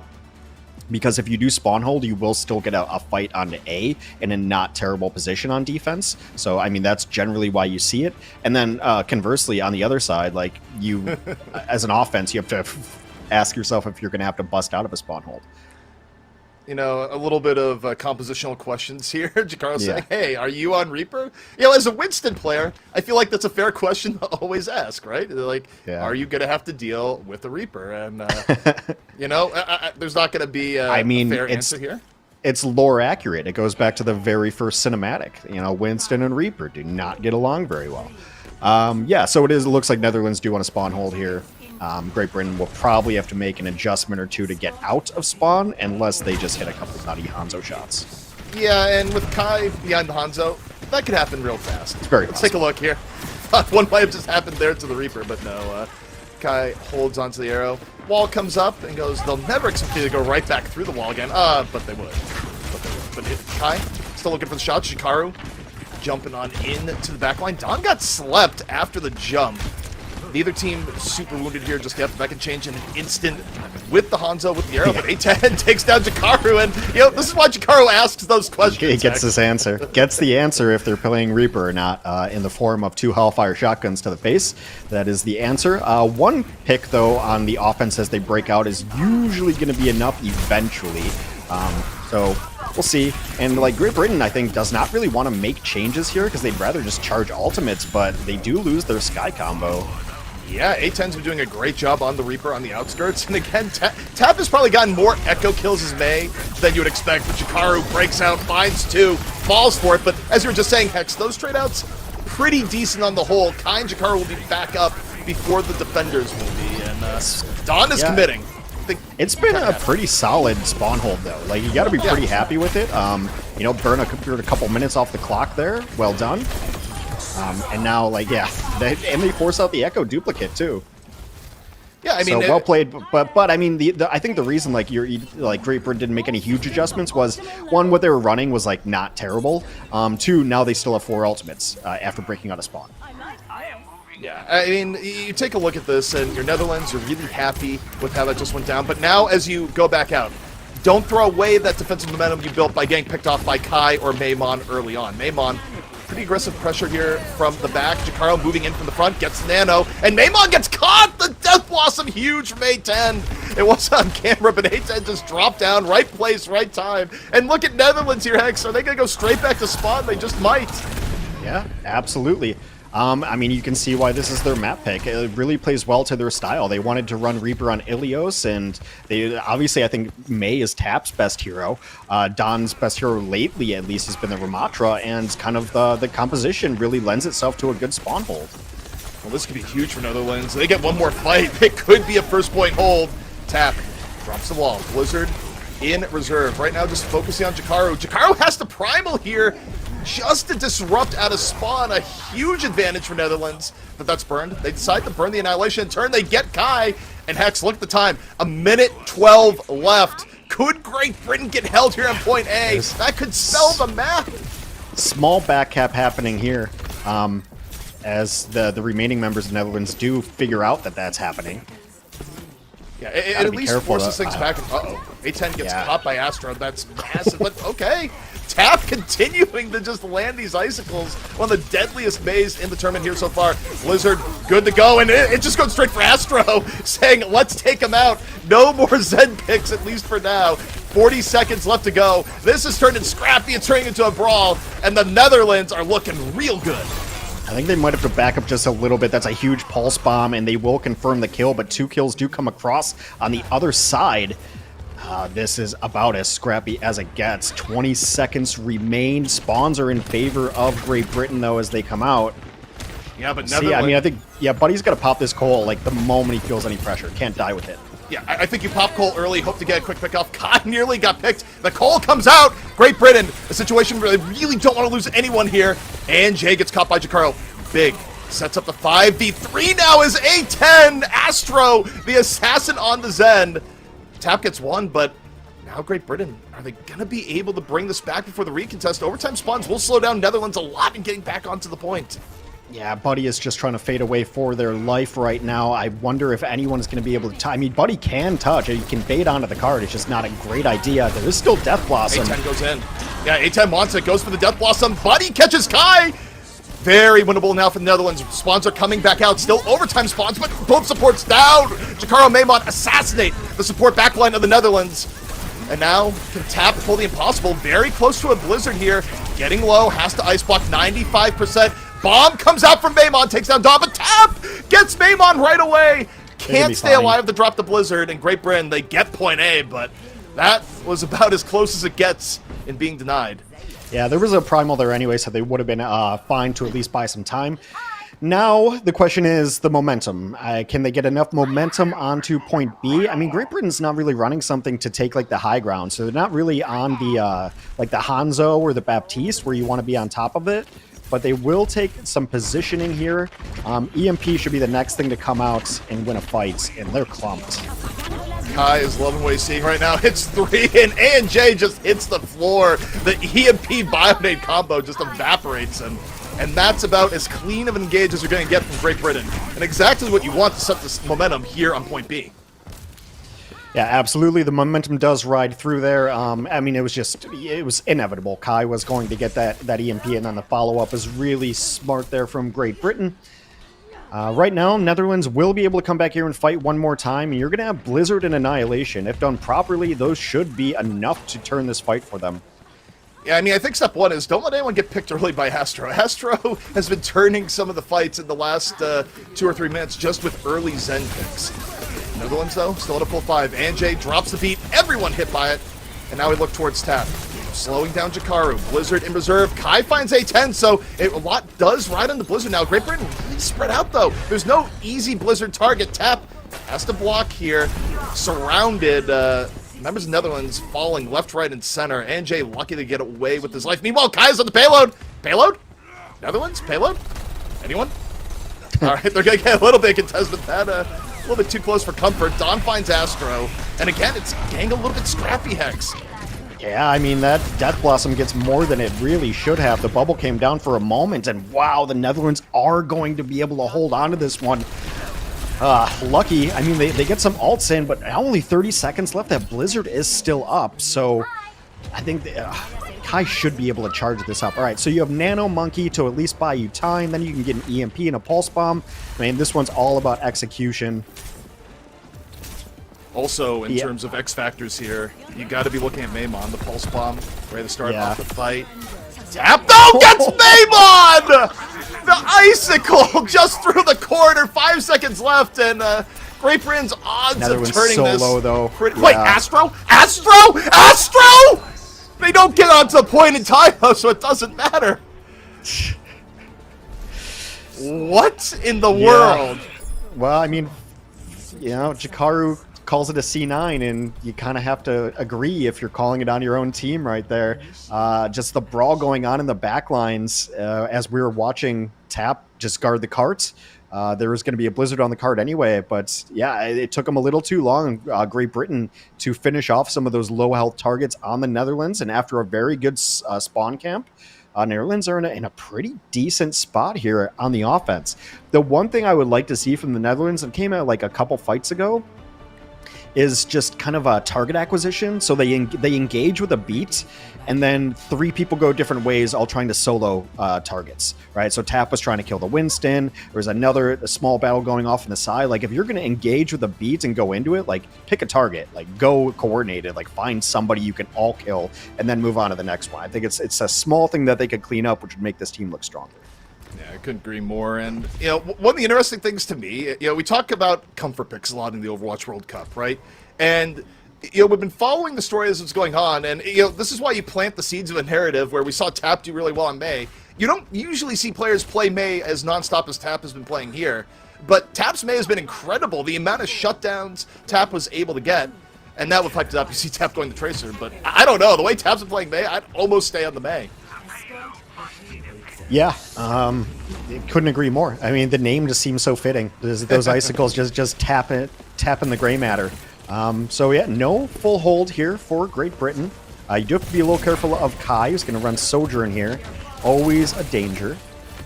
Yeah, and Kai's been doing good this series, but it hasn't been absolute monster Kai, and that can enter the door at any time. And as I said, that Kai finds A10 pretty early. Tap, though, counter-firing, finds Backbone. Pretty good to get rid of the healing from Great Britain earlier. And could Tap get Astro here? No, Astro Almost able to get quite away. Meanwhile, Maimon focusing down Dawn, and again, these fights pretty scrappy, but you're okay with this from Netherlands. You've got a lot of payload pressure. Tap gets Astro at the very end. Not the worst of trades. No, and the card has been moving this entire time, so pretty solid there. Astro will enter the fray again, but yeah, Tap has been a difference maker, definitely for the Netherlands so far. Really good payload progress so far here for the Netherlands, but here's where Great Britain needs to hold. Jakaru dives on in, gets a Reaper in his face, has to be real careful. Pulse Bomb from Maimon comes out. Dawn still surviving the worst of it. Cole out from Buddy. Netherlands looking pretty healthy. Anjay getting poked down, stays alive. Jakaru, meanwhile, going to the back, uses Primal. More delay in. Kai finds Dawn, and Kai on a rampage with 2 here thus far. Really good damage output by Kai as Jakaru just continues the juggle. Yeah, and I think, like, Great Britain is always going to win when they're able to cut up the Netherlands, when they're able to get the Netherlands into solo battles, right? So that's what you see a lot of times. Like, Jakaru's main goal is to jump into the middle of the Netherlands and make that half the team goes forward, half of them go back. Because the team that goes forward has to go into Kai, and you expect Kai to be able to win, you know, 1v1s, 2v2s for you consistently. It's exactly what happens there. That's why the Primal comes in to knock people around and then into Kai, and it's just tough. He did all that last fight without overclock. This time, he has overclock. Jakaru, though, gets melted, so if the overclock's gonna be big, it has to happen soon. No, it doesn't even happen! Tap gets the pulse bomb on the Kai after Kai had already used overclock. Tap's wild! I mean, that's just a great individual performance there.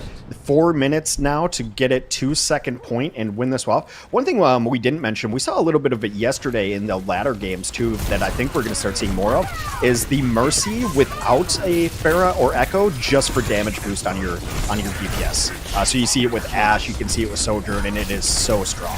A10, the pile on, Death Blossom in the back, finds 2, 3, making the Reaper work and then some. Payload moving all the while. Netherlands, 3.5 minutes here, Hex, and a ton of momentum on point B. This could be leading us to a map 3. I think I'm just connecting the dots now, but isn't A10 the designation for the Warthog? You know, that plane with the giant cannon in the front? So yeah, the Reaper goes Well, And, the plane just got shot down. Now you bring that up. Kai lands the railgun shot. Great Britain looking to recover here in a hurry. Kai low, taken down. Dawn right over him. And now, we'll see if Great Britain can still hold on. Tap, though, gets the back line, gets Astro. That's massive. Yeah, just getting bullied out of this corner, and right now, I mean, look, the Netherlands bank is empty, so this Nano should be able to do a lot. Like, Great Britain should be able to get in here. Great body blocking, though, but, like, the Primal Nano needs to come in. Yeah, you would think. Pro has Nano right now hanging on to the Primal. A10 finds Maimon, and Great Britain, they are just getting bullied into the dirt right now. Jakaru just trying to stall to a degree. Gonna wait to Primal till last second, but there might not be much of a team left. Here comes the Primal. How long can Jakaru delay? Kai is back in the fight. Railgun finds Buddy.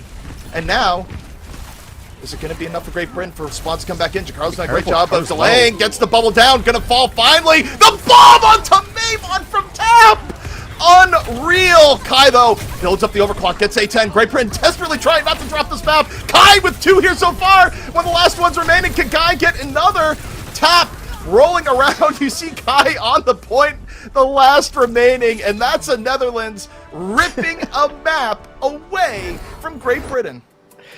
That was just impressive. Really, really good comms. I mean, look, I thought A10 had moments. I thought, you know, Don staying... There was a lot of instances where Don got anti-healed and slept and everything like that. So give the supports a ton of credit for keeping him alive during that. And then, you know, Tap just had a couple of hero moments, like 4Ks, hitting pulse bombs on the opposing Tracer. Kai tried to bring it back, but wow, what a performance from the Netherlands. And this is like, even if Great Britain goes on to win this match, they got to be worried about maps now too. Like they've been dropping maps here and there, and it's not ideal. And yeah, I mean, I think like this is just really smart from the Netherlands. They have a strategy for this map that their composition works on this map on offense and defense without running a Widow, without even worrying about it. And yeah, Tap is really, really having a standout performance, not only on the May, but that play was phenomenal to open things up. And even the first fight, which they didn't win, comes in and kills both supports. Like, what more do you want for your Tracer? Like, kill both supports, guys. What more? I mean, across the board, Netherlands was looking pretty good, but Tap just another level the entire series long. I mean, think about this towards the end of this year. Great Britain was in a decent spot. We hype up Maimon, bam, right there. Just assassinated Tap here to get point A. I mean, so Tap was dominating. Yeah, absolutely. But I mean, I want to give credit to everybody. Like, you know, Buddy with good ultimate timings. You know, you don't give Moira a ton of credit. There's, you know, people have their reasons for it. But I thought, like, using Cole at the right times to enable his tanks to stay alive. There, like I said, there was a moment where Don got anti-healed and slept and had just used block. And then the Cole comes out just to save Don. And, like, that's the right move, keeping the Ramontra up. So a good strategy to pick Havana. Obviously, they have a... Havana's like their pick, and they've gone to it a couple times, gone to the well for it, but really well played, individual efforts, and that's what it's going to take. It's going to take individual people playing at their very best to beat a roster that's, you know, allegedly better than you. Yeah, well, speaking of that, you have to think that Great Britain is feeling all sorts of pressure just weighing them down now, where they probably went in today expecting it to be, you know, not an absolute easy match, but a comfortable win, right? A comfortable 2-0. Right now, that is anything but. Will Netherlands be able to go forward here and rip the match away from Great Britain? Or will Great Britain live up to their hype? We'll see in a final map 3 in just a few moments.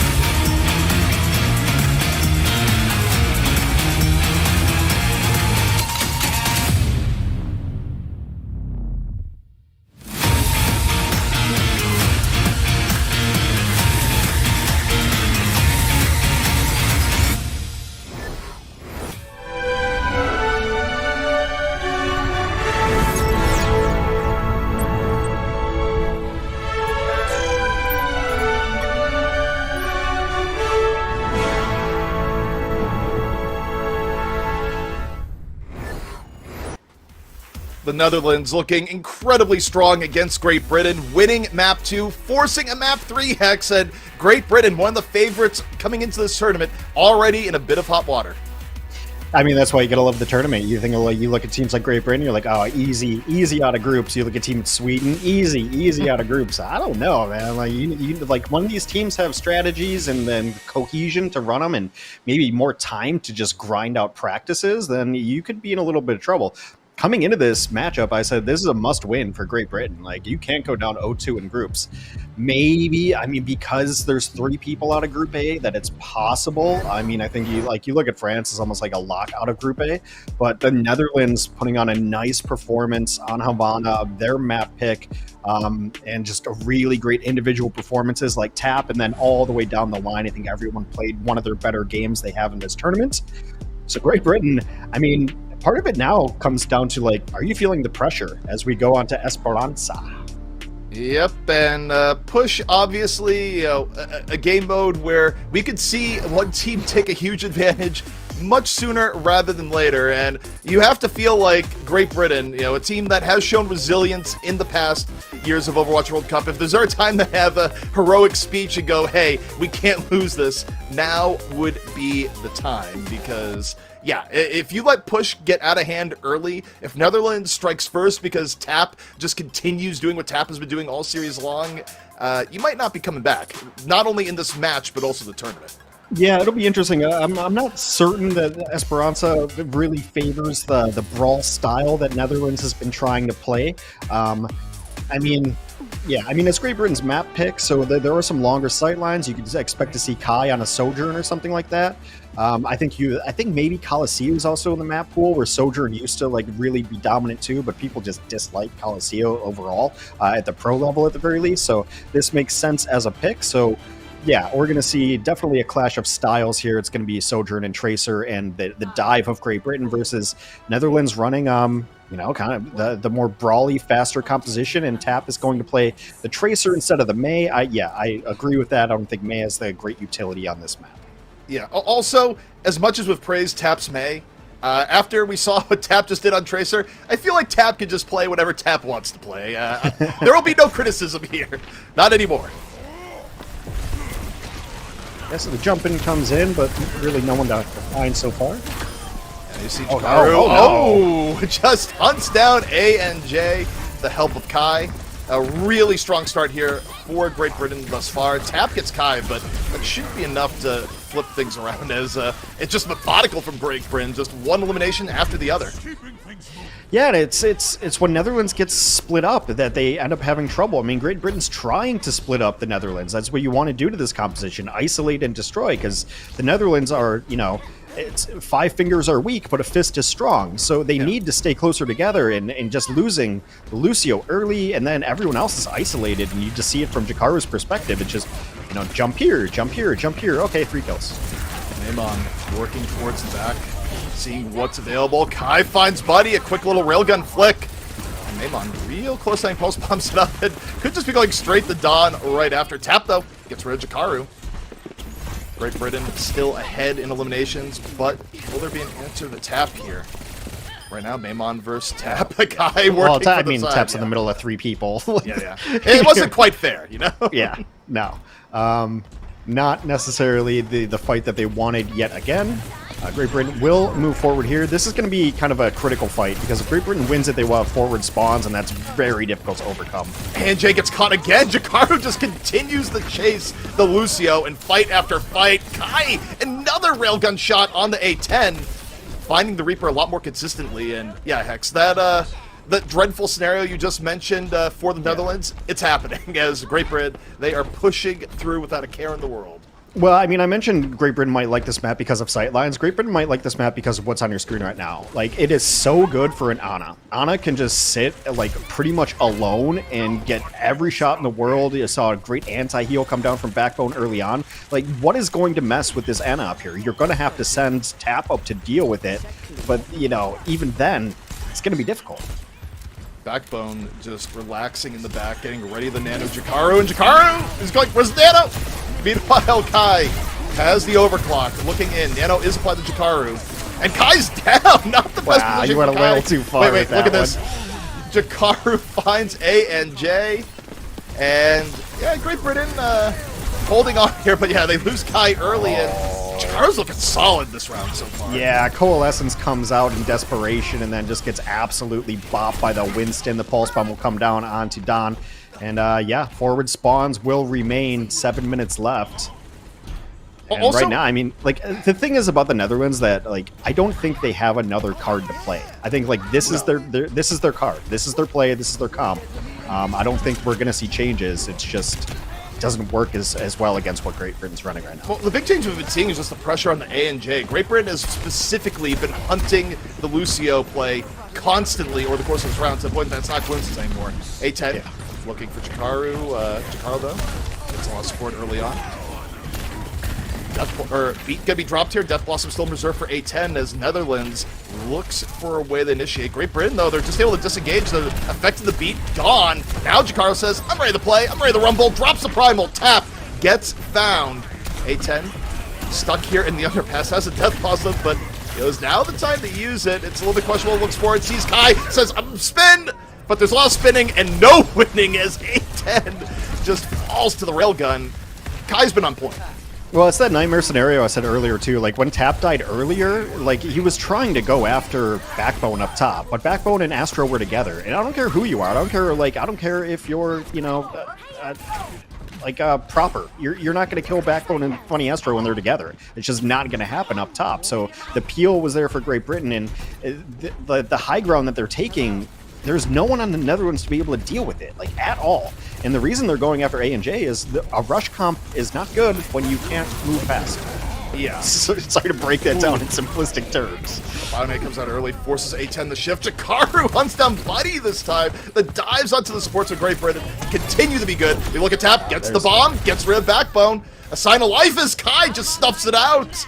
Yeah. Hits the shot on the Tap, and Kai's been deadly. Actual ice in the veins this entire round here so far. Yeah, a little late on the peel for Great Britain there. You saw everyone coming back, but just a second too late. You know, Backbone half the time wins those anyway, so you don't have to worry about it. If there's not a pulse bomb, Backbone actually probably wins that 1v1. But now Netherlands does finally get a little bit of control here. See about this 1v1. Tap working on the outskirts. Meanwhile, Dawn, Annihilation can be used early. Looking for Backbone. Punching away, gets slept, then bioed. Backbone, though, taken out. Tap was there, and the follow-through gets Jakaru, and Tap making something happen up on the high ground. Netherlands desperately needed this to get a little bit more momentum on their side. Great Britain, though, that's a big lead they get to sit on here, Hex. I don't think they're feeling stressed at all. I mean, you at least want to get Great Britain out of their forward spawns, right? So, like, that's step one to try to bring this map back with 4 minutes remaining. Yeah, I mean, it's a great job. Like, they realized what I said earlier is that, like, you can't just let Backbone chill up top. Like, you can't. Like, even if you don't kill him, there has to be harassment. There has to be something to make Anna's life difficult. Beat down early here from A&J. A10 gets it wild, but still looking pretty healthy. Jakaru under fire right now. Had the nano, uses the primal. Primal fades. Meanwhile, Kai, overclock. Any targets in his sights right now, he's looking. A&J finds Backbone. And Kai spending all this overclock with no targets to shoot at. Overclock fades. Tap finds Maimon, and yeah, Netherlands are going to chase down the robot and likely dispatch Kai and Jakaru here in short notice. They should be able to bring it back. It's just a matter of if Great Britain could take anyone with them. They could not, so the back cap does move the robot back a little bit, which is somewhat of a big deal because they should be able to fight now again, Great Britain, before the forward spawns come in. A10 looking for an ambush. If the Death Blossom got value, it would be huge. You can't, ultimate, you can't always count to do well on. But here we go, A10 looking and waiting. Here on the top, drop down, not just yet. Great Britain, they're engaged, a little bit split right now. A10 coming in and around, looking for the setup, and has to shift pretty early here. Jakaru gets nano. Let's see, looking for Jakaru right now. Jakaru, though, already got A&J down early into the fight, and you know, if this Death Blossom comes out, it's not going to do much now. I can't be doing this. I mean, you see the problem though right away is Like, the Netherlands, you're looking for the Death Blossom. There's no one on the ground. There's no one on the ground for Great Britain. They're just sitting up top, and like, it's Jakara who will jump down and maybe touch the cart, or the robot, rather. I'm sorry, anything that moves in any game is a cart to me. But there's no one to Death Blossom. There's no one on the ground. They're just sitting up top because they've got the long range, both damage and healing, and it's no problem. So it just ends up being a difficult composition. Well, here we go. Netherlands on the recontest. Great Britain. Pretty drained on ultimate aside from Beat. You have to imagine Astro's going to use it early. It does. Beat comes out here from Astro. Dawn responds. Annihilation. Cole. A10. Gets Shikaro early into the fight. Not a bad start here from Netherlands. Tap got low. Shook the pressure. Dawn just sitting here on the payload. A little bit of pressure the other way as Maimon just gets clotheslined by the Reaper shotguns. And A10! Pretty nice teleport, not enough to get away, but I appreciate the attempt as Netherlands is still just going to stay at the robot. Yeah, I mean, you saw it again there. The Netherlands were able to pull it off because Jakara went down, but then someone else had to go to the ground to touch.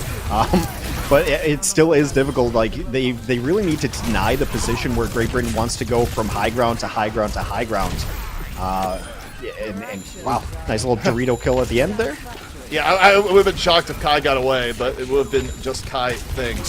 Still, though, Kai can stack it out a bit. We'll have overclock when he comes back in, but if you're Netherlands, you want another pick-off here. You get Jakaru. That's a big pick-off to start. Now, for Great Britain, they have to wait for Jakaru to get back in. And while Netherlands still has a long way to go with 50 seconds, this is still doable if Great Britain makes a mistake. Yeah, it's forward spawns. It is 1 minute, so the Netherlands has to be perfect through 2 fights at least, I think. Because the bot goes very, very slow pushing the payload. Well, this is going to be the hard point here, and what could decide the match. Great Britain coming in with way more ultimate power, and we look to Kai, overclock, ready to go. Look into the backline, nose tap is coming, forces the recall. Now, still waiting on the overclock. Jakaru's already dove in. He's getting low. He's already used Primal. Half HP, Maimon. A little bit back, still has the Pulse Bomb in reserve. Nano still in the tank, and Kai finds A10. Railgun shot connects. Maimon throws out the Pulse Bomb. Jakaru finds ANJ. Netherlands down to 3. 3 seconds left remaining. And Netherlands, they don't really have anything left here. Dawn goes down. It's just Tap and Buddy. And that very well could be it. Great Britain, they had the advantage, and they don't let it slip away. Yeah, that is going to be it. Even if they had people alive, the problem in that situation is that Netherlands has to stay on the payload too. And so when they're staying on the bot, it's going to allow the Ana, it's going to allow the soldier to just sit back and shoot at them from a mile away. So really well played. Netherlands taking a map off of Great Britain was, pretty surprising. I think that, having that pocket pickup at Vanna worked out really well for them. But Great Britain in the end, you see the reason why they chose that map perhaps more than New Queen Street is the high ground is less accessible to a brawl composition than New Queen Street ends up being. And so they really abused it with Backbone on the high ground, with Kai's Sojourn on the high ground. And you saw it, they would hop from window to win a fight, then they would go up to the middle high ground, win a fight, go up to the secondary window high ground, win a fight. And then, yeah, Kai just got a little too big for his britches right there when he went in. But for the most part, this was Kai, like you said, ice water in his veins. When it really counts, Kai's hitting the shots, and it was just very difficult for the Netherlands to ever dislodge the support line, who were doing great jobs peeling for each other. Also, in general, huge sigh of relief for Great Britain fans. No one had to see anyone fall to their knees in the middle of the Tesco's, so yeah, Great Britain avoids disaster, which losing this map would have been. It very well could have knocked them out of the tournament, depending on how the seeding went. But, now their map score, still not the best, but this is something Great Britain can work with if they win out, right? So, disaster averted. Yeah, they've dropped 2 maps, but it is not the end of the world. I mean, it is going to come down to matches at the very end of the day. So, while I expect them to still maybe be out of it because of Denmark doing so well. So, at the end of the day, you look at A and it should be Denmark, France, and Great Britain is what it kind of should be when you think about it. But, Spain is probably not going to drop their match today. We're going to have to wait till next week. But yeah, that is a huge sigh of relief. Dropping 2 matches would have been dicey. Like super, super dicey. You can deal with map score, but matches are going to be the first one. Very much so. But we still have a lot of Overwatch left to go here today in the Overwatch World Cup. When we come back, Belgium takes on Portugal.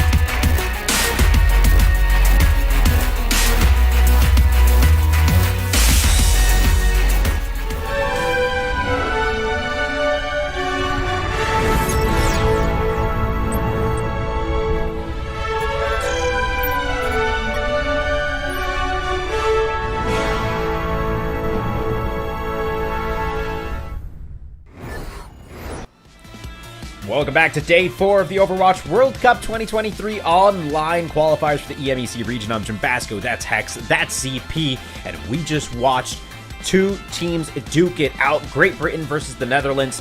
2-1 in favor of Great Britain. A surprising score for sure. ZP, let's talk about this before we proceed here. Yeah, what did you think about that game? Yeah, I mean, what we saw here was, it was like, obviously, Great Britain pulled together at the end and showed us why they are really good, but for Netherlands, we saw some expression of absolute potential from their players. I mean, Dawn, we know, is really good, but the standout to me was Tap, where you look at what went down on Havana for the Netherlands. Tap had himself a game and then some, dominant on both May and Tracer, and it was something that Great Britain really had to make adjustments for in the third map, and they did. And that's the thing about Great Britain, right? Is that even if they go down, they have so much experience on the team that they are a resilient team that can bounce back even when things get bad. That's the most important thing. Being adaptable in the face of adversity will get you really, really far, and Great Britain take that victory over their opponent here. But, of course, we're talking about the top 3 teams from Group A moving forward, and the UK, or rather Great Britain, has yet to break that as France, Denmark, and Spain are dominating all top of those 3 spots. Hex, I know you're giggling because we've been doing it all day, but we're working at it. Let's go ahead and take a look at the schedule for today. Match 5 just around the corner. It'll be Belgium versus Portugal.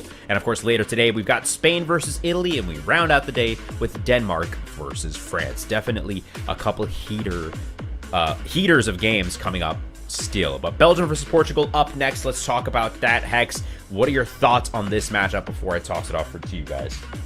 Well, something has got to give, because neither of these teams have won a match nor a map so far in this tournament, which I think is a little more surprising for Belgium than it is Portugal necessarily, because there's a couple players that we know of on Belgium. But so like watching Portugal yesterday, they tried to run Fair Mercy and didn't have a ton of success for it. Flamenzo was running like Sombra and was getting EMP quick, but then dying before using it. So some struggles there, but like something that can be easily corrected and cleaned up. Both of these teams, I feel, just overall struggle with their coordination, their ults, and using everything effectively to get to a fight. Like, the neutral fights are kind of okay and decent, but when it comes to, like, after the first minute, when everyone's got ultimates, engaging correctly, using ultimates correctly, cycling them correctly, not using double support ultimates, like, some of these small things that can be cleaned up. I mean, yeah, Belgium has not been consistent at all. Like, I don't know, we can talk more about it when we get into it, but Belgium got spawn camped yesterday on Numbani, and not second spawn offense, first spawn offense. They couldn't leave their first spawn on offense. Like, that shouldn't be happening. Yeah, so one of these teams is going to win. Yeah. That's all I got to say. Like, but maybe they can ride that momentum going forward. But so far, it's been a goose egg on the board for both these squads. Definitely. And I would even venture to say it's more important for Belgium than it is for Portugal in this match, because Portugal skipped out on that first date. You know what I mean? They're 0-2 right now, where Belgium's already 0-3. So lots on the line for both of these teams. And of course, there are 4 more days of competition, starting with next week, Thursday, Friday, Saturday, and Sunday. That will tell the tale of the tape. But you know, if you can't go 0-4 in the first week and hope to make it out in the top 3. That being said, Hex and ZP, take it away with Portugal versus Belgium, and I'll see you guys on the other side. All right, so we're heading into this, and I need to just revive old saying from my dad, where, you know, I grew up with my dad watching traditional sports. And anytime you had a matchup like this, whether it be, you know, in various different competitions, my dad would always just say this no matter what: someone has to win. Which is you know, it's an absolute fact, right? It's like you have 2 teams that have gone winless. Someone will win, you know, barring, you know, an act of God. So we'll see which of these 2 teams is above the other, but we know that the fortunes will change for one of these 2 teams. It's just a matter of who. Yeah, well, in the Overwatch League, I think Matt Morello would call these an El Clasico, would be something that he is favored looking forward to. So here's the roster for Belgium. Obviously, Logix is the player that we talk about, as somebody that we know of and who has played in the Overwatch League and has played at a high level for a long time. You know, when he shows up big. When he disappears pretty strong. The player I want to talk about a little bit is Ken. The last couple times I've watched them play, like, they really tried to put Ken on this Echo and the Pharah, and it's just not worked out. There's not been the consistency. There's times where Ken will come in and get a couple, but then there's also times where I watch Ken on Echo try to, you know, dive in Ana solo and get slept, and then the Mercy dies. So it's been something that they're going to have to clean up on the other side of things. So when I look at Belgium, I think one of their big issues has been consistency from both of their damage dealers. It's not just Logic's. Yeah, I think it's easy to view Logic's in a more negative light because, you know, we say this all the time, but Overwatch is a team game, and the reality is that if one DPS is outperforming the other, teams will adjust to go, well, we just focus more on the DPS that we're worried about. And you have seen a lot of pressure be going to Logic's way. But on the same note, that means Ken has more opportunities to succeed if Ken can just find that higher level here today. But you look over towards the Portugal side here, Hex, and you know, again, you have your storylines that are out here within reason. I do feel like, you know, I think it was back on day one, but I remember there were times where Karama definitely showed flashes of promise. Yeah, I mean, there's been moments. We got some more information about this Portugal squad looking forward. So Ego 1 was actually a flex DPS, so now he's playing tank for the Overwatch World Cup. I guess there's just a dearth of tanks in Portugal who play it, which is fair. You know, playing tank can be brutal. Then you've got, you know, Karama, who has, you know, played in multiple contenders trials teams. Flamenzo, you know, was played in the last Portuguese championship. Dizzle is, you know, he's played with Munich Esports, and then Rod FD, or FD Rod as I call him, is a rookie. So he's not been on this team before, and so that's the info we have. I think Flamenzo, maybe not like a natural Sombra player from what I saw the other day. It's good at getting EMP. It's just about the usage of EMP that's been troubling, but that's been endemic like of this entire Portugal team. It's not the neutral fights that get them. It's when things start going into ultimate usage and economy that they've struggled a little bit. Yeah, and honestly, with these two teams matching up, I don't really know what to expect because, look, the reality is that if you go winless as deep into the tournament as these teams are right now, both teams do have some pretty critical flaws that other teams in the tournament have been more than willing to exploit. But now that you put these two teams against each other, and they've also had, you know, maps under their belt to sort of improve and refine where they have been weak, we'll see how it goes. I mean, I honestly have no expectations going to Ilios. I just want to see where these teams stand. Yeah, I mean, I think we're going to learn a little bit about each of these squads. Like, you know, we're going to learn who's better, I guess. But there's plenty to learn, like if they've cleaned things up. I mean, mostly it's just been inconsistent play and kind of sloppy play on both sides. But you know, like I said, one of these teams has to win. It's just a matter of which one comes out on top. We'll be kicking things off here on Ilios. We'll see what stage it is in just a moment. This is just our pre-roll. It could be anything here so far, but it is going to be here. And Hex, you know, here on the Lighthouse, I believe, it could be no, it's well. Yeah. Yeah. And you haven't said your iconic phrase here yet either, because no one's actually gotten knocked in. Not yet. I mean, one thing to say about Portugal, though, like even though they're 0-2 and 0-2 in maps, is like Portugal is faced off against France and Great Britain, you know? Like, that's not really fair. Also, like, you know, Belgium's played Great Britain, but Belgium also lost to Spain, which is kind of weird, too. So, I mean, both these teams, like, the records are bad, but Belgium lost to, like, Denmark and Great Britain. Portugal lost to France and Great Britain. Like, it's a tough draw early in the tournament. Yeah, but both these teams definitely got, you know, rough matchups early on. But now we'll see how they fight against each other. Ken, here into the air, and They've been trying it. Yeah, I mean, Pharah has been effective in the tournament overall, at least for one team in particular, but we'll see if Ken can channel that same energy. So far, it's been a little bit quiet as Portugal is saying most of their time here just undercover, not saying the Pharah can't shoot us if there's no line of sight. Yeah, I mean, eventually the bubbles are going to break and they're going to have to go for this. Nice pressure, though, from the Tracer. Logic's got Karama on the ground, though. That's kind of a 1v1 you expect Logic's to win. Yeah, that's pretty big for Belgium early on. You get the man advantage. 5v4 takes more pressure off Ken at the same time. And also Portugal, you're running the Sombra, and while we have seen some deadly Sombras, if you have just Sombra as DPS, you're not having the same pressure that you'd really want. It does put a little bit more pressure on your Tracer. And Belgium, nothing too flashy here. It's just one Tracer pickup, and they get the point. Yeah, I mean, it's just been the threat of the Pharah in the sky that's been, you know, the issue. They're going to be able to get a hack here, and the dive does come in after it. Flamenzo gets bullied out, though. Yeah. Logix is getting poked down a little bit. Don't think he went recall. Think he got a health back instead. Logix and Ken find both supports early on into the fight, and that's going to send Portugal back to spawn. I mean, even with Logix dying there, you're not going to be able to stick around with both supports gone. Just doesn't happen. No. Too many people already gone down. Eagle will fall late in this fight too. So Karama's going to have to be careful, I mean, as you poke around. Now, Portugal's going to have ultimates coming up. Obviously, the same for Belgium, but really, it's to me, the litmus test early on is going to be, does this EMP get anything? Like, does this EMP connect to a... It can connect on one, but the team has to follow it up. You have to get some value out of an EMP. Well, an EMP is always a two-part equation, right? It's like, is the EMP good? And then also, is the team follow-up good? But here we go. EMP comes out. Nova goes down immediately. Could be good enough. Ken, though, counter barrage. Finds Flamenzo after getting Karama. Now just says, free Lucio? Don't mind if I do. That don't mind if I do always reminds me of Homer Simpson looking at donuts. Don't mind if I do. That was about the same level of feeding that Ken was doing with the other team. Feasting, if you were. Well, 85% now, and Portugal's going to have to get something to get in there. So they're going to have a Primal Rage, so they should be able to at least touch the point. But, like, if you touch the point, you're still going to be just eating damage-boosted rockets right there. Ken One looking tap. real strong here so far. Rocket after rocket. This time gets both DPS. Logic is down, but Ken might be all the DPS Belgium needs right now. As you see Portugal just struggling to delay. They use the Kitsune Rush. They use the beat for 3.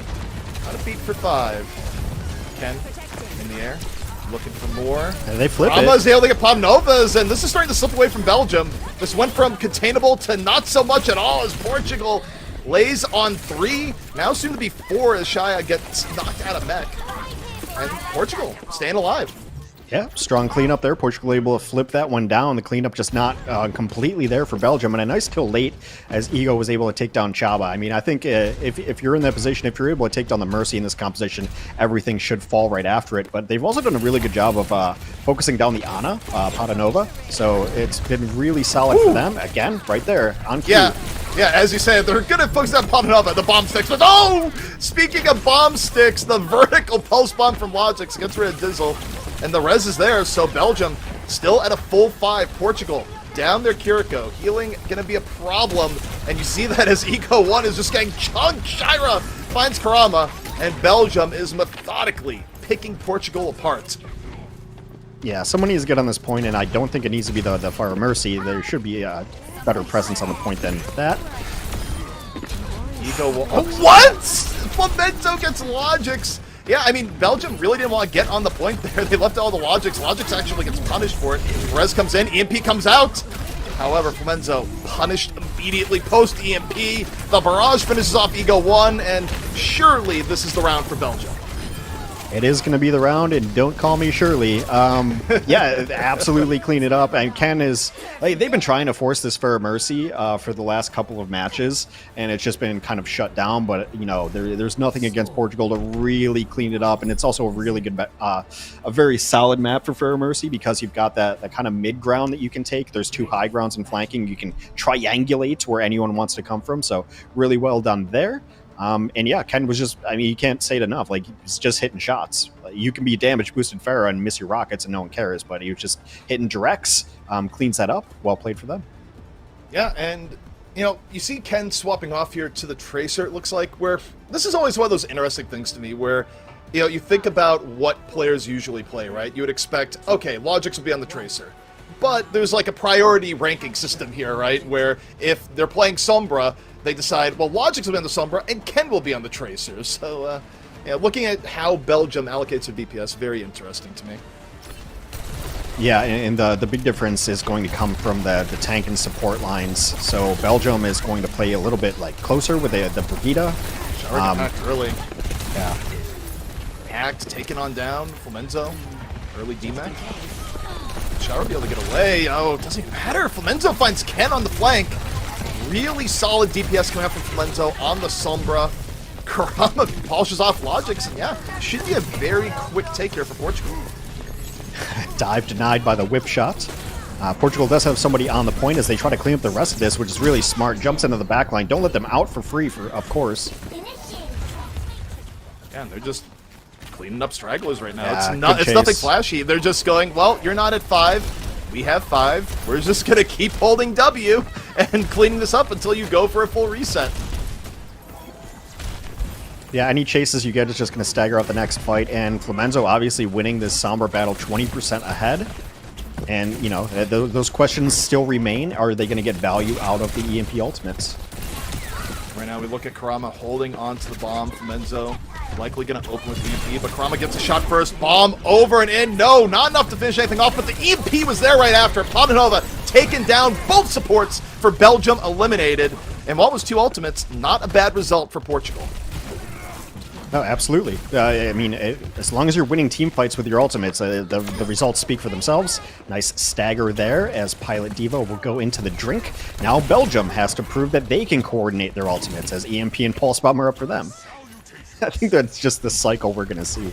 Yep, and I mean, this right here, if you're Portugal and you lose this fight and Belgium invests everything, you're still pretty much okay with it. You're way ahead. You like the spot you're in, but they do use Kitsune early to try and set the tempo. Eagle 1, though, goes down! Eagle 1 couldn't get the primal off. Flamenzo, though, punishes Logics. Portugal being down a tank here is going to be rough. They use a beat. It hits 3. Belgium, though, not in a bad spot at all. Ken looking for value on the Tracer. Going after the other Tracer in turn. Gets hacked. Flamenzo forcing Ken to back off a bit. Ego 1 is going to be back into this fight in just a moment here, so Portugal has done a good job delaying. Ego 1's going to jump in, primal immediately. Shaba drops the nano immediately on the Shira. Ego 1 though already got Padanova. And Belgium on the back foot a bit here as the bomb finds Shaba. Yeah, and a big EMP there towards the end. A really good job by Portugal of just stalling that one out long enough to hold onto the point, get to full forces, not use ultimates before you were ready to fight, because they had them coming up. And what I was going to say is if I'm Portugal and I don't think I'm going to win this fight, just die with ults. It's fine, because you're only one fight away. But they were able to delay long enough, but without like throwing in a pulse bomb willy-nilly, without throwing in an EMP before you're ready. Good patience there, good coordination. That's something they needed to clean up, and well done there as we move on to the windmill phase of Ilios. You know, one thing that seemed to be a difference there, and, you know, I think back to Logic's, like, Logic's, you know, his best heroes were Tracer and also just, like, raw, you know, single-shot hit scan, right? I feel like in the Sombra v Sombra setup there, we saw Flamenzo getting more value on the Sombra, which is why, like, as we go here into the well, I like the change-up from Belgium here. You're playing Ken on Pharah, where Ken looked great on in the first round, and you get Logix onto a comfort hero. I think this is a very good swap-up for Belgium. Yeah, absolutely. And, I mean, it's a pretty solid map for Pharah. We've seen a lot of teams run it. Pharah and Echo here can be very good, and it's very similar to the first stage, right, where you've got these 3 high points that you can kind of just rotate through and always catch people with splash damage. So, it makes a ton of sense here. Logic's already hacked early, but no cleanup. Logix is able to get away, and right now the question is, what is the answer going to be for Ken? I mean, I feel like if Ken is able to land shots, it should be a winning matchup right now for Belgium, but that is always the question here is, will Pharah kill the team before the team around the Pharah dies? And, you know, it all depends on the lethality of the Pharah and how evasive the other team is. Both teams in a little bit of a stalemate right now, though. Shira, heavy dive coming on in. If Shira dies here, it's huge for Portugal. They do get Shira, and also during that, like, they just put presence on the point, so they're going to be accruing percentage as we go forward. And so now Belgium doesn't really have to go fight. Like, they can just chill. Nice cleanup on the Pilot Diva, though. You don't want to allow a remech. And also, like, that ends up being a huge stagger. Yeah, so when we talk about the timer, right, where Pharah is looking for kills, Portugal was able to rope-a-dope there for long enough to get the point and get the tank pressure, but now they give up a few kills pushing in deep. Ken on the assault here once more. Nearly got the Ana, not quite, but this is what you have to look at here. Yeah, Does the Pharah get kills before the tank goes down? I mean, I just think it was kind of a mistake there. Like, they lost Flamenzo going in early. Like I said, Portugal had the point. They didn't have to go in. They didn't have to be aggressive. And then, you know, like, Ego had to jump in, and he jumped in between 4 and gave up their life for it, too. I think they could have played that a lot more passively. Yeah, and what we're seeing here is just all cleanup kills and what was one very, very long stagger. So once more, we see the dance. Does Pharah get eliminations, or does Portugal kill the front line while Belgium waits for their Pharah? That airplay is going to be going in once more here.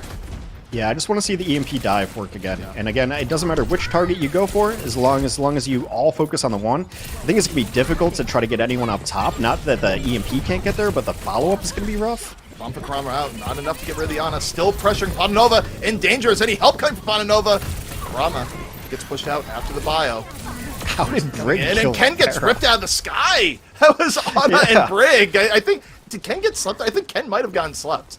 It's possible. Yeah. We were watching the Ana versus Tracer battle, so yeah, hard to tell. But now Portugal will take control again. Ooh.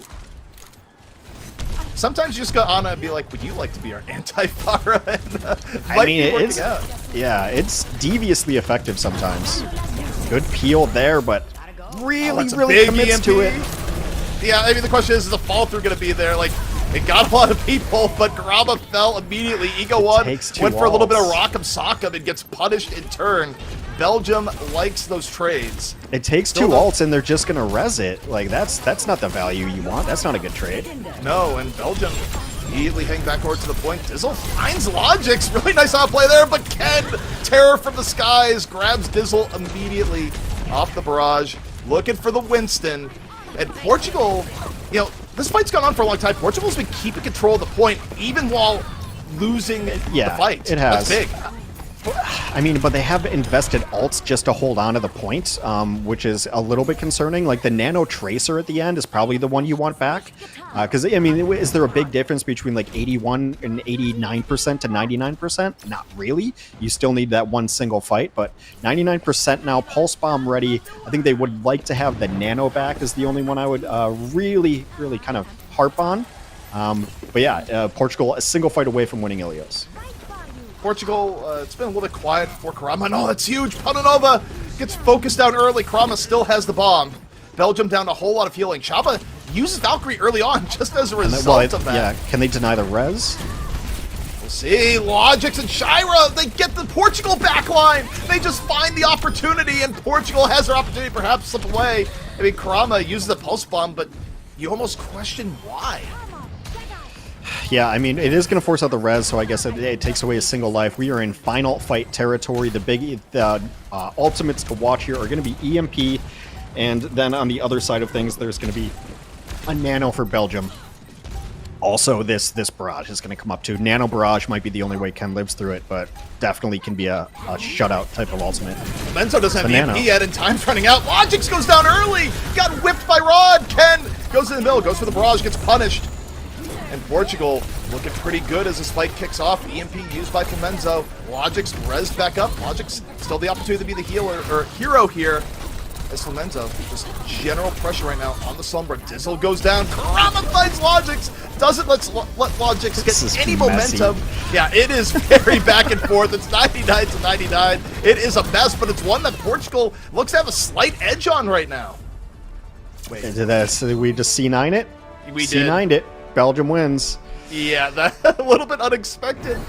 They were winning the fight, but the point a bit elusive at the end, as it turns out. As yeah, Belgium grabs it.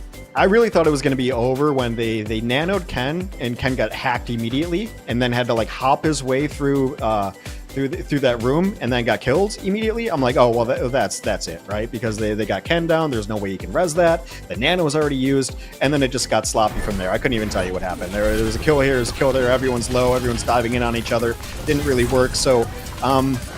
Yeah, I mean, the Pharah Mercy has worked better for Belgium this time than it has worked for them previously, obviously. But I think these teams are just very evenly matched. Like I said, both teams came into this without any match wins or map wins. Part of that was luck of the draw. They faced two of the best teams that have gone, that are in Group A, so not necessarily their fault. I also thought Flamenzo did a much better job than yesterday of cleaning up some of these EMPs and getting a little more value. It wasn't 100%. What comes to mind is the time that he hacked Ana, didn't kill the Ana, then EMP'd Ana and didn't kill the Ana, and then they forced like a Nano in to try to do it, and they still lost it. So part of that, and look, it's still not the cleanest play from either of these squads. So, but I have seen some small measure of improvement when it comes to ult usage and coordination. Yeah, I think you nail it in terms of just talking about some of the improvements we've seen, but the reality is both teams definitely have their flaws, and they definitely express in some weird ways in how some of these team fights panned out. I mean, especially the very final fight here on Ilios, where it was chaotic, it was messy, and then it ends with the old Charlie Niner with multiple members of Portugal still alive, because if Portugal could have stayed on the point, it very well could have been their map. So it's also just kind of a testament to how close this has been, even if not close in the most conventional of ways. Yeah, I mean, so you see there's, That was weird. I'd have to go. I mean, some of the C9s are always like you have to go back and really look at it and examine what happened there. Was someone recalling? Was someone off the point? And the way like the point checks presence is weird too. Sometimes you're on it, but it's not counting the tick. You know, there's coding that happens there. But overall, like interesting map. I still think that these teams are too evenly matched, and just, you know, I'd like to see some cleaner coordination out of both these squads if they have any hopes of maybe upsetting some of these teams later on. Yeah, I mean, this is kind of one of the things too where you want to talk about team morale, right? Where you don't have any wins yet in the tournament, and you're up against another team that also doesn't have any wins. Nothing is more devastating the morale than losing that match, right? Like, so yeah. A lot on the line here for both of these teams, and for nothing else, just, you know, national pride alone. But that is map 1 in the bag. Belgium versus Portugal, looking very evenly matched here so far. Will that remain the case? Join us after the break.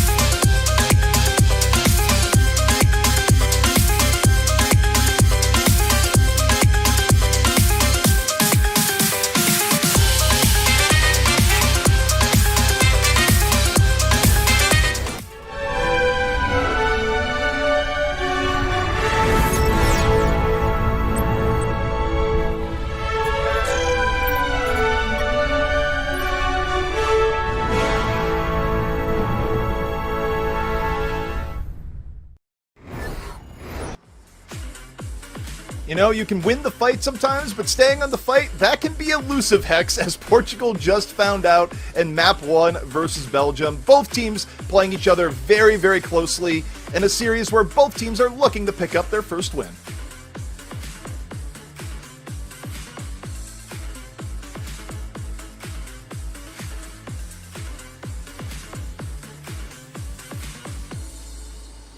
Ah.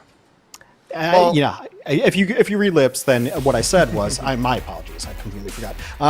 So it's not that these are bad teams necessarily. It's just that they had to play the best teams in the group so far. So interesting stuff from both of them. Like I said, it's an opportunity to clean some things up. Belgium now at least has a map win in the tournament. It's their first one. Both these teams are 0-for coming through, and yeah, I mean.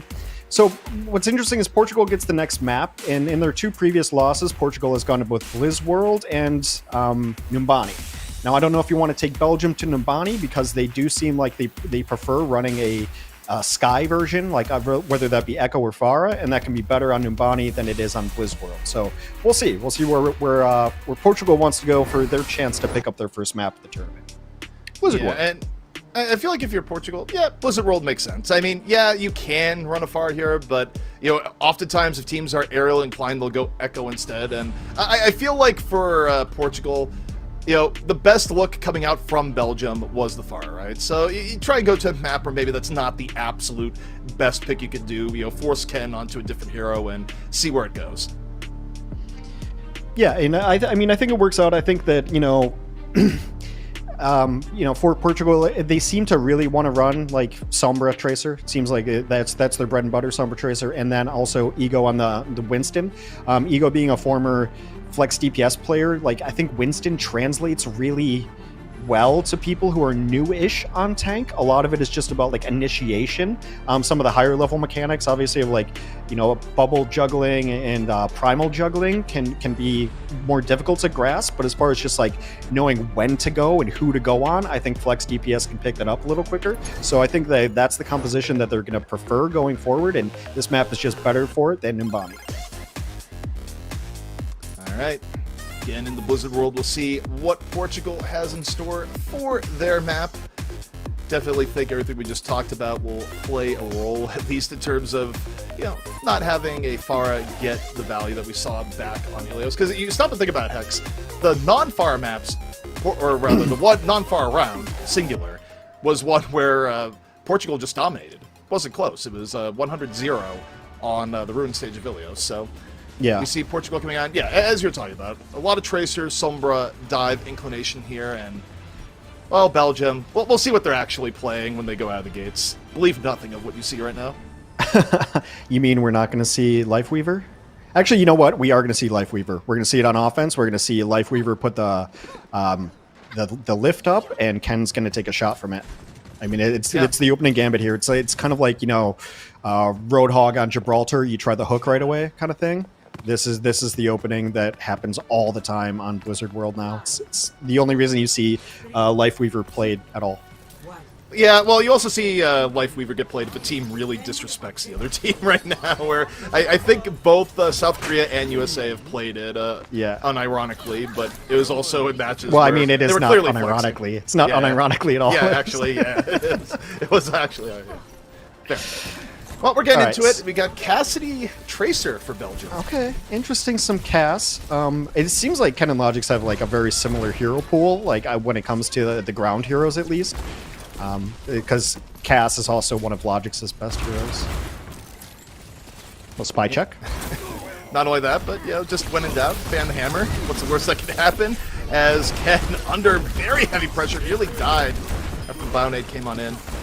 Yeah, the only reason I didn't love the name change is because I liked saying Mick Right Click. Mick Right Click was a valid playstyle. No, that is gone forever. But we see Belgium, quick early tank pick really gives them the edge here. I think Portugal have a chance for a recontest, but it already puts them in a pretty big hole here thus far. Yeah, pretty easy. Kamura actually caught in by Logix as he tries to recontest. They are going to throw bodies on at this point, though, so Portugal wants to come back in. Portugal stand the point challenge right now. They cannot leave the point for any reason. They do get the recontest. You see Logix dancing around looking for Flamenzo. Pulse bomb built up. Finds Flamenzo in the back as Portugal is looking beaten down right now. Belgium nice looking stick. good. The bomb just as a finisher, and that is a very quick point A for Belgium. Yeah, I'm not certain I saw it right, but I think Logix just kind of knew where that translocator was going to be. So when Flamenzo left, Logix was like waiting for him. Like that's the spot where they're going to translocate, because usually you want to hunt near packs and translocate near packs. So obviously the good read on it there. Belgium with a very, very easy first take. Well, Portugal, they are going to have some things to look forward to here, particularly on the ultimate side of things. Kurama can start things off here with the bomb. EMP very close to being active. Right now, we're looking at Ken's Cassidy here in the back line. But for me, it's all about the Portugal engage. Bomb from Kurama, strikes, gets Patanova. Ego right there on the Ken, and Flamenzo used the EMP in the back, still gets caught by Shaba. Yeah. But, you know, even though they'd like to have the EMP back, the rest of that went pretty well for Portugal. I mean, that's a one fight. I didn't see the exact timings. If you use it after the 2 kills, then that's like just tragic to use it and then still die to the Ana right in your face. But very nice, and this allows Portugal to set up where they want to set up, like kind of near this point, hold this corner. Yeah, I mean, the problem that they're going to run into here is that Belgium definitely has more ult to just throw down. But Nano coming out early here from Dizzle. Ken punishes Flamenzo immediately. Got caught. Ego, though, just walking forward off the Nano, just mows down 2, and not just A2. The full support line gone. So Portugal, you gotta like how that worked out if you're a fan. Yeah. Being able to get the supports, then also like the wherewithal from Ego right there to just block out the Diva to keep his own supports alive. A late primal here, but sure, why not? Yeah, I mean, I think for Portugal, just keep Belgium back, try and maintain defensive posture. Belgium, though, is going to be back up to a full 5 shortly. And, you know, we've been seeing Pulse Bomb set the momentum early in these fights. Now you just got to wonder, all right, Logix, is it your time to shine? Got a good Pulse Bomb back on point A. Well, Dizzle's all alone right now. Like, it has to drop down because there's no peel there. The peel does come up late. Yeah, Winston was off taking a coffee break. Hindered. Kurama got Logix. no bomb was used, but still, Kurama able to finish it. Deadeye here from Ken, looking for anything. Any happy little skulls that could be available as Kurama blows up Shaba. And yeah, not kind of a sad Deadeye, but you can't always expect to get value from it either. I don't think you can ever expect to get value. I think you're always surprised when you get value out of Deadeye. Yeah, it's space control more than anything else. This though, Yep. I mean, zoning Deadeye used to be a joke, but it's now actually like the best use of it. Well, Portugal's done a really good job of just making this into like a very, very long, like sometimes back and forth fight, but Belgium essentially has been stuck after getting point A. They have not been able to get any consistent momentum going.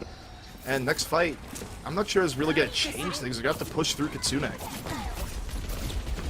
Yeah, we'll see. I mean, Portugal's done a pretty good job of like just kind of playing all over the place. There's always somebody somewhere, and a lot of that is like the Tracer and Winston have been on kind of a hammer and anvil kind of axis here, where the Tracer's behind on one side, they turn around, then the Winston's there, then the Tracer comes back. It's been really decent coordination between Ego and Kurama. Flamenzo really is going same for the EMP here.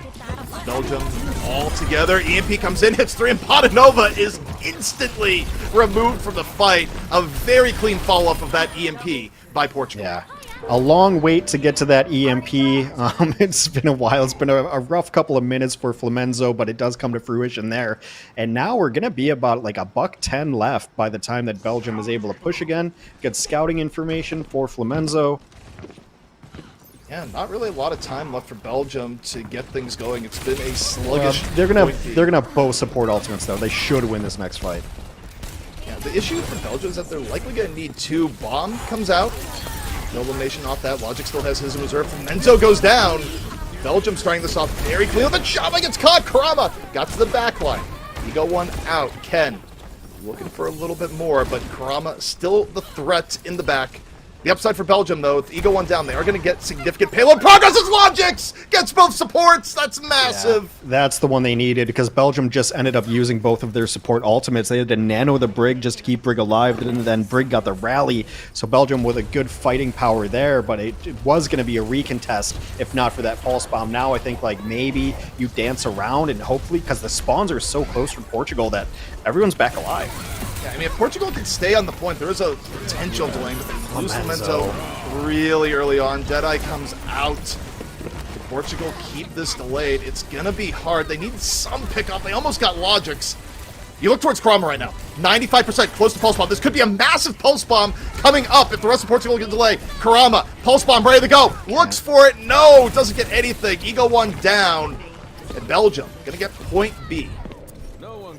Yeah, the cleanup there, everyone will go down eventually, so, I mean, it does come back to that Logix bomb, right? So to be able to clean that up, then it really put Portugal on the back foot, not to be in position to recontest properly, not the way they wanted. They had to kind of piecemeal it out with their spawns, and then once the fight was over, you know, they just got bad spawns, so ended up having to get cleaned up there. So yeah, Belgium with only a minute left, gonna have to be flawless if they want to finish out the map. Yeah, I mean, 1 minute left for Blizzard World. Point C, not the greatest. Also not great when you lose your Cassidy that early into the fight. Belgium now ideally just wants to get a quick disengage, not really lose anyone else. Portugal, meanwhile, looking for staggers, just moving forward. Pretty nice retreat, though, from Belgium here, Hex. They don't lose anyone else. They got Ken back into the fray, and they still got 38 seconds to work with. Yeah, way to get back there. I mean, that was really important. It looked like there was going to be a big problem, but a nice sleep gets everyone. Yeah, that EMP fall through is super clean. They get 2 off of it right away. But it's almost too clean. So, like, it's one of those like weird conundrums to Overwatch where you win a fight so cleanly that the other team doesn't get staggered, and they do get to come back in as 5 before time is up. It's, I mean, so far for this matchup, it's the first like clean fight we've seen. So I think that's you're just surprised by it. Oh, that's also true. And, takes down Ken early on. Belgium stuck with the 4v5 as we go into overtime. Shira just gets melted on the cart as we see Portugal trying to be methodical here. Bomb up from Karama, looks for it, gets it onto Shaba. Logix gets Dizzle, but I don't know if much more is around. As the Nano. Yeah, he's So Nano. playmaker potential is there, but the rest of his team just falling all around him. Logix now, Nano is gone, gets Flamenzo. I think they're fine. Yeah, they can. Respawns are going to be coming back in a moment here too. Logix, surely not another. Looking forward, backs off. Really nice stuff from Logix there, back against the wall. Yeah, I mean, at the very least, it's going to get more progress, and every inch can be precious here. Kenna's going to go to the Sojourn. What a great spot for the Sojourn here, actually. Also Be able to take the high ground. Pretty quick build to the overclock at the same time. Ken, though, here on the top, looking to build a railgun shot sooner rather than later. Karama pressuring the back. Logix super close to bomb here. Gets Flamenzo, builds the bomb, sends the bomb, gets Dizzle. A huge play by Logix. The old 1-2. Got the ult build, got the stick, but Karama got to the back line, got rid of Shaba. Shira eats the pulse bomb for Belgium. A huge play by Shira at the end. Overtime ticks down as Belgium gets it in. That's huge. Flamenzo had the EMP too. Like, I don't know, for as good as a couple of these EMPs were, this was another one of those rounds for Flamenzo that I'm like, Flamenz, bro, like, dude, it died so often, and then dying at inopportune times. There was just, I mean, the inconsistency from the Sombra has been absolutely brutal. You see, like, when they are coordinating with these EMPs, like, there's been, like, on point B and point C, there were really clean EMP engagements, like super clean. It was surprisingly clean. Hex, it's been age-old story of when it's good, when it's bad, it's bad. And I mean, that's applied to a lot of things where, you know, I think of what we saw from Logix over the course of the map. Normally, when a Tracer is playing at a really high level, it's just a consistent high burn of, you know, pickoffs, pressure, bomb, right? It felt like Logix would have moments of just absolute domination and then would disappear for a while. Then absolute domination and disappear, but definitely ended the map on a very high point with the build, kill, into bomb. I mean, you can't expect anything better.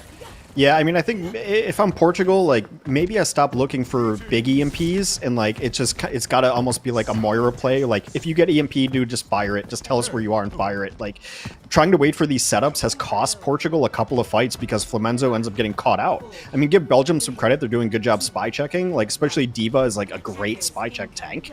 So Flamenzo hasn't felt comfortable setting up. But, I mean, there's the amount of times dying with EMP, it simply can't happen. It just can't. Well, we got Portugal on the attack now. Belgium can feel pretty confident. Completing Blizzard World is not the easiest.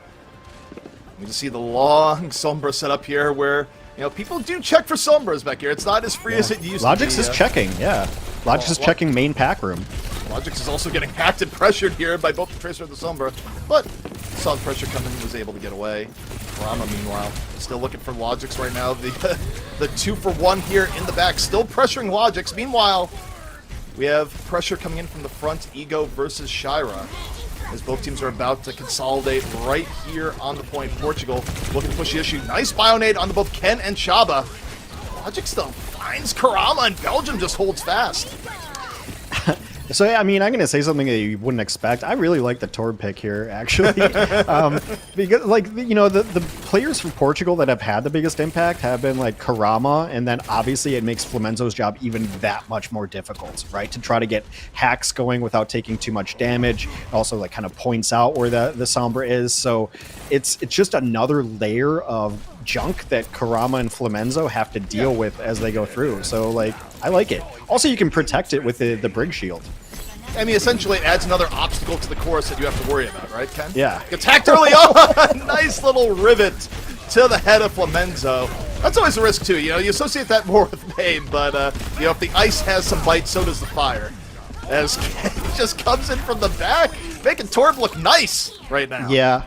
I mean, if you can play like 100% accuracy, if you could pick any hero, like main gun to pick 100% accuracy, Torb might be up there. Like, the amount of damage that headshots do, it's just that they're such a weird projectile as far as like travel speed and arc that it's really hard to master. But if you end up playing against a Torb who's good with their primary fire, especially, like secondary fire is good, it's a little Roadhog gun, but primary fire can absolutely ruin your day.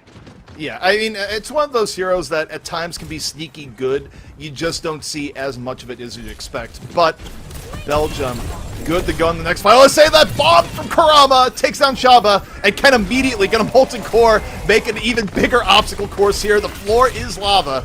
Yeah. Ken, though, falls. Flamenzo, 2 arrows It's a good switch and from gone. Flamenzo. Yeah, it's a good switch from Flamenzo. It's a good swap in general here from Portugal, and Belgium is in a rough start, and really, it comes down to that bomb from Karama to kick things off. You lose your honor that early, and makes things so difficult. But Belgium, they are going to recontest here. They open with the rally. Bomb comes out from Logix. No elimination. And Portugal still does not have this point with a minute left to go. Yeah, self-destruct. Massive! That throws Portugal back. Belgium just one team fight away from getting their first match win here in the Overwatch World Cup.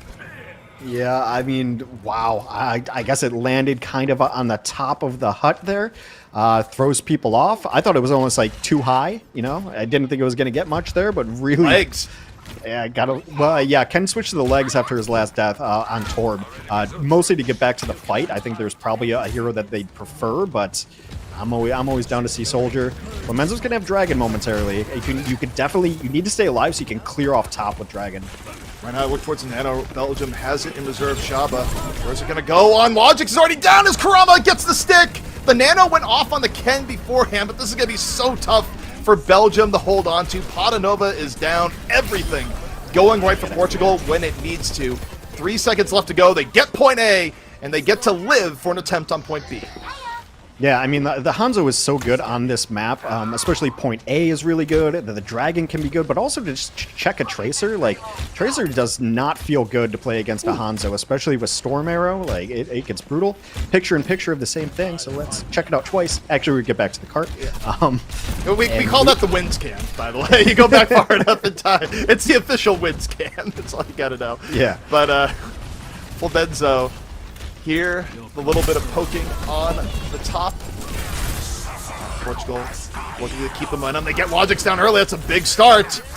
More pressure on the Ken to get something done. Dizzle, though, out by Shira. 4v4. Minute 45 left here for Portugal, and they just need to keep the payload moving the entire time here, Hex. They have no room to just go for the fight only. As Flamenzo caught by Belgium, that could be big. Yeah, I mean, it's actually pretty enormous. No one is on the payload at the moment either. And you kind of need every little free bit you can take. And Belgium's going to have self-destruct again. So let's see if Shire can land another. So Shira has another sneaky Diva bomb setup.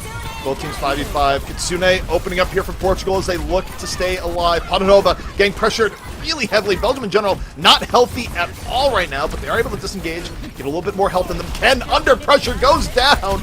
The kunais and the arrows finish him on off. Belgium still have some options here. 4 left. Bomb up from Shira will be big once more. The explosion. No.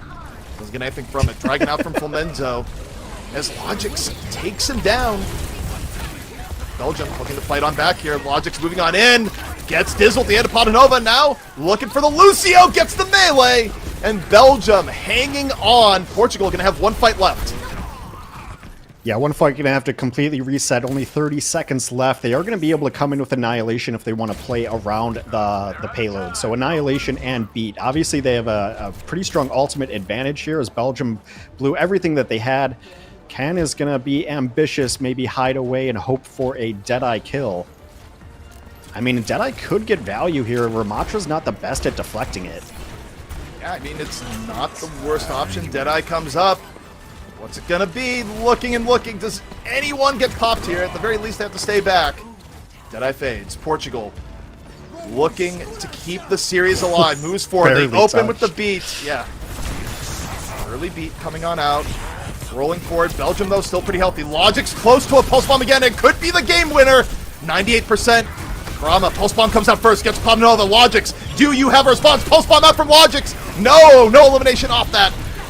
As Portugal desperately hanging on Flamenzo at like 1 HP. Portugal, though, still healthy. Flamenzo finds Logic's at the cost of his life. Karama, though, counters. Portugal, Kitsune in overtime, still Hex, but it looks like they might be forcing point C. Yeah, they will have it, and they will pull it off at the end. I think like it was smart from Ken to try to get this zone out there, but eventually, I mean, Portugal was actually about a nanosecond away from not touching the payload in overtime. It got very, very, very close. But they were able to pull it off. 114. Again, we talked about it when Belgium was pushing point C. Portugal's going to have to be pretty perfect here, and that is not the beginning of perfect. However, the payload will continue to push. There's a nice angle on the picture-in-picture. One thing that Belgium doesn't have to worry about, if Portugal does complete the map, they will get an attack of their own. Portugal will not be doing this with a time bank over 1 minute, if they do it at all. Ken, in the back, looking for arrows. Shira finds Flamenzo. Huge pickoffs here for Belgium, as they just need the delay for 40 more seconds. Shira just pushing forward. Yeah. Well, Shira's here now. That's what matters. Absolutely, and like just be able to hold on to the self-destruct. You're going to be able to like completely negate any push on the car. You almost want to hold it till the very end, and the only thing that can stop it would be Ego using one of the shields, and then everyone may be backing out with a Lucio. But Portugal does have a lot in their kit if they can just sustain. The Dragon maybe to open things up if they feel like they need to get space onto the payload, and then they're going to have an Annihilation too if they play it right. If you're Shaba, don't die with Nano. That is the key thing here, is don't die with Nano. Doesn't get hit by the bomb, but Karama goes and finds Logic. Still a decent opening for Portugal. Belgium, 4 up. Flamenzo gets caught by Shira. Shira continues to lay it on. Shira was off the Nano here. Has the bomb in reserve. Gets Ron FD with the aid of Ken. Shira, the rock that cannot be moved right now. Bomb onto the point. Gets taken down by Annihilation. Portugal not done just yet. Overtime push underway as Belgium does get pushed back eventually here. So it's all coming down to this final fight. But I got news for you, Hex. Logix has the bomb. Yeah, it's the only ultimate on the field. They're going to have to fight it in the neutral, but Portugal's about to have Kitsune Rush, which can be a great closeout ult right down this straight pathway towards the box of victory. Logix, can you do it again? You did it last round. Has the bomb. Going in from the back, the Kitsune about to go out. Bomb out, no, does not connect. Portugal still in the Kitsune, looking for the all-important first kill. Ken finds Karama. Karama and Dizzle both down. Portugal losing 2 members early, and Belgium might just hold this off. They get the last few, they take the map, and they take the series. Yeah, just barely. Ken comes in clutch there towards the end. A lot of interesting plays there. I mean, I don't think we said Shira's name at all in the last couple of times that we've seen Team Portugal, but really turned it on at the end there on the Diva, getting a lot of boosts. Karama had this great play where he's pressuring down the Ana and misses the pulse bomb, but oh that's bad. Then all of a sudden he kills Logix in the kill feed. How did that happen immediately? So I mean, there are still some good bright spots from Team Portugal. Unfortunately, the results are just not there for them. They haven't been able to clean it up. There are a few things that they need to work on still. Like I said, the Sombra play has been inconsistent. When it's good, it's almost perfect. When it's bad, it's brutally bad. But Team Belgium getting on the board, 2 map wins and a match win for them. They knocked the goose eggs off the board. Yeah, and I think if you're Team Portugal, your biggest regret of the entire series is the ending to Ilios, right? Where you had 4 people still alive, and yet none of them could find the point because you were in a winning fight. Like, Portugal could have won that map, then we'd be going to map 3. But hey, that's an if. It wasn't to be, and Belgium They get 2 maps and their first win on the board. And Yeah, you I talk love about that something that was a Karama pulse bomb highlight from Ken's POV. That's beautiful. I love that. Yeah, so I mean, these two teams pretty evenly matched. I think there was just a little bit of a consistent, like as inconsistent as Belgium's damage dealers have been, it was almost like a little bit even worse for Portugal. So yeah, Ken and Logix had bigger, enormous moments, and then it's still really need to clean up the Sombra play. Like it's like you see right here. This should be a defense for Portugal, but they lose their Sombra early. Yeah, I mean, I think the key thing that defines both these teams to varying degrees is just, the inconsistency, right? It's not that you didn't see good plays. You did see good plays from both teams on various different points. It's just you didn't see it all the time in the way that our very top teams in the tournament so far generally put out. Mm-hmm. Yeah, I mean, a pretty fun match, though. Definitely evenly matched, and good to see from both squads to put on a better performance against a more evenly matched opponent. Like I said, coming into this, when I was mentioning their records of like 0-2, 0-3, it's because they've been facing off against the best teams in the group. So very unlikely that either of these teams makes it out of group, but I think like based on the peaks and valleys we've seen, like these could be squads that like take a map off somebody, make somebody nervous here and there. Like there is that potential. Like if this Portugal team cleans up, like if they get EMP fights like we've seen them get consistently, they could beat a team and they could upset somebody. Belgium has the damage talent to beat a team and upset somebody, right? So I think both of these teams looking forward, probably not coming out of group, but they could ruin some people's days, which I would like to see. Yeah. Well, that's a fun thing, right? In any sort of sporting entertainment, is that even if you get to a point where it's like, okay, it's not likely that we're going to advance in the tournament, you can still have all the fun and joy of just tanking someone else's chances by playing well on a given day. So there's always something to play for, regardless of where your standings may be. Yeah, absolutely. Fun stuff. And I think, how many more matches do we have today? 2 more? We got 2 more, and in fact, you won't have to wait long because coming up next, it's going to be Spain taking on Italy.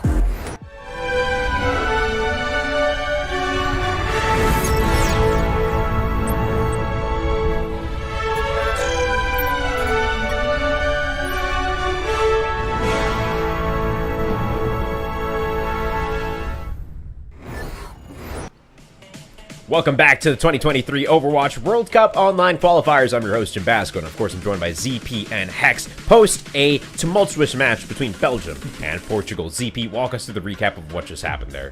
Well, the recap of what just happened is that you look at the first map and you get the stark reminder of the objective matters a lot in Overwatch. It's something that Portugal will be regretting for a while, I think, as map 1 kind of slipped away from them in the truest form of a Charlie Niner. But overall, in the course of the series, both teams had their strengths and weaknesses, and we saw the return of reasons why you should thank Mr. Logix from Belgium, particularly on Blizzard World, where, it wasn't constant throughout the map, but when Belgium needed a hero tracer play most, Logix was there.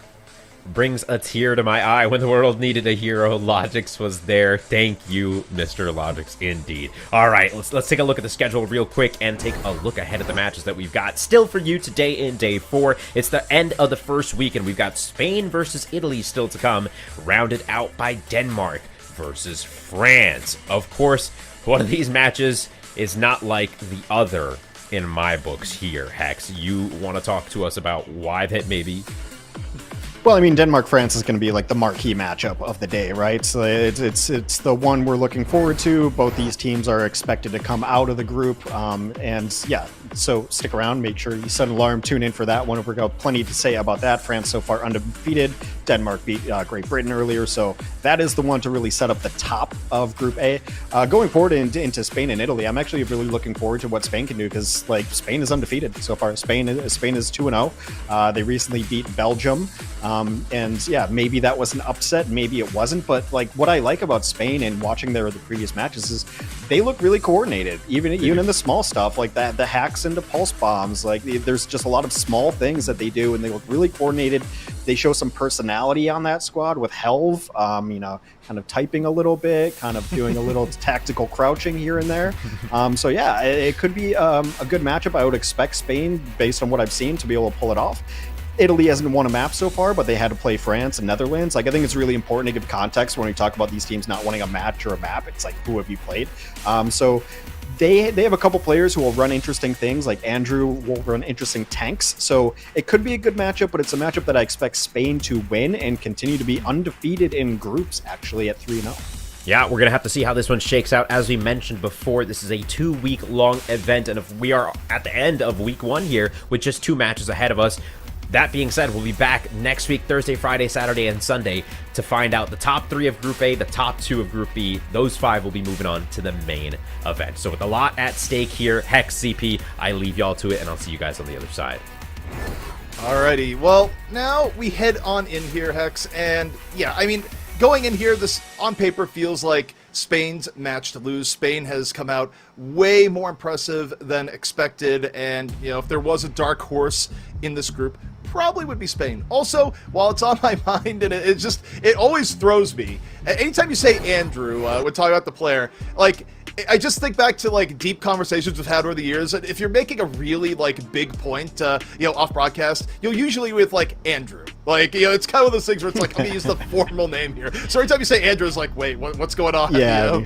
When you say the full first name or the first and middle name, that you're in trouble. So here's this Spain squad. Like I said, Helv has just shown up really, really big. It's been like a really fun tank to watch. It seems like they want to run mostly the Reinhardt. Helv on Reinhardt has been ultra aggressive and super fun to watch. Lauren is display. I think Hero was the one who ended up playing Widow for this squad, and just like a 3-piece out of spawn on Circuit Royale against Belgium, I believe, and just looking really solid. So some good players, but overall, it's kind of like what I said in our first match. Like the sum of the parts is greater as a whole. So it's been really, really good to watch them as a team. The coordination has been there. It's been a good squad to watch. Yeah, and I mean, a name that I look at here, it's like not just the attitude Helv has shown, but Hira has also been very impressive DPS-wise. Like, I look at Hira and go, all right, I see why Spain is doing so well. But now to the other side, we look at Italy, and, again, it's been a little bit rough for Italy, to say the least, and I don't know if today makes it particularly better, but you know, I feel like we've said that for other teams, and we've been surprised. So Italy, I simply say, surprise me. Yeah, I mean, so like I said, Mycon just got added to the team at the very beginning of the tournament. I think it was after day one of the tournament, so trying to integrate a new support player for this squad. Yukino, I think, if I recall correctly, had a moment or two that I really liked. And then the question with Italy is which tank are they going to play? They've got two different tanks. Rajan, I think, will play like the Reinhardt on the ground, kind of one of those types. And the last I saw, Andrew was playing, I want to say it was Ball and Orisa, maybe the Diva. So they do have some versatility on tank if they want to go with it, but this is going to be the lineup they start with. Yeah, and, you know, I think back to, I think it was Italy that was doing some shenanigans, right, with teleporting Ryan with Rajan going to the back, going for a shatter, that sort of stuff. So, you know. Yeah, also Spain. Yeah. Yeah, so. Actually, both teams have been going to that well, you know, no pun intended as we go to Ilios, so. Yeah, so, I mean, again, we'll learn more about these teams as we go forward. Spain, like, you know, you can only beat the teams in front of you. So I think it's been pretty impressive what they've done as they beat the Netherlands 2-1. They beat Belgium 2-0. So I don't think many people had like Spain going undefeated in the first three matches on their bingo card, but you know, they're beating the teams in front of them. I think, like, you know, if you looked at it before you saw this team play, you would say both of those are upsets. All right, well, we get to see what both these teams are made of here. Spain versus Italy.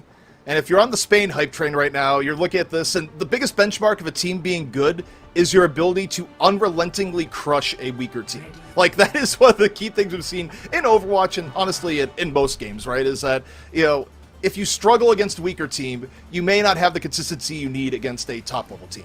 But if Spain comes in here and demolishes Italy, it builds the narrative for Spain to play spoiler to some of the other teams in the group that we see is quite strong right now. Yeah, I mean, I think when I look at these teams and going back to last match, now this match, I'm really just trying to gauge like coordination, because I think coordination can beat out almost anything else. Like, even if you're overpowered, maybe just pure mechanic talent-wise, if your coordination is good, then you're solid. So I want to see it, especially both teams running a somewhat mirrored dive, different support lines though. All right, take a look at Helv's point of view. We kick things off here for Spain. Kira working the back on Tracer. Both teams filling each other out. A lot of poke going on the Rajan. Early on, you see Italy just, the health bar is going down. Let's say that Spain getting pretty low. Gala and Canal looked low for just a moment. Neither team down a player here just yet. The point is unlocked, though. You see the hack and the pressure coming fast and furious for Helv, who's just barely able to leap away. But while that goes on, Italy gets first control from that tank pressure. Yeah, it just seemed like not the right comms there, as like the point opened up and Helv is like, I'm going to go get the points. And then he was the only one who went there. And Italy just collapsed upon them, but nice cleanup now as Spain will draw first blood. Yeah, they get rid of Rajan, and you know, when you're down a tank on this point of Ilios in particular, it's really hard to go in and contest. Like, you look at how small the point is relative to, say, like, well, you don't have a lot of ways of being sneaky and staying on, and you just kind of, you give it up. But not the worst opening for Italy, still 27% on the point. Yeah, I mean, you take those. Not too bad. I mean, a couple of late deaths, though, so it's going to be a second before Italy is at full fighting force yet again. Very even Somber battle so far. So this is going to be a really interesting EMP timing. I'd like when teams are aggressive with it. Like, the faster you use it, the faster you can get another EMP. So it's going to be interesting between Lauren and Yukino. Yukino very low. Yukino is super, super low right now. And Chimera gets caught! The pulse bomb on another Tracer! Kira with no respect or chill whatsoever to kick things off. Hell finds Frey at the end, and Italy gonna go back to the drawing board as Spain adds on to their lead. Back to the drawing board, too, and Spain's able to win that fight very cleanly. A couple of late kills from Hira. Hira is, like, the big carry damage player, I want to say, for Spain, based on the few matches I've seen from them. So, looking very strong. Again, we are still into which Sombra gets better value here. Yeah, I mean, the EMP versus EMP is huge in the next fight. I mean, Spain is working with a little bit of a buffer, but Lauren drops the EMP under pressure. Hira follows through, gets Mycon and Rajan down right away. And this combination between Lauren and Hira, we called it out last time for being really strong, and today it continues to be strong. It's just really good reinforcements because it looked like Lauren was forced into that, like got caught out and necessarily wasn't the spot, but to just be like, I'm using, and then everyone's there to back it up, like, they just really back up each other's play. And I said it when we first talked Spain, like, you can almost see the comms working for this team. Like, that's how coordinated some of this stuff is. Also, this is a free fight for Spain. If you're Spain, I don't think they need to spend anything here. If you lose it, so be it. You know the other team is coming in to spend their entire ult bank. And EMP Pulse Bomb used. The only thing about that, though, Italy didn't have to use that much. They got held so early into the fight, they were able to hold Kitsune and beat. That's actually massive economy-wise. Yeah, they're going to have actually a little bit better going forward as both the supports, but the X Factor could be Hira, as Hira's been a terror onto the back line and nearing a Pulse Bomb. So while they have both support ultimates now, maybe one of them gets forced out and maybe one of them dies with ult. I think one of them dying with ult could be the situation here. Held, though, opens up with the Primal. Disruption on the way. Hack onto Frey. Is Frey gonna die before Kitsune? No, Frey gets away. Drops a Kitsune. Beat. Oh, no! The beat came out, but no one heard the music, X. Singing to the fishes as Myken drops the beat but gets primaled off of the edge. The biggest Ajax of all times, up over the top. Rumor is he's still falling to this day. The long goodbye Ajax edition. I'm sorry to laugh, but that's, you know, Overwatch is a great game when stuff like that happens. You hear the beat drop, and then Lucio's locked in that beat animation, and then just Let's drop the off beat! The cliff. Just plunk into the water. Pretty good. Pretty good. Yeah, you know, there's losing and there's losing with comedy, and you know what? I respect that from Italy, as both teams being good sports about it in chat. That's fun. But here we go, Hex. We're into the well. No one's been... I don't know if anyone's really been pushed into the well today. At least we haven't called Have it not out. seen it yet, no. Trust me, I will tell you when I see it happen. I know it is a favorite, but here we go. Spain jumping on over. Sombra Tracer v Sombra Tracer. Key point difference, though, in Kiriko one side, Break on the other. And also Lucid. Persona. Opening hacks here. Right on solo. Rajion is just melted. That was ridiculous. Hira and Lauren just laid into the Winston and never stopped after the hack. And again, losing a tank early, tough. You can delay a little bit better here on well without a tank, but that early, you just let it go. Yeah, it's just brutal. When you see Spain just take inches and inches after that, moving right forward, and the other team just doesn't have the bodies to contest it. Alright, so Spain, first control. Yukino, the dive, massive. Hira, Helv, and Lauren just assassinated Yukino super quickly there. Chimera, though, trying to make Helv pay for it. Really good tracer damage in the back. Pulse bomb built up. You gotta think it's going for the Ana Brig. Chimera knows both are there, but here comes the support, and Chimera goes, please, health pack? Where's the health pack? What do I do? Who took it? Yeah. Oh, no. Yeah, and just like the comms to call out where somebody is, too. I mean, it's small, but that Ana was alone for a second. Then Brig comes in to help. Then the Sombra comes in to help. And then they bully the Tracer out. Tracer's looking for pack, and the other Tracer goes to get it. Like, it's just these small things that Spain does. I mean, it's the reason they're undefeated so far. Here, Pulse Bomb stick, kaboom! Finds Yukino in the back. Yukino must have had shift down or just decided not worth it. In any case, Helv going in for a little bit extra stacker. Hira finds Rajion, and this might be getting worse before it gets better as Spain is feeling their groove. Just an execution onto the Reaper. Again, lore accurate based on the first cinematic. Yeah, I mean, Italy's in a really rough spot right now. A big nade comes in, too, on the other side of things. So Italy's going to have to burn some ultimates here. They're into their last chance on this map. So at the very least, maybe you get a Kitsune to open up. You need your tank to live long enough to get Primal. Buy some time and some space to get some kills. But Spain could end this right now with a good EMP. You need a restraining order against Hira is what you need. Like, you invoke the legal system. EMP out! Hira and Helv, the follow-through. The coordination from Spain continues to be unreal, and that's just going to sweep them to a quick victory here on Ilios. Really strong the stuff. cleanup. Yeah, it looks very, very good, very coordinated. Out for blood, not giving any quarter to this Italy team. sad Winston delay continues. I mean, it will buy a little bit of time for Italy to come back in, but... He lives through it, too, so, I mean, it's not quite over yet. Yukino, though, gets caught. Hira goes down. Hira's down. Small possibility. Frejian is able to stay alive. The delay has actually gone longer than expected at 99-0, but how much could possibly be in the tank here? Spain still looking good. Hira back into the fight in just a second, and overtime nearly ticks down. Italy just barely tried to keep this going. Still a long way to go if they do that. But Yeah, we're at Hira. a full 5v5 now. Like, Bombs good to totally go. legit. Yeah, bombs are going to be up. Pulse bombs could change the complexion of this fight. Yukino went for the teleport and got slapped in the back, is what just happened there. Pulse bomb from Chimera comes out, gets Gala! What in the world? No way that Yeah, this is Time to happening. go back to spawn, Spain. Spain just lost both their supports. Yeah, just And- not able to clean that. I mean, I want to give Rajan some credit. yeah. Like, Like- yeah, there was time it got antied, was in a really bad spot, able to bubble and jump away, and keeping that tank alive was critical in being able to keep this map alive. Now, right now, Spain's going to have an EMP and a pulse bomb and a primal from their 3 of their star players, so it's going to be tough to live through this one.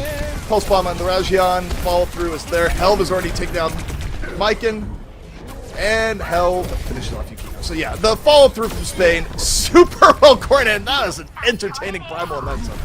This time should truly be on the over end. We'll see if Italy can pull a miracle delay once more, but I don't know if I'd bank on it here as Myken just falls over to a stream of electricity. Well played. That's Spain taking Ilios in rather clean fashion, and again, it's just the really small things that I like. I just love that really small sequence of, so their Winston and their Ana's getting pressured down, Spain's, right? And then the Winston gets healed up, goes away. Then the Tracer tries to pressure down the Ana, and you think like, okay, this is going to be a match. Ana's or Tracer almost got pulse bomb. Then the Brig's there, and you're like, okay, well, does he go with like a Brig and an Ana there? That's a lot. And then more reinforcements come to help like this Tracer harassment. A Sombra's there, and then Tracer's got to bail out because he almost gets hacked. Goes to the pack.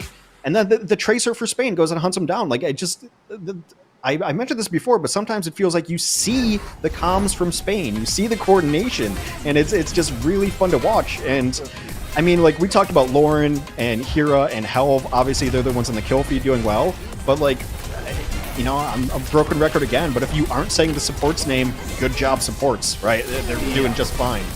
I mean, I think the key thing you see out of Spain is that a lot of these highlights, while you could go individually, wow, great individual play, the coordination has been crisp. It has been clean. It's exactly what you expect when things are going well. It's like, oh, an EMP goes out, what do you want immediately? Your Tracer and Winston in there. Like, it happens in a flash, like within about 1.5 to 2 seconds. Ults go out, players go down. It is just that simple when you're playing as coordinated as Spain is right now. Well, and it does put them, I think, like at the very least right now, a cut above the teams that we just saw anyway, of like Belgium and Portugal, things like that. So Spain can be a scary team. Like I said, they're definitely upset potential. I think if they dominate the way that we expect them to dominate, like a good team should beat a worse team in the next map, then you really have to start taking this team more seriously than I think anyone did coming into the tournament, just as far as their potential, because they will be undefeated and having beaten everyone below them. Then it's just a matter of like, how do you rank with the big boys? Your France's, your Denmark's, and your Great Britain's, because they would have beaten everybody else. Well, Spain is looking unstoppable right now. A great performance against Italy for Map 1. Join us in just a few if we see if Spain has more in store.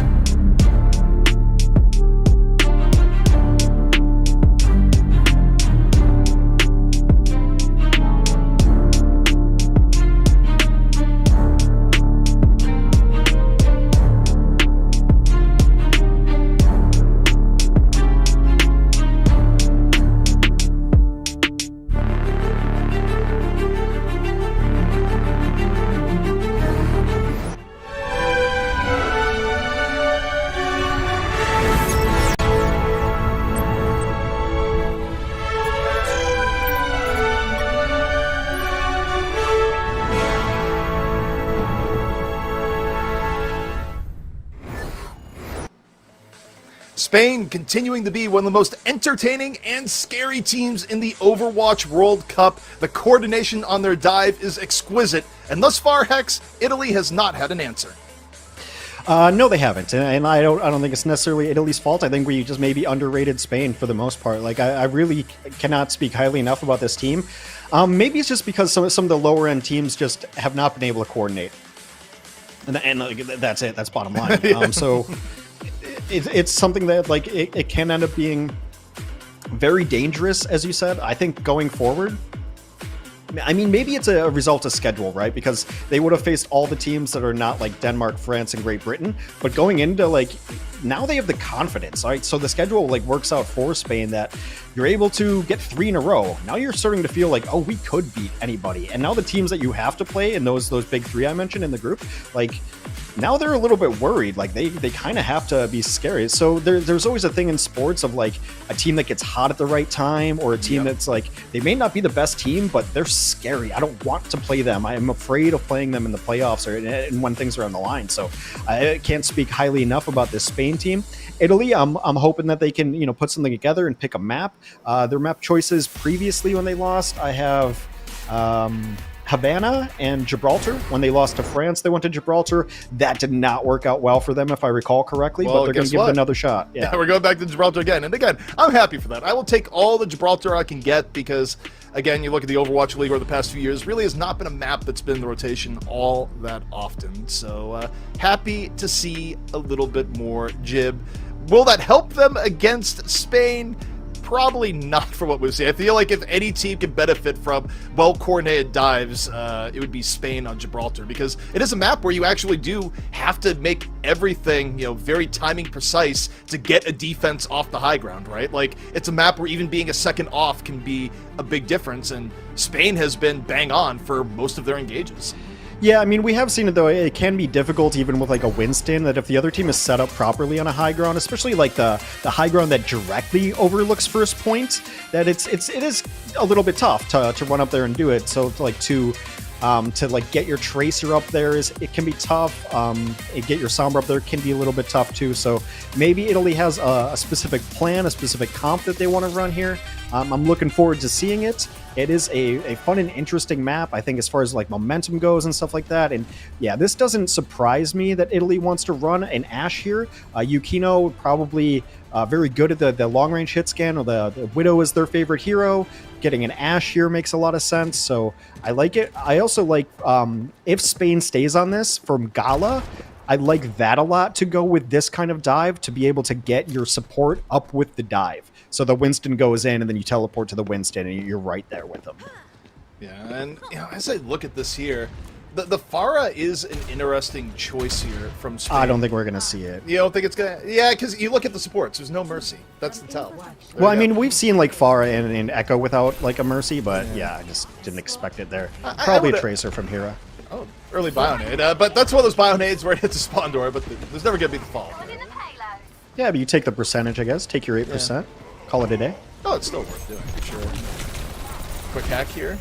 Hack attempt out from Lauren.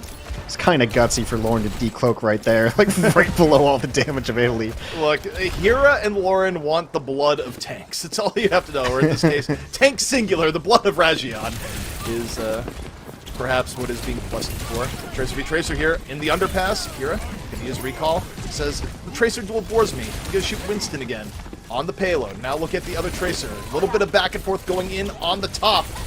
And look at Lauren and Hera now, the double team looking for Chimera. Chimera's able to get away. Meanwhile, both supports of Spain go down. However, you kind of look how Spain was playing there. They were still split just to get the payload moving. Yeah, I mean, they also didn't necessarily like commit on that Tracer. It was kind of weird what they did, and then they did leave their supports out to dry, like not even thinking about turning around there. So a little bit rough. Right now, Yukino's just pumping in damage. Hasn't been like a huge factor thus far, but hasn't died. Maybe, getting up there. It's still a problem you're going to have to deal with. Yukino right now not feeling too pressured. Gets free shot attempts here at Lauren. Lauren, though, just the old 80-80 spam. 80-80, can't hit me.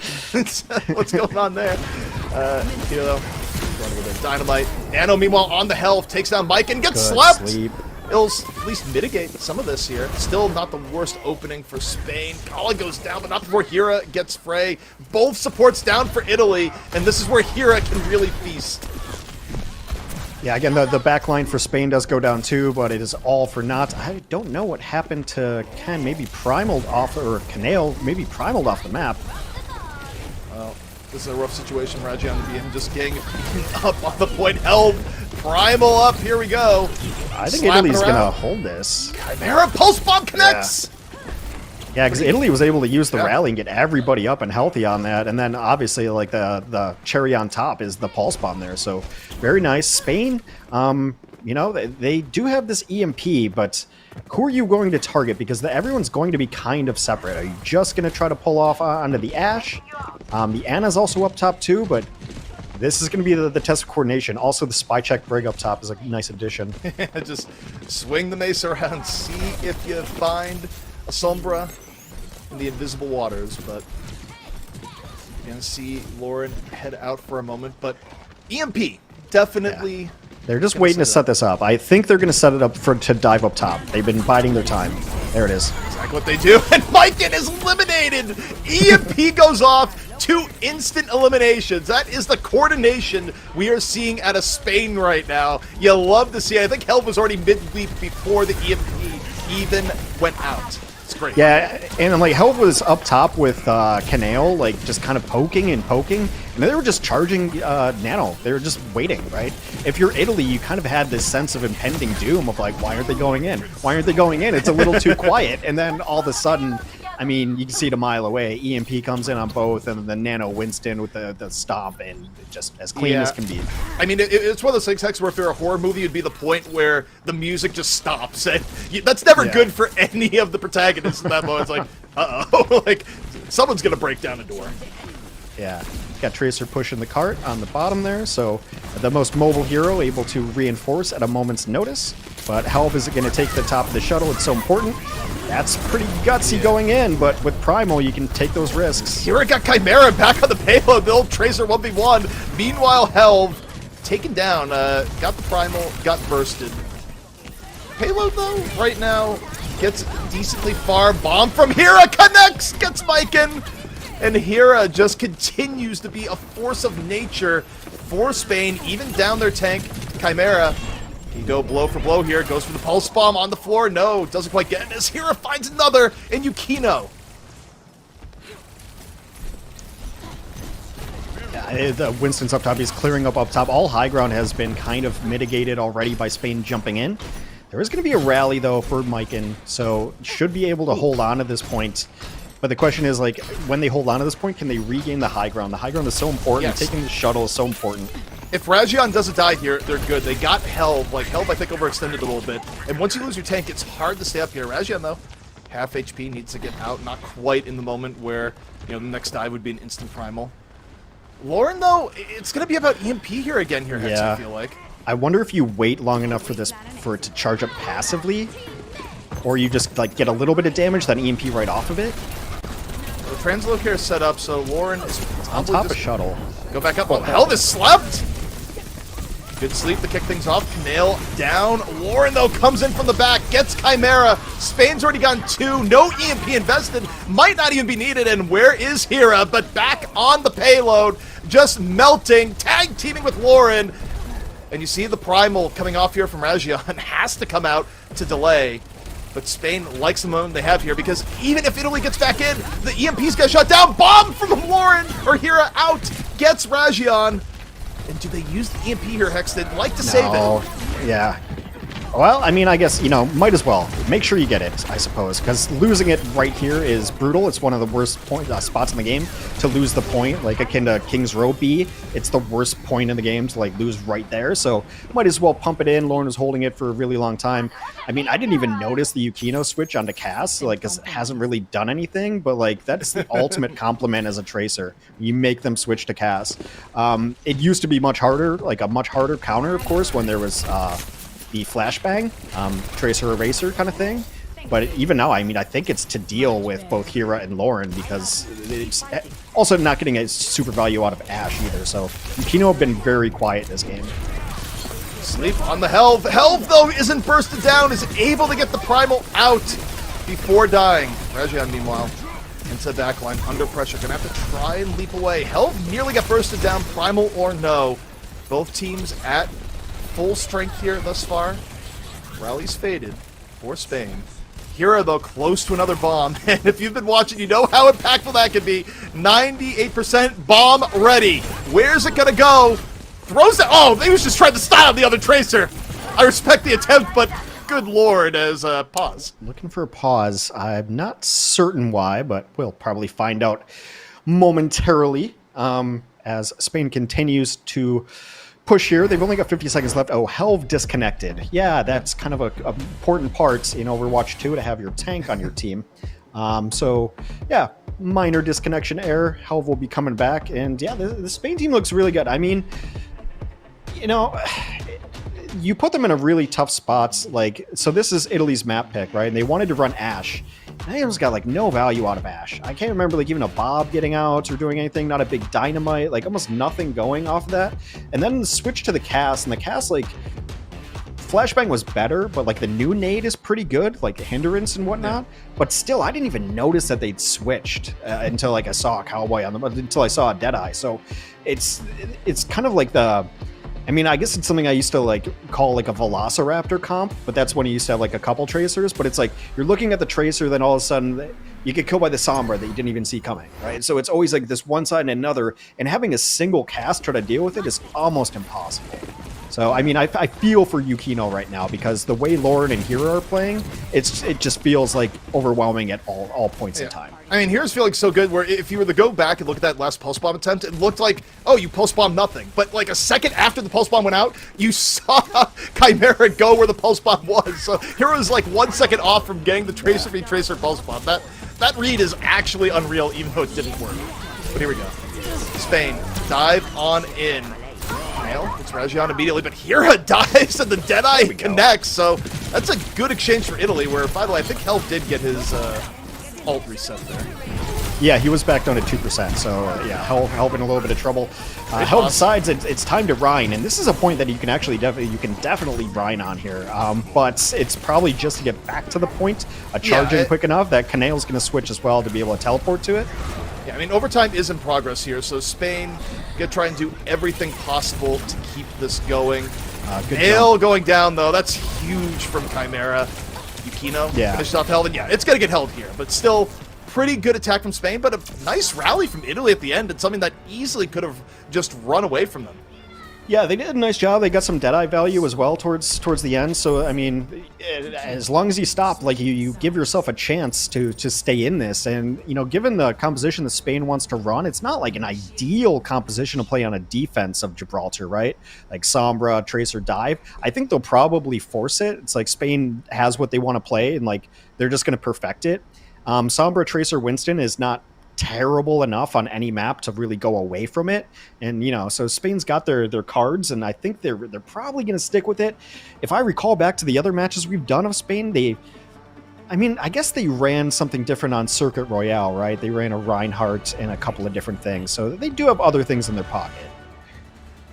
Yeah, and you know, I think back to why the time kind of worked out the way it did there. The one thing Italy did do really well in the last map is that they did buy a lot of time on point A. I mean, it took a while to evict the Ashe from the high ground to get a decisive dive, and yeah, when Spain did get that dive, it looked great. It was picture perfect, but the thing that might have gotten lost in that, you know, when telling that story is that it still took Spain a long time to do that, which was, you know, a big benefit to Italy.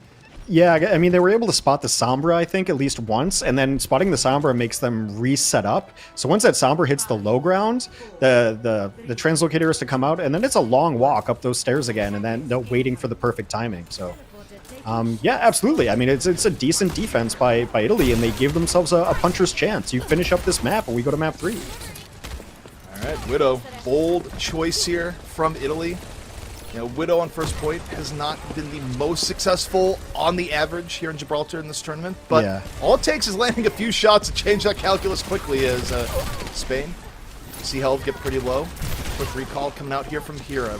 Italy, well, I mean, yeah, I think there's a lot of pressure on Yukino because I think like that's the reason you picked this map, right? It's so Yukino can play Ashe and Yukino can play Widow. So definitely feeling the pressure and has a moment to think about it, and Spawn is another beautifully executed dive from Spain.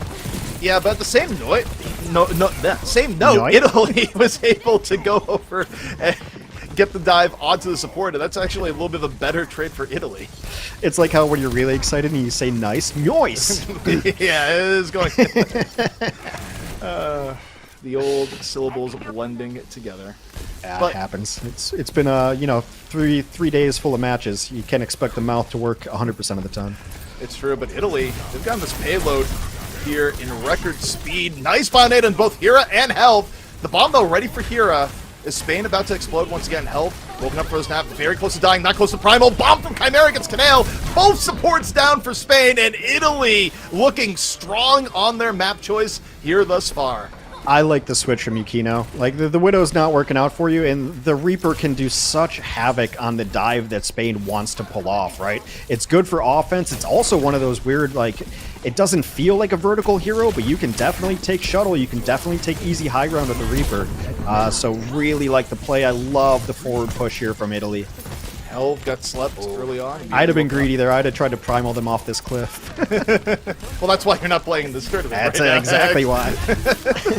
Lauren gets Yukino early on. Canale traded out in turn.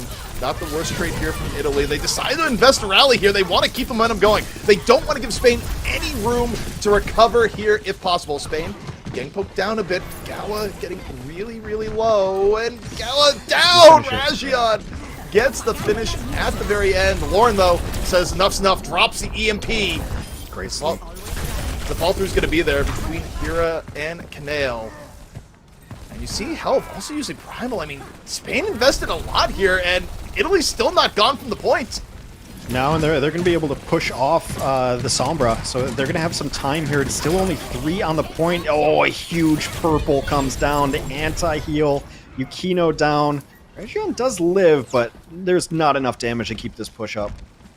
And this is a little bit frustrating for Italy, where you might look at, like, well, they've gotten here in a lot of time. They have. But now Spain gets their breather. They get a chance to set back up. And if this Death Blossom coming up isn't huge, Spain really gets to dig in. So Italy, we'll see what they got here. They have, first things first, don't get bombed by Hera. They do the first step. They don't get bombed by Hera. Yukino teleports up to the top, gets covered by Rajion. Pretty decent coordination. Death Blossom good to go. Yukino Yeah, you would can love force to this just issue. pop in. The sleep came out, so you can force this. It was so Good spread, though, from Spain. Like, they're all over the place. Frey was able to get Health. It's huge. Spain down a tank. Italy now on the approach. Nano on to Rajion. In progress. They get point B. Spain continues to struggle to find their footing, and they go for the reset, as I mentioned. Yep, Gibraltar will eat you alive. That just happens. There's really no good place to fight if you spawn in that second spot already and you've already come out. Like, you might as well just not give them alt charge. So Lauren gonna switch to a Reaper of their own at the moment. Yeah, also Spain cannot play this way you normally play Gibraltar last because of how they didn't get the payload up far enough on their attack. Like, this is not the defender's advantage you usually have on point C. Yukino laying in the damage. Hera finds Rajion, though, as Spain. That's big. Yeah, they just get to walk forward. Hera just comes back and goes, by the way, I am still good at Tracer, just a heads up. Looks like they're gonna go for the camp here, too. It's one of the weird points that actually can be camped pretty successfully. But the problem is if you camp it out here on the defense and you lose somebody, you probably lose the map at this point. Yeah, I mean, Spain, this is a long time to defend this particular area of Gibraltar Sea. It's where they're really they have to be regretting they didn't get further. But here comes Hera on the ambush with the pulse bomb, looking for the brig. No! Does not get it. The Chimera pressured him, forced the pulse bomb to come out a little bit early. Good Tracer v Tracer from Chimera, but will Chimera be able to live? Hera on the assault. Hera also low at the same time. Chimera punishes Hera, and Yukino goes forward, plays damage in the health. The primal or not, nearly dead, taken on down. But here comes Lauren down Broad Street. Death Blossom gets 2, and Spain is hanging on. Oh, Yukino came out of Wraith early and tried to blossom their own. I didn't like that. Maybe I saw something, or maybe Yukino saw something I didn't, or vice versa.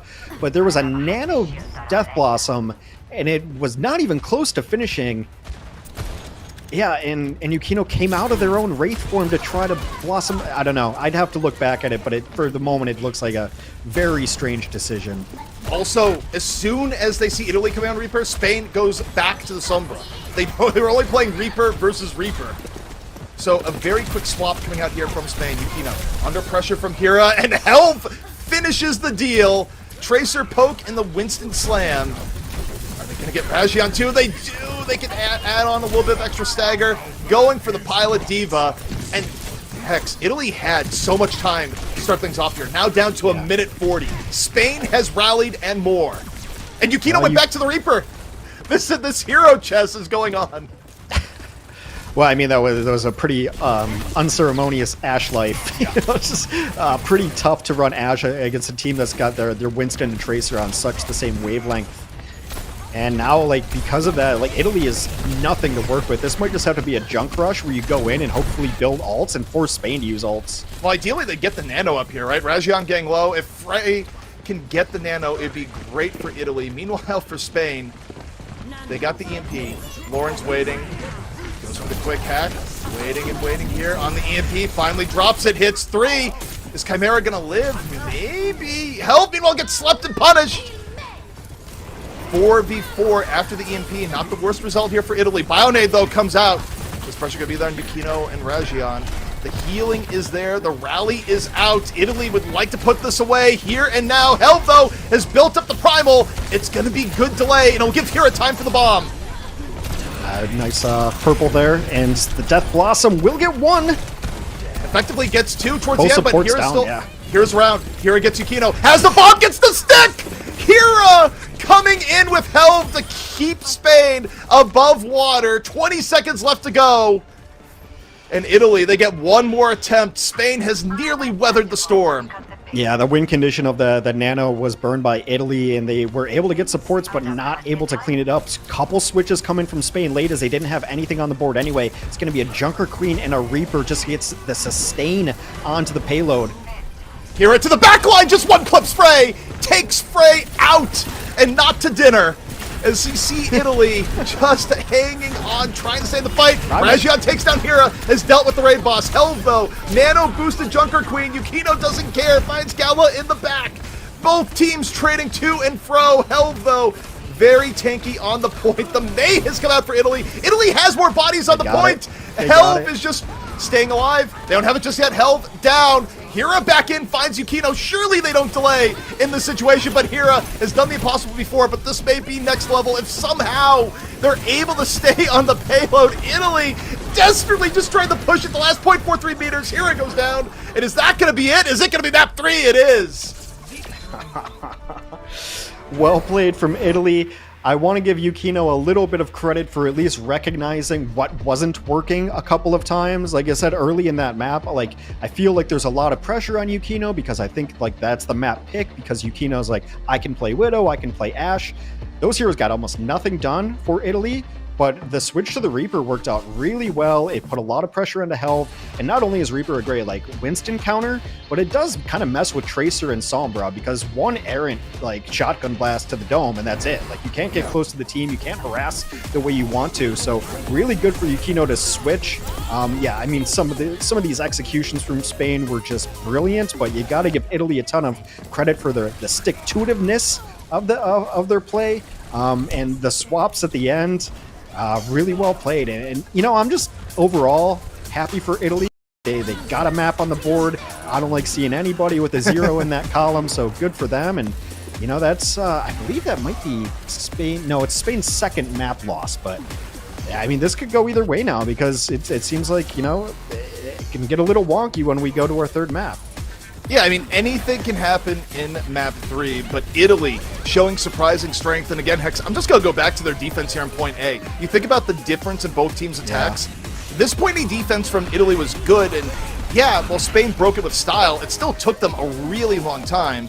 And the Reaper swap, you know, I think that is the key story here, right? The fact that Yukino on the Reaper, created an advantageous matchup for Italy to the point that you saw Spain went Reaper of their own to deal with it. Then when Reaper stops getting played, they get off Reaper immediately. So clearly, even when you look at the logic of the swaps that was going on, Spain saw the Reaper as a threat and they made swaps, but overall, Italy wins the game of Hero Chess, and overall, Hex, going into it, 1-1. They thrived in the chaos at the end, too. I mean, the switch to the Moira, it kept them alive. There was like an orb that went the entire distance of the map, a healing orb, to keep the Italy offense in it, the May to keep the sustain on the card. There's a couple really interesting things. And I'm just always happy when a team like gets something done, like get your map on the board. And now, who knows? Overwatch is a game of chaos, and I think we're going to head to push. And regardless of which push map you get to play, like, I can't think of a bad push map for Reaper, so maybe it's something that Italy sticks with, but we'll have to see. A little bit surprising of a result given how dominant that Spain had looked against teams, but yeah, Italy made correct calls throughout, so they made the correct strategy calls and got rewarded with a map.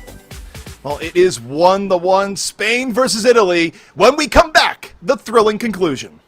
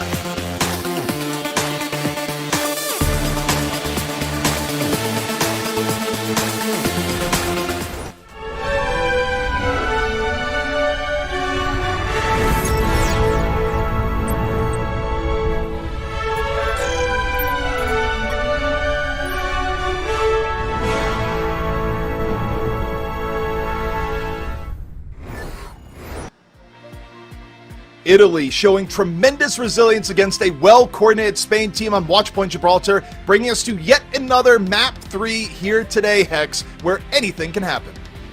Yeah, I don't believe, checking my, exquisite notes here, that Spain has had to pick a Map 3 just yet, so I don't really have the inside track for you. But I will guess it's going to be Esperanza, and that's not because I saw it come on screen, it's just because I'm that smart. But yeah, Esperanza will be the flavor of the day for Spain's pick onto push. Yeah. Kind of makes sense. I mean, it's a little wide open. Let's Tracer, run wild. I think that, Spain has to believe that they have the overall better Tracer. Chimera has had moments, but Hera has been just really, really strong, and every time we've seen Spain play it, also can be really good, just for their just coordinated dives work really well in Esperanza. So it is going to be their map pick. Yeah, I mean, Hera has been a force of nature. Let's be entirely clear over the course of the game. Anytime you think, man, Spain would do well if they had a big play from Hera here, usually Hera's going to connect on it. That has been how reliable and consistent Hera has been over the course of the series. Easily the #1 threat that Italy needs to contain, but they did contain it a bit towards the end just because you run, a composition that focuses more on just grounding out the other team with something like a Reaper. You can make it work, and I think right now in terms of compositions, I would not be surprised at all to see Italy come out here with the Reaper once again. Yeah, I mean, that's the question. I mean, I pretty much know what Spain's going to run, right? I'd be surprised if it's not, they've switched up their support line, a little bit here and there. Gala went to the Kiriko for a little bit instead of Brig. Those have been some changes. Canale's mostly been playing the Ana for the most part. I think Ana can be so good on this map. I mentioned it in our previous matchups. I don't expect Hera to stay on this May either. So yeah, it looks like we're going to run a mirror match 100%. In this case, I would favor Spain just because they've shown me so much more on this composition than Italy has. Yeah, I mean, I still think you favor Spain in general from how we've seen both teams play, and the fact that Italy's edge did come from defense on Watchpoint Gibraltar, which is hard to replicate on other maps. Also the fact that it came off running a lot of Reaper, which right now is absent. Tracer Sombra v. Tracer Sombra. We'll see how it pans out. Health under a bit of pressure here early on. Yeah, I mean, I think the goal for both of these compositions is to get to that Ana spot. Yeah, you see right there trying to jump into the Ana, but whip shot away and Helm goes down. Yeah, quick punish on the health, courtesy of a Bionade at the very end. Wasn't even the anti-healing that caused it, just mostly the damage. And it's just playbook from both of these spots. We saw we highlighted that Ana spot in the Great Britain game where Backbone was up there. It's a perfect spot on this map to play an Ana. And then both Winstons are going to try to go up there. Both Winstons got whip shotted, but Helv got anti-healed during his attempt. So that was the reason that dive didn't work. Italy's going to take it early. Spain right now struggling a little bit early on. I mean, part of it is just the fact that Helv got bursted down early. Rajian going to the back. Helv chasing. Helv gets bioed at no HP. Is the fall through going to be there? Helv is at 1 HP. Helv is healed. What in the world? Italy wasn't able to fish it off, and now Rajian and Frey are overextended and in a rough spot. Hex, how in the world did Helv survive? It's one of the great mysteries of the world. You will never quite understand it. Another, extremely important turning point, perhaps, in this next fight is going to be EMP value. Both of these teams are, I mean, they're almost dead even. 96 and 96, yeah. So this one is 100% execution. Spain has shown themselves to be the more aggressive team, so imagine smashing Qs as soon as they get them. But across the board, all ults are even. All right, EMP versus EMP. Coming on out, both teams. Chimera's able to punish Hell first after the EMP trade. It's good for Italy here. Italy's still at a full 5. Spain loses the benefit of their EMP here, looking for a heal. And this is going to be Italy just zooming right back, still with overall progress advantage. Yeah, definitely overall progress advantage. Just a better cleanup for Italy. Spain got 3 in the EMP. Italy mostly just marked health, but as long as you're getting the target you EMP, then it's a better EMP. No one's counting health. No one's scoreboarding how many people get EMP'd. Health was super low. Opens this fight with the Nano. Has the Primal in reserve. Rajian also waiting to use that. Oh no! Meanwhile, you can't do that. Spain just gives that up for free on the checkpoint. That's tough. I mean, both teams focus in the fight. Both teams have used Primal. Actually, no, Rajion hasn't used Primal. Rajion, that was just Nano earlier. Now Rajion uses the Primal. And just a little bit of juggling over here. Held out of the fight. Rajion still going to town. Italy keeping up the pressure and then some. Well, so that Primal maybe looks like it doesn't get anything, but it keeps both supports occupied. Meanwhile, the rest of the team's able to take down Helv because Helv has no support. Italy, oh, that's a big Bionade on the supports. Canale just crushed Frey and Mike, and the fall through was there. That was a meaty Bionade that really relieves some pressure here on Spain because Italy has been playing out of their mind at the start. I mean, it's one of those things that it could be an upset. It can be a weird map, especially with forward spawns now. Like, if you lose 1 or 2 fights, that like we talk about momentum in so many of these game modes, talk about it in Escort a lot, because it holds sway there too, but Push is the one where momentum matters so much. EMP bomb here, though. This is where here it could go. Bomb out. Canucks finds Frey early on. Yeah, that's honestly the cleanest thing Spain could expect. And it goes back to that mantra, when they need a hero play, they look to Hera, and they got it. I mean, it's just holding on to that spot. Like, I've called it the Ana spot before, but they just make sure that they can't get there. You think that these fights are happening near the point, but they're not. They're happening over these corners, and they devolve into the points. This comes in, EMP's out, and Hera there on the fall through once more. Lauren sets it up. Hera knocks it down. In Italy, they did EMP at the same time, got nothing out of it. So that is a horrific trade for Italy as Hera continues to eat well. Yeah, Yukino really thought that, like, oh, I didn't get EMP'd, so I can counter Reaper. EMP this. It doesn't matter. Yeah, Yukino has to go back to the Reaper. It's maybe the right choice. It's worked out for Italy in the past. Italy still is winning this. You would love to be able to fight before Spain can take this one back, but you can't go in before your team and lose someone early. I want to see if Lauren swaps over to the Reaper next opportunity in response to this, just to see if that carryover from Gibraltar goes for it. But we got Helm jumping in off the Nano, close to Primal, builds it up mid-fight, smacking around, just crunches Frey on the side. A lot of heavy damage coming into Helv while Helv does this. Rajion on the other end builds the Primal, takes down no Ana. way. It's a bad day for Ana's getting beaten up by Winston, to say the least. But now Helv able to get back out. I was able to live, but Spain's not able to take that point away. Yeah, like, and they're Spain's also still in trouble. Yeah, Spain is still behind in progress. Still a lot of time left to go, though. 4.5 minutes. But Italy can make this, 2 fights to get back to that point if they play their cards right.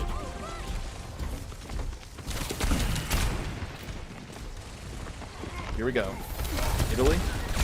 Right here in the back, you see the focus fire coming in onto Helv.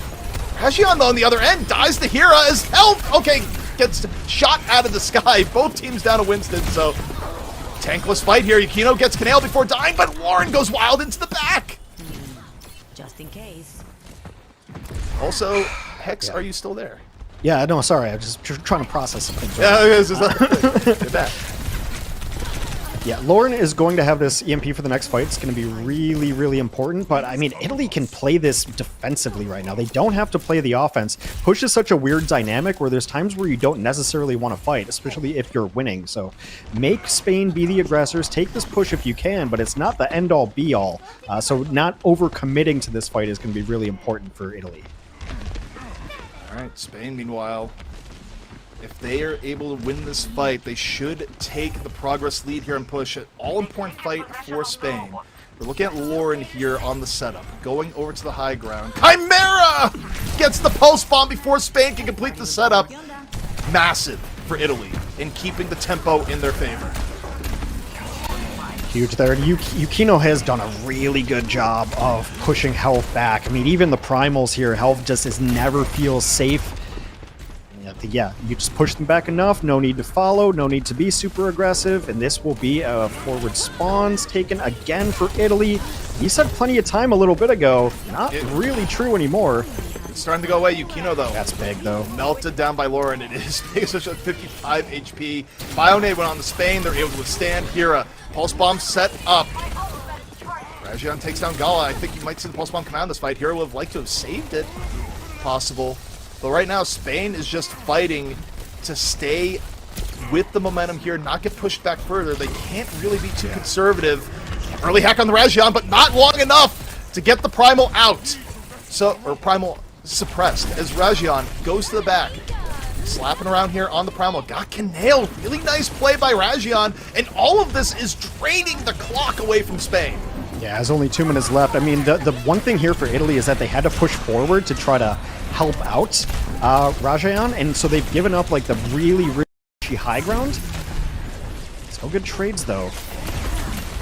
If you're Italy, you are happy with these trades. It's keeping things on the side of the map on the whole. Going to be back up to full strength in a moment. Pulse Bomb advantage where Chimera can again delay Spain.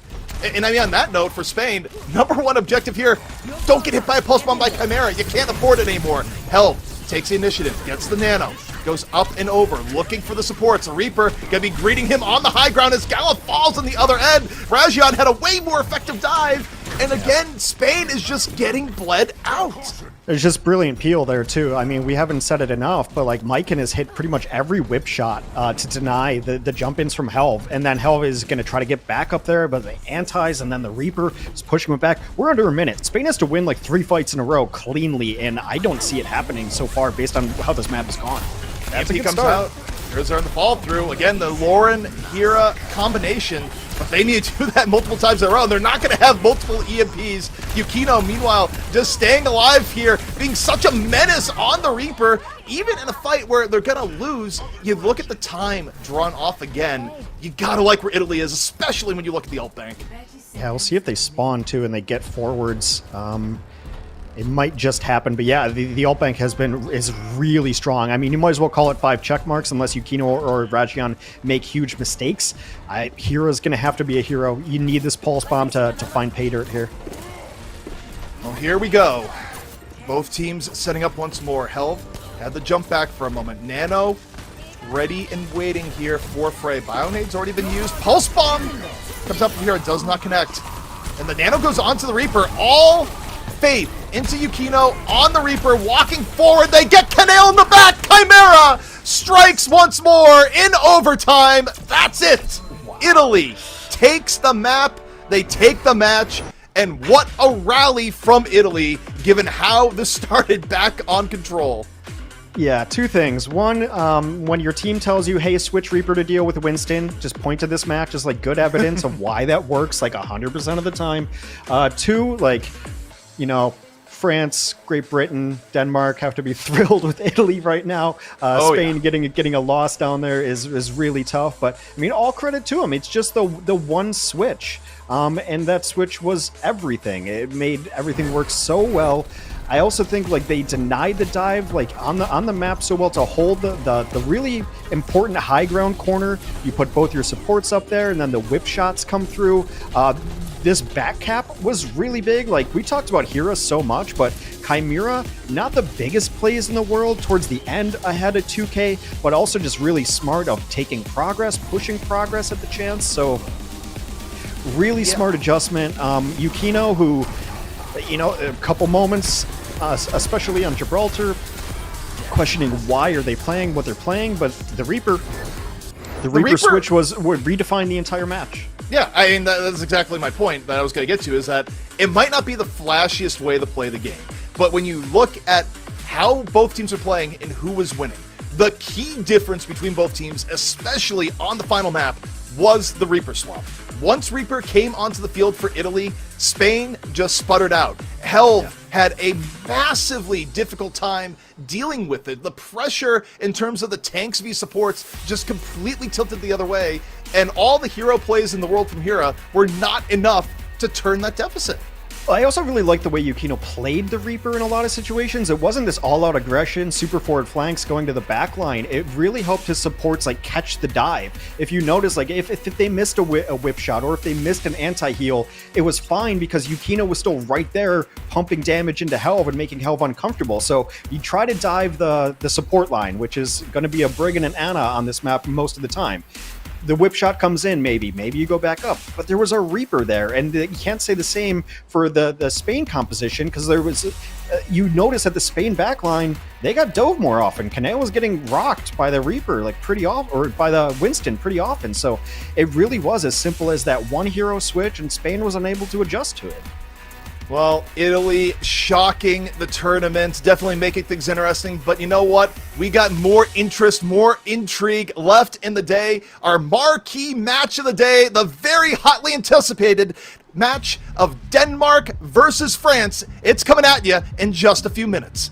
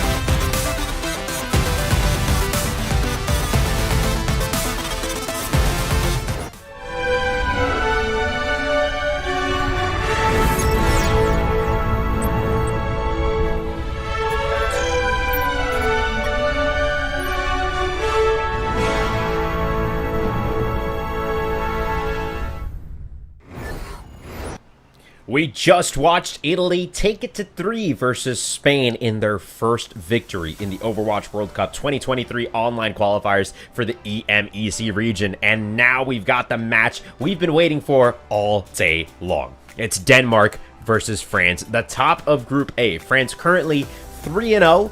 Denmark at 2-0, first and third respectively, and we're talking about this specifically because you need to be in the top 3 of Group A to move on, the top 2 of Group B. This is the end of Week 1 that we've got here, and of course, Hex and ZP are joining me. Quickly, Italy managed to turn it around in a big way after losing to Spain in round 1. ZP, break it down for us real quick. Yeah, I mean, what we saw there, round 1 in particular, it sort of met the expectations, right? We rated Spain a lot highly relative to Italy going in, and everything like fit the script there, where Spain just rolled over Italy. And then you get the Gibraltar, and Italy has a really good defense on point A, and they followed up with Reaper at the end, which, you know, Spain didn't really have a good counter for. Then you get to the final map, and it's more of the same, where initially Spain starts out pretty darn well, and then Italy, they just swap to Reaper, and you look at the composition of the tank game, it changes entirely, and Italy takes it over Spain in a way that people really didn't expect coming in. Absolutely. Hex, now it's time to talk about the marquee matchup of the day. You know, you named it as such. Denmark versus France.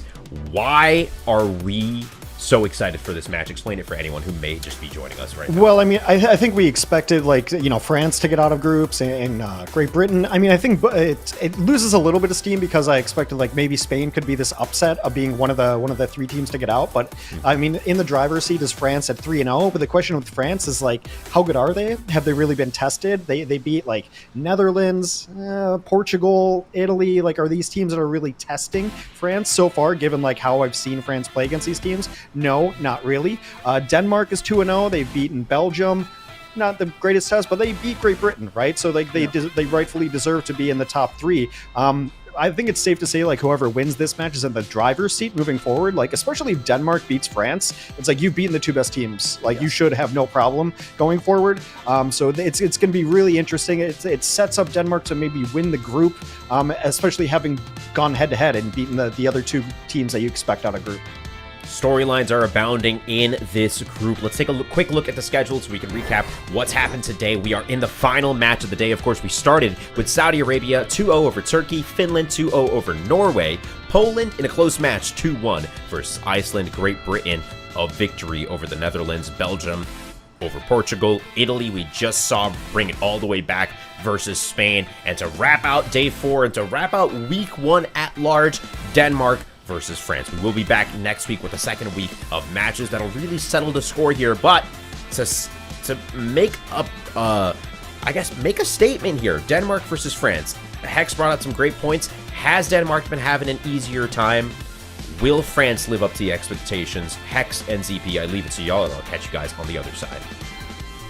Yeah, and, you know, look at this. I think, Hex, you nailed it when you said is that this means the most for Denmark right now, because if they win here, who else is going to beat them? Who else is left to beat Denmark right now? They have the hard part of the schedule early, and if they're able to take down France here and now, well, it should be smooth sailing from then on out.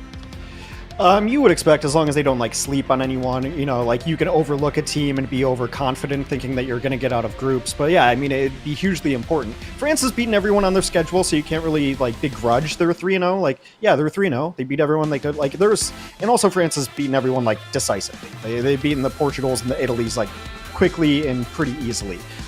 Both these teams are really good. I think most recently when we saw France, like, we had a Ben Best sighting, and, you know, I talk about France of, like, probably the best tank line as far as versatility, Ben Best and Poco. What do you want? They're 2 Overwatch League tanks, like, as good as it gets. Nico, we've known for 7-8 years now playing Overwatch. But I still think, like, as far as overall squad, Denmark's really good. The one thing I did want to note, though, is of the players who are not, like, you know, the Ben Best and FD gods, watching Reviews play in the most recent matchup, the Baptiste from Reviews was really, really strong. Getting windows really quickly, which means he's efficient on both healing and damage, and then using those windows well. So if you want to look at a player that maybe you don't know super well going forward for France, watch Reviews flex support. I also just love the Z at the end. It's very 90s. What's going on there? It's like, how do you make something cooler? Well, you add extreme. A Z on the end. Yeah. Yeah, it's like to the max.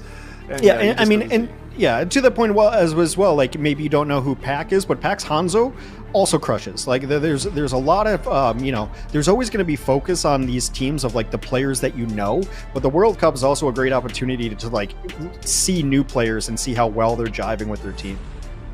And then the other hand, when you look at Denmark, another team stacked with talent. Can't say enough good things about the coordination between Shockwave and Naga last time we saw them play, where we talked about the Spain coordination on DPS. Denmark was also on another level. Doge, remarkably solid. Kelix, where, you know, it's weird for Kelix, where I feel like Kelix almost in a way is a Contenders Overwatch World Cup specialist, where, I mean, Kelix is always good, but it almost feels like there's another gear to Kelix that comes out specifically in competitions like these. Yeah, I think Kelix is always a good one. Like, he doesn't have to play Mercy. I think, like, the Kelix Mercy, I feel like I can see him getting bored. And, like, there's a lot of times where Kelix will get picked off on the Mercy. I don't think it's his best hero, but sometimes forced to play it, especially when Naga wants to play the Echo. Also, Slay has been extremely good for this team. One of the better players in Contenders overall, too. So, this team is about as good as it gets. Good depth, good versatility. I mean, when you think about Shockwave and Naga, like, they can play a lot of different heroes. That DPS line is really strong, whereas like you look at the Sweden DPS line that was so highly vaunted and now like such questions, they've got a couple of good heroes, but they can only play those heroes kind of, where I feel like Shockwave and Naga may not have the peaks on single heroes, but have a wider pool to draw from. Oh, Shockwave is incredibly versatile, and in fact, you know, there are a few signature heroes Shockwave has had over the years at different points. There is, you know, a particular point in the game where, yeah, the hero was new, but Shockwave had one of the deadliest echoes ever, like, for a brief period of time, but also very good on hit scan, just a versatile player that, again, I kind of look at Shockwave's time in the Overwatch League and feel like this is a player where I don't know if their potential was fully expressed, because peak Shockwave is really, really good at the game, as it turns out.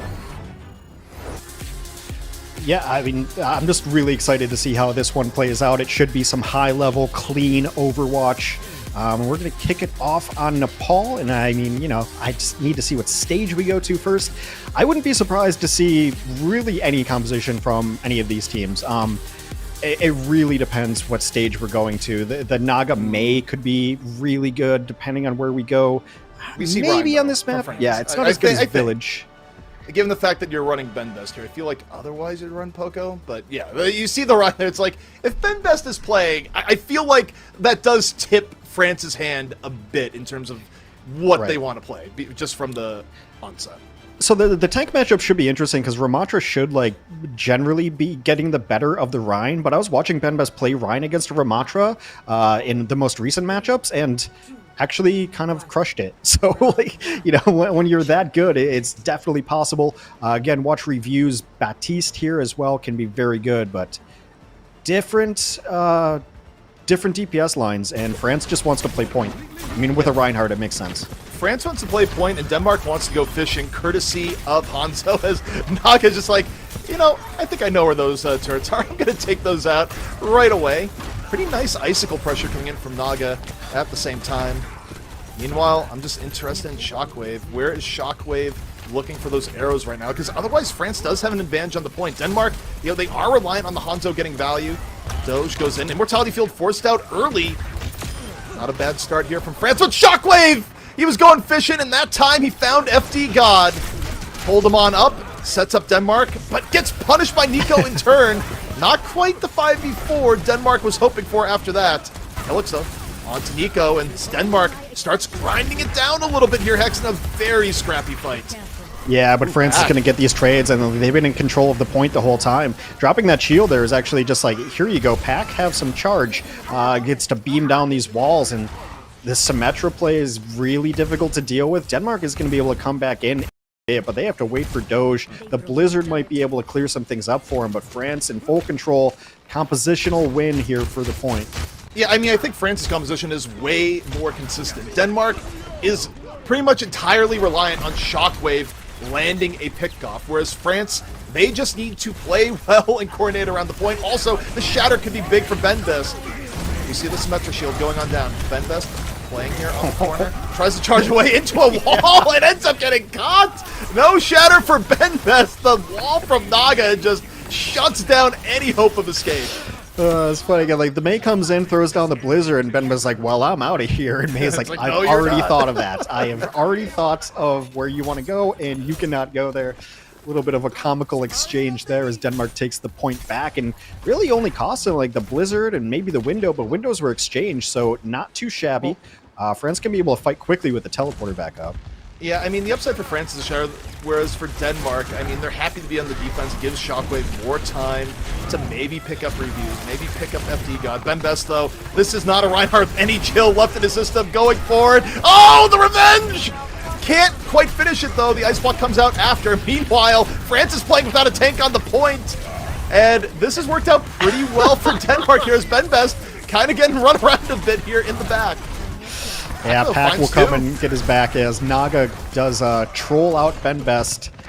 Best tries to take the teleporter through the charge and is met with an unwelcoming committee.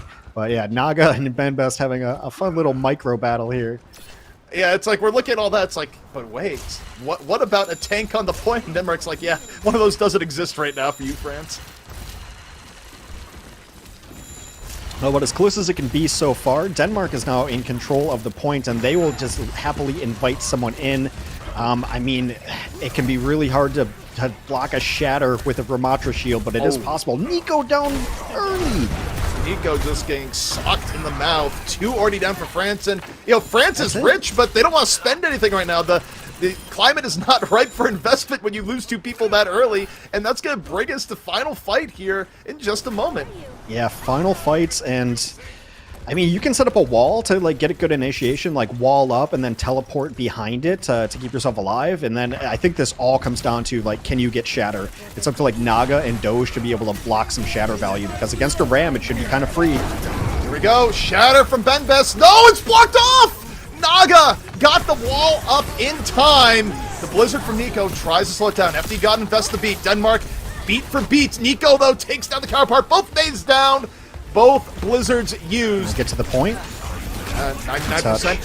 France has to stay on the point. Shockwave meanwhile finds the BAP. You Hanzos love when fights break down like this towards the end. And it's Slay with 2 as Denmark hang on and they take the round. Yeah, Shatter just not finding the value. I thought I saw someone hit the ground, but the wall came up and it's always going to deny the follow-up. So very, very close between these two teams. A really fun clash of styles. Hex, I think it was nearly, I'd have to go back and look, but that felt like a wall perfect, or a frame perfect wall denial, where I think the wall was still in the process of coming up, but as far as the game was concerned, it was up in time to block the Shatter, because it looked like the Shatter went down before the wall was up, but it was just that very pinpoint timing by Naga that came out to save. And if you're Best, you're fuming at how that played out. If you're Best, May is not your favorite hero at this point in time, given everything that happened prior to that as well. So yeah, we've praised Naga's May throughout the tournament, and there is a big reason why. Looks like compositions are going to stay the same for both squads. Yeah. Kellick's in his element here, just laying in the damage on top. Doge, meanwhile, punches down Best. Naga trading out. Both teams trading out in general, where Pack has been oddly deadly in this too. I have to say, like, especially as fights seem to break down later, Pack has charged up and makes it happen. This one into the... someone that could I get just out saw going in the pit, yeah. Lucio. And now we see pressure onto Doge. Doge, super low, a wall behind him. The healing, though, from Slay. Gonna be keeping Doge alive. France nearly with the capture, not quite yet. FD God living on danger's door right now, but hey, stays alive. Best, though, gets caught. Denmark, tank advantage. Now pushing it to the point. France didn't get that first control, and as a result, you see Denmark coming back up right now, cleaning up the rest of France. Very close fight. Yeah, FD God's gonna try to get in here. I mean, this one's not over because it's been pretty bloodless so far. Oh, the move pod. Yeah, this finally gets Nico, and that should do it. What I'm really impressed, though, is, and we saw it earlier, and it's also happening in the previous stage, is Doge is getting these kills, like, in the neutral on as Ramatra. Like, he's getting, like, he got Nico previously, just straight up punching. Like, it's kind of crazy. You expect, like, Ramatra to live and sustain, and maybe Annihilations come through, but, I mean, showing up in the kill feed. Window, Hanzo, always scary, needs to be respected. Naga goes down. And this puts a lot on Shockwave and Doge to keep this going. Maybe Doge uses the Annihilation here, but yeah, okay, Doge goes for it. Denmark not giving up with that fight. Pressure going to be coming on the Doge in turn. Annihilation down. Sound barrier still in reserve. France got control while this went on, so the way this is going down, yeah, I think you let the rest go here, save the barrier for the next fight. Yeah, Absolutely. Got to know when to hold him, know when to fold him. Doge will take a trip into the pit. And let's see. Denmark in a decent spot to be able to recontest here. Like, Dragon is not always perfect as far as winning fights for you, but it does get you through doorways that can be tough. And if France wants to hold right here, then Shockwave's Dragon's going to be able to clear it out, and then maybe play on the points and let Naga's Blizzard hold down. Yeah, I mean, the best use of Dragon is it's a force movement key.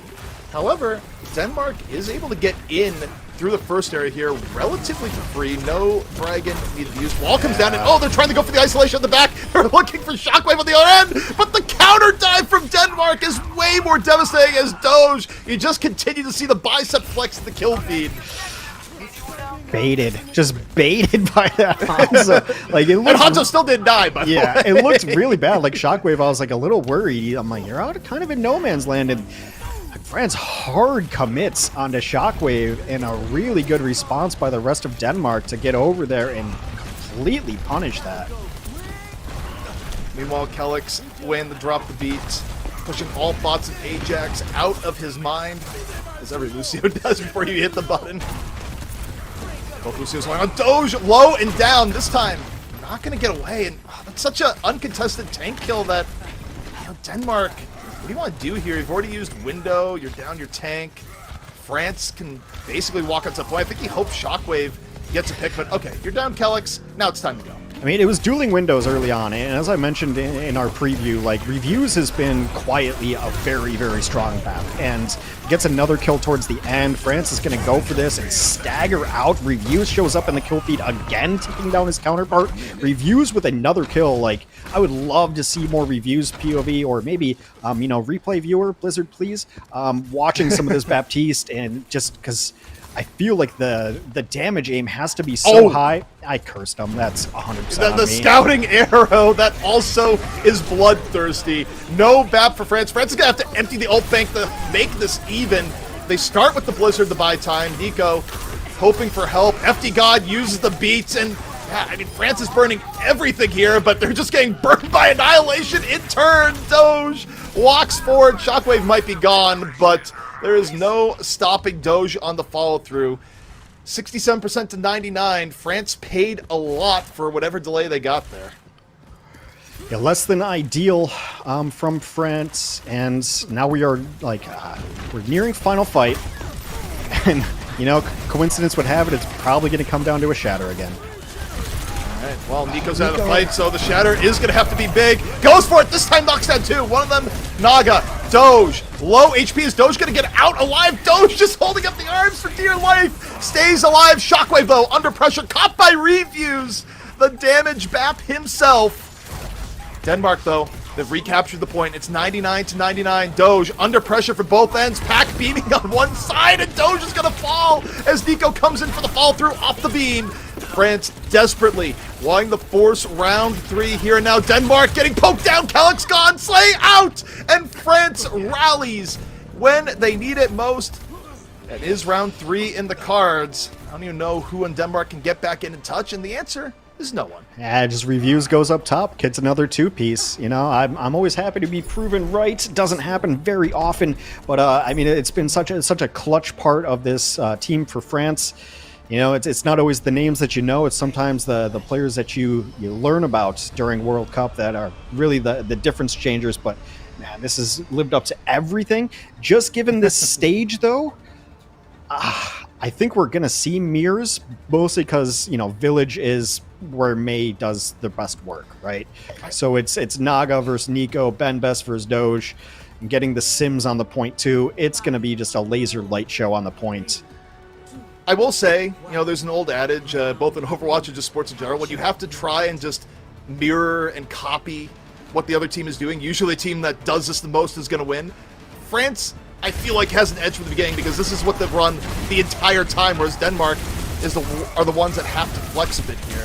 Ben Best gets to welcome Doge into his world. No more Ram to speak of. We'll see how this pans out. Wall comes down. Looking for Doge right now is Ben Best. Takes him for a ride. However, that Immortality Field comes down. Ben Best very, very low, and yet Pack burns down Doge. France is able to disengage and stay alive even when Denmark nearly had him on the ropes. That was the biggest value immortality field like I think I've ever seen. Like 4 people down to the absolute threshold of the emo field. Really well played. Ben Best gonna look for a little bit more out here. Don't want to overcommit. Teleporter will go down, but yeah, France in strong control. Already has a window up for reviews. Slay's going to match him too. So really just again, like, the question about how does Denmark re-engage? Do you try to teleport in? Do you try to just rush in? Do you speed boost in? Well, I think they teleport in and sim ult immediately is probably what's going to happen there. But if you're France, you really like this. Yeah, that's exactly what happens. They teleport, sim ult, and Daga got Nico. What? Nico just got caught at the super beginning of the fight. Huge benefit to Denmark if the rest stay alive. Shatter going to be up here for both Rhines.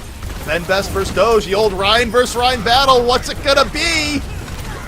Holding and waiting. Doge goes for the slam in the back, but Ben Best goes for the shatter. Knocks down 2. And Pack there on the cleanup. The damage from Pack, unreal after Ben Best sets the table. Yeah, I mean, this is the microwave gun. I've always said like my favorite skin would be a beekeeper where Pack is like Symmetra's just shooting hornets out of the gun and there's an angry swarm. Yeah, I got stung on the head the other day. That actually just makes me shudder. That's a right. little I bit. forgot you told me that hornet story. Didn't mean to reignite your trauma there. I crumpled to the floor on my knees like my favorite team just lost a match after it happened. It was bad. I'm wearing a hat anytime I go outside from here on out. So Denmark trying to get back in here. They're going to take the high ground and oops, Blizzard over top. Over top. I don't know if it's going to be the most effective. We'll see. Shockwave goes down immediately. Empty Gut just comes off the side. Again, Pack. Pack is Mr. Consistent right now. Constant damage coming out for France. Of course, dies as soon as I say that, but Empty God more than willing to pick up the scraps. 85% to 17% Denmark running out of time here on map 1 as France is looking remarkably solid. Yeah, they're going to get back in, but I don't think it's going to be perfect necessarily. I think they used Teleporter just to get to this point. Okay, they're going to try up top again. They need somehow to get like really, really good window value. Like the best window value ever. Window comes down.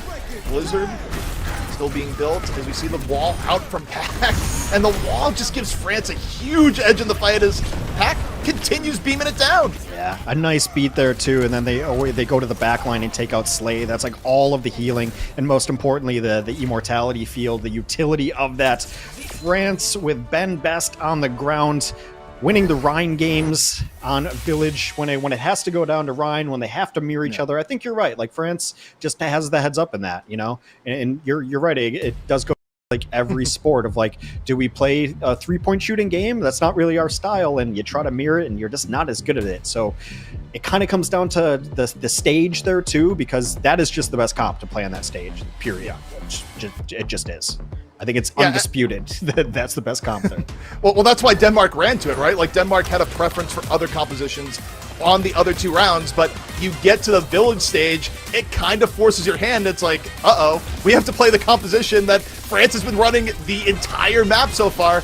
That's not good. It wasn't good, and France flexed on them with their superiority in that particular composition.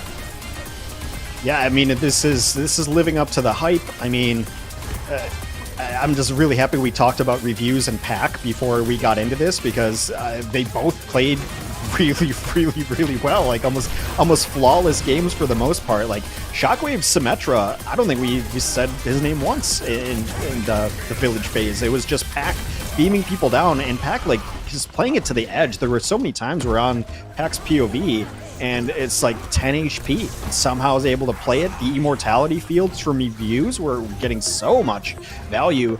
The first immortality field in the very first fight, like everybody was down to the threshold. Like that's how important it was, and really close matchups here. I actually, obviously I wouldn't be surprised if this goes to 3, because next map pick is going to be Denmark's. Yeah, this is everything we hope for. This is the top echelon of the group. Yeah, This was a super entertaining match. I mean, the first 2 rounds, 99-99. The last round, not as good, but look, we already laid out the reasons for why that was. You know, Denmark essentially had to play in enemy territory there. But look, Denmark is a team that is anything far from done, but this France team is looking incredible. Is Denmark going to be able to play better on their map choice? Stay tuned. We'll see you soon.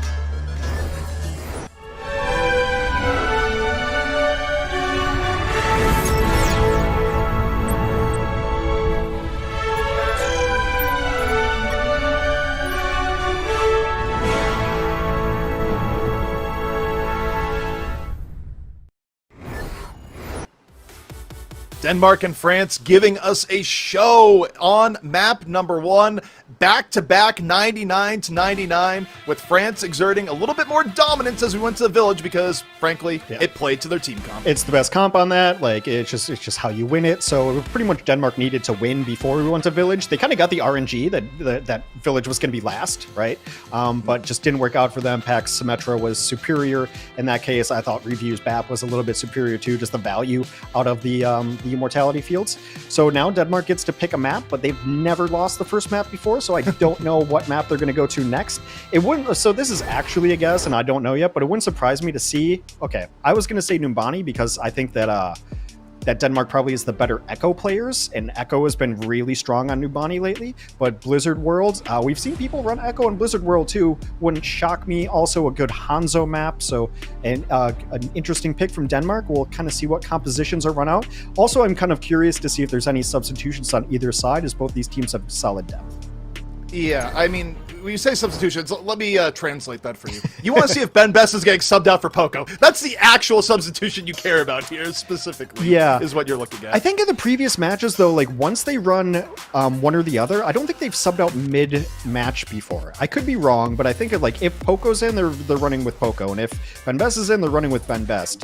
I'd have to really go back and review. There's been 3 matches, and it's been... your theory is shattered, is what we got here. Well, maybe, dude, these have been long days. Also covering 2 groups, it's like 14 teams to keep track of. Oh, yeah. But I think that's been the case. But yeah, running Poco here makes a ton of sense. It's not a very good Reinhardt map overall. There's just too many, like, not high grounds, but like medium high grounds, especially first point. You need the Diva to be able to hold first point and to shuffle people off of first point. So that is very likely the reason. Also, Avo is coming in for France too. Yeah, I mean, I think that makes sense, given that Avo definitely is pretty good with ranged hit scan type play, and the fact is, like, as we hit in here, it is definitely favored the long. Well, and yeah, and also in terms of Denmark made a ton of subs as well. Yeah, the Tracer God himself. Yeah, Shax's play on Valiant a couple years back. I made a video on it. You can probably look it up. One of the best Tracer lives I've ever seen in my life. And Molfig now in too for Doge. So they take out the ground tanks are out. We're in a Diva territory. On paper, Nico versus Shax is a Tracer mismatch. I feel like Shax's highs on Tracer historically are so much higher than Nico's on this hero that Nico's gonna have a tough job. We'll see if Nico rises to the occasion, but this is something you have to look at Denmark and be bullish about. So far, just poking around. No kills just yet. No even real permanent damages yet. Shax's getting checked. All right. Shax versus Nico here on the corner. Both Tracers fighting it out. Nico gonna go back to the side, leaving the health pack for later. Now coming back over. Both teams filling each other out right now. No hard commits just yet. Shockwave getting low, has to TP out. Mostly worried about building EMP now. A little bit of pressure on Nico. Nico returning the favor. Here comes Shax. Nico getting forced out a bit. It is the duel of DPS down here as Nico under heavy fire, getting supported by FD God all the while. Meanwhile, back at the was farm. able to get Slay. Yeah. Meanwhile, Hanzo fishing successful. So Avo on here, and getting Ana just gives France so much more presence because Denmark has to back out. You don't want to be too aggressive while you're down your Ana. No, I mean, you just don't have the healing, especially the ranged healing, so you can't go in for a dive and expect to get heals. The packs from the Brig only last for so long. So, gonna use this opportunity to try to get 2 ticks onto the point at the very least. Alright. Nico setting up before to use the bomb, not getting much. Meanwhile, bomb out from Shax, also not getting much as Wolf just mows down 2. Finds the opening off the Nano. And that's going to delay France here. I mean, France got some progress on the point, but Denmark is healthy enough that it's just time to back out. Nano Diva is, like, deceptively bursty, like, with the rockets and then the jump jets. Like, yeah, Molfig will take another on the way out. Nico will barely stay alive. That's a full reset from France. And, Blizzard World is so deceptive on the offense that you think, like, oh, things are going fine. There's 90 seconds left. There's only 90 seconds left for France. Like, they have to pull this off. And it's because it's such a long setup. It feels like you have to win 2 fights to be able to win first point. Yeah, I mean, also there's a lot of poking. Neither team was hard committing, so it was just like a long fight without a true winner. I mean, the thing that gave France their progress was just 1 pick, but it wasn't a full team wipe. And Shockwave, 25 HP, just barely gets out. Poco going for a nap at the meanwhile.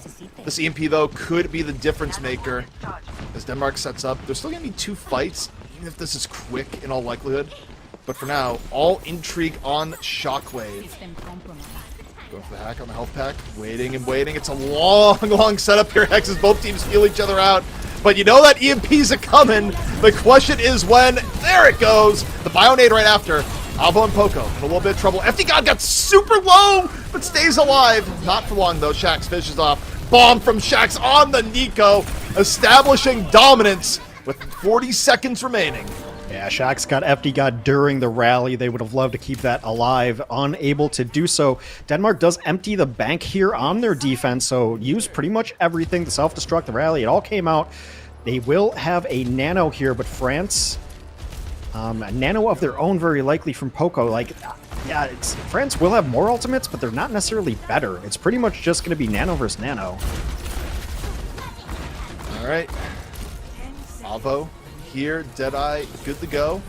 France looking for any way in, 5 seconds left. They have to touch the point. Meanwhile, it's that Bionade looks thick in the back, and the follow-through from Shax. Unbelievable. Meanwhile, back on the point, what miracles could be in store for France? It is looking grim. Overtime ticks down, and that is a first point hold coming out from Denmark. Yeah, some progress on the point for France, but I mean, I think you called it earlier, and I could not agree more that Shax's peaks on Tracer have just been enormous. You know, I do think about like a couple years back on the Valiant was one of the huge highlights for that team when Tracer was super meta. I mean, he can just take over games, and you saw it from Shax. Molfig also like getting subbed in, being fresh. Like that was a solid diva play there. Overall, Denmark seems to know exactly what they're doing here on Blizzard World, and just needs 71% to force us to a map 3. Yeah, I mean, it would be absolutely wild to see the fuller hold come out here from France. I mean, I would love to see it. It is hard to do. And also, you know, I'll say the Tracer v Tracer stuff, I thought Nico put up a commendable performance. I still think Especially Shax was better on, between the two. Yeah, but like, Nico didn't get blown out in the Tracer v Tracer battle. Like, we've seen pretty bad Tracer diffs over the course of Overwatch. That wasn't one of them. So kudos to Nico hanging in there, even with, you know, historically it being, you know, potentially a rough matchup. It wasn't necessarily that Shax was like rocking Nico. It was that Shax was cleaning up everybody else. Like Shax's kill on FD God during the rally was probably the biggest kill of the game. Opened things up for him. I've yet to see this work, but I'm open to it. Denmark gonna go for this Widow shot. Hey. You'd think you want to run like a Mercy with this too to boost it, but... Here we go. On it, looking, and done. Awesome. And over. It's going to work one time out of a million, and maybe I guess it's worth it, so... Okay. We just have to hold out hope for that one time to make all the setup worth it.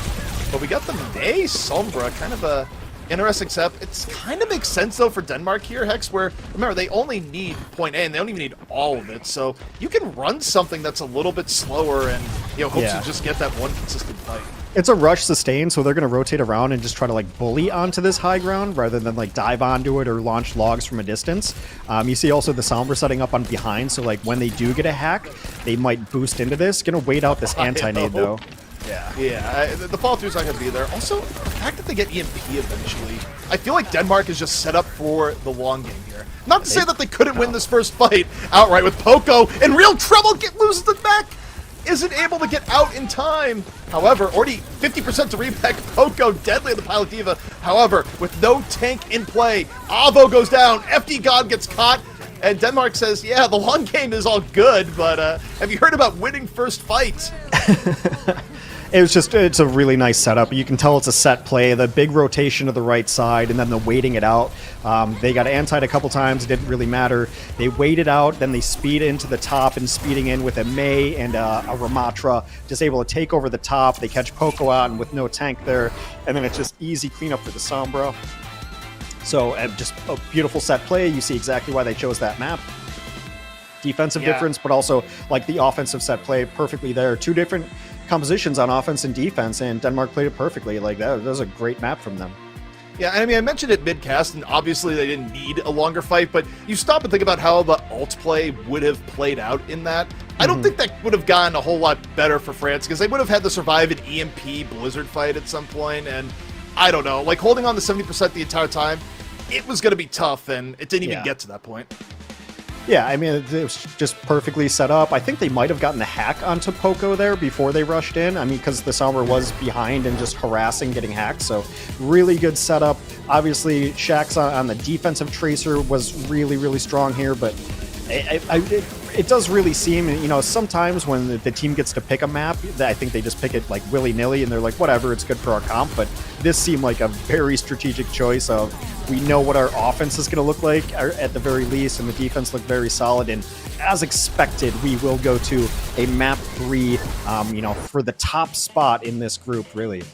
Yeah, in some ways, it doesn't quite even feel like a map 3, because that was about the quickest you could ever do on a Blizzard World. One team full holding the other, but Denmark, they strike back, even up the series 1-1. Denmark and France, they're taking it to the limit. We'll see the finale right after this.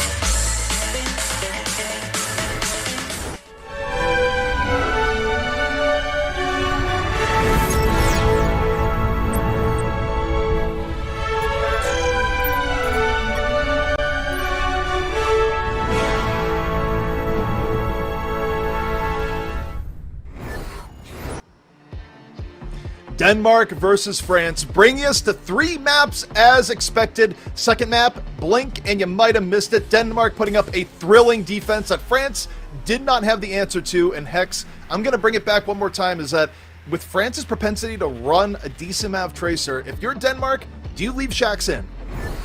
Yes. I mean, is that a trick question? No, I'm just saying you up to look smart, because there's, I mean, it's basically a rhetorical question. The answer is, yeah, you should be leaving Shax. You're really setting me up to look dumb if I'm like, no, Shax's out. Who knows? Well, maybe they will, and we'll both look foolish. I think it's just a thing of like, it's weird looking at it. I have to process a little bit more, but like if you're gonna lose a map, losing map 1 is good because I think like the difference between all the escort maps is so much greater than the difference between the push maps, right? So like having your choice of map 2 is enormous, whereas we saw like Denmark just looked dominant on that map, and it's because like that was their pick and they had a strat and they ran it to perfection. So getting the third map choice, not ideal because I just don't see an enormous difference. I think this might be the first time this tournament we've seen Coliseo, though. It's definitely a rarity that we see. No, never mind. We've seen it a little bit. The match 7 on my screen says we've seen Coliseo. But yeah, it's definitely not one of the most favored of the push maps, but I think they took Shax out, so we're both wrong. Crazy. Well, yeah, but I think the reasoning here is that this is a map that you oftentimes want to run Mei. It's up close and personal. It makes sense because you're not going to put Shax onto Mei. You'd have to do something weird where you put like Shockwave on the Mei. Yeah. Naga is the best Mei player for Denmark.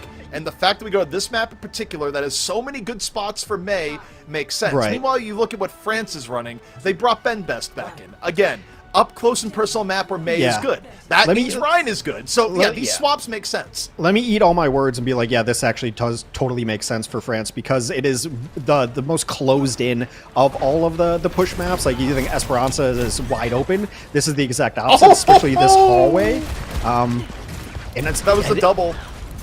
It is also a map where like high ground and long range hit scan can come into play. So Shockwave on the Ashe is going to be interesting, but it is less consistent value. But yeah, I'm completely wrong because it's been a long day, but this makes perfect sense for France and France's playstyle. Yeah, also, that was the twofer there. Pac and Nico just combined for the super quick pickoff on Naga. Gave France the initiative here to start things off. Now, got a little Hanzo versus Ashe on the outskirts. Payload moving forward. Denmark wall already down. I like how France is playing this year so far. Denmark, though, they're going to pick a moment and just dive in. Although, as I said that, what about France picks the moment? It goes on in as Ben Best catches Shockwave. It goes with the help of Mei from Nico. And it's not the flashiest engage, but it's enough to set the tone, and they get Naga! Huge from France. Another kill on the way out as they should be able to clean up Doge here, and Pac will escort him out with an arrow, and this might end up just being forward spawns right away just based on how staggered those kills ended up being. Yeah, and I mean, this is where you don't want to be if you're Denmark. You don't want to be this far behind. I mean, they brought it back yesterday. You stop and think, they've already done one big push comeback in the tournament, but France is playing so clean right now, it might have to be 2 if Denmark wants to stay undefeated. As France is already at 62 meters. Denmark just looking for a way in. You have to swap Shockwave over to the Hanzo. So Hanzo v Hanzo here. And Pac finds Shockwave early once more. Gets rid of the Immortality Field. And Denmark is hurting. Window or no. France looking healthy. Ben Best drops a Shatter. Don't even think it was needed. And this is the Pac show right now. I mean, just really good ultimate staggers out from France. They drop the window early on as Denmark's sitting on the high ground, just daring them to come down, like putting in a ton of damage so that Denmark has to hide away. Eventually, Denmark has to drop down onto the payload, but it's just a couple of people, so they get cleaned up unceremoniously. The dragon comes out, and yeah, France just dominant at this moment in time. Denmark may be able to take this fight. Well, Denmark has a Blizzard and an Annihilation, so if they lose this next fight, that's just horrendous. Well, they've already used the Annihilation, and France was able to mostly disengage from it. Beat is in reserve. Naga nearly falls. France is looking incredible right now. The Blizzard comes out here from Naga. Ben Best gets frozen, and it's Shockwave catches Nico. Empty God still used the beat, and Pac here on the flank. No way Pac turns this fight as well, right? Like, look at this here in the side. I don't think that's going to happen, but there is the possibility. Beat has gone out already from Kellex. Reviews find Slay. France holding in there. Pac is finally hunted down. It takes the veteran Kellex to finally do it, and that was a must-win fight from Denmark. It was, essentially over if they had lost. Yeah, they had to, and they're not even going to get a percentage point back as France is going to get right back in here. Reviews has a window up yet again. I mean, it's the players that are kind of newcomers that are not the Overwatch League players that have been carrying France through a lot of these fight wins. Window for Reviews, good to go. Shockwave right now looking for anything. Penpest does not care. Nico finds Slay! Dragon though from Shockwave comes out, gets one, but that's all it's gonna get is Pack immediately punishes. Pack is so impressive. It is unreal what Pack is doing right now for France, and that robot's gonna take a jog in the wrong direction for Denmark. Yeah, and if you've been watching any of France so far, this should not surprise you. Pack's Hanzo is not only does it get like the kills immediately, but it's always in clumps, 2 and 3 kills. Like the consistency of this Hanzo is what separates it. Oh, he still got a trade on that play of all things. Shatter in from Benbest. It's looking for Doge, who's mid-annihilation. Immortality Field comes up. Doge under pressure, still somehow staying alive here. Really good heals for Doge, but it comes to an end. Doge falls. Benbest and FD God power it on through. Nico still looking healthy, looking for Kellex, drops a wall. Shockwave is able to get one as FD God went out of his way to hunt down his counterpart. And look at where we are now. France is dominating. It's about as good as it gets, 0% for Denmark, and it has just been trying to avoid Pack. I mean, even when they get trades, it doesn't matter. FD got, like, I think what turned the last fight absolutely is Nico's Blizzard too. He's been kind of quiet as Pack's been the one lighting up the kill feed, but Denmark has almost nothing to stop this. They might have to just wait, and hopefully they get a Blizzard, but the annihilation value hasn't been there. Shockwave gets picked on FD God. It's a decent start, but when you're down the map, it doesn't feel as good. Window here from reviews. This is a pretty aggro window on the flank. Ventus, meanwhile, catches Naga. Pack, though, down. They got rid of the monster, but France is still in a way better position. Well, the glass on this map has been a point of contention for a lot of people, but Reviews uses it to his benefit right there, hopping in and out of the map and gets a kill for his trouble. Benbest has a Shatter. Shatter against this composition. Pretty good. Gonna, like, if you don't wall it and you don't have the perfect Ramatra wall, it should get some value. Yeah, Benbest has had pretty darn good shatters this series if Naga hasn't stopped them. And as I say that, Benbest just gets focused on down, doesn't have the opportunity to drop the shatter. Probably the best look Denmark has had all map long. And now you got to think public enemy number 1, kill Pack. Don't let him flip it. Please deal with Pack as Doge goes, I got this. Treats him to the well-toned bicep.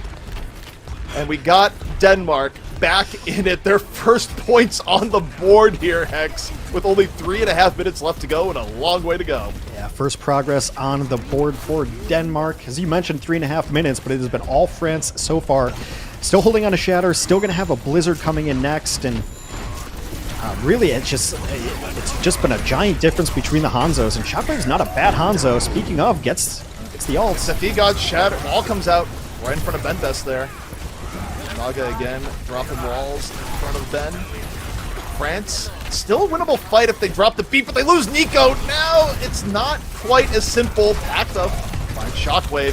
Still a fight, very much in Denmark's favor, and FD God just hanging on to the beat all the while.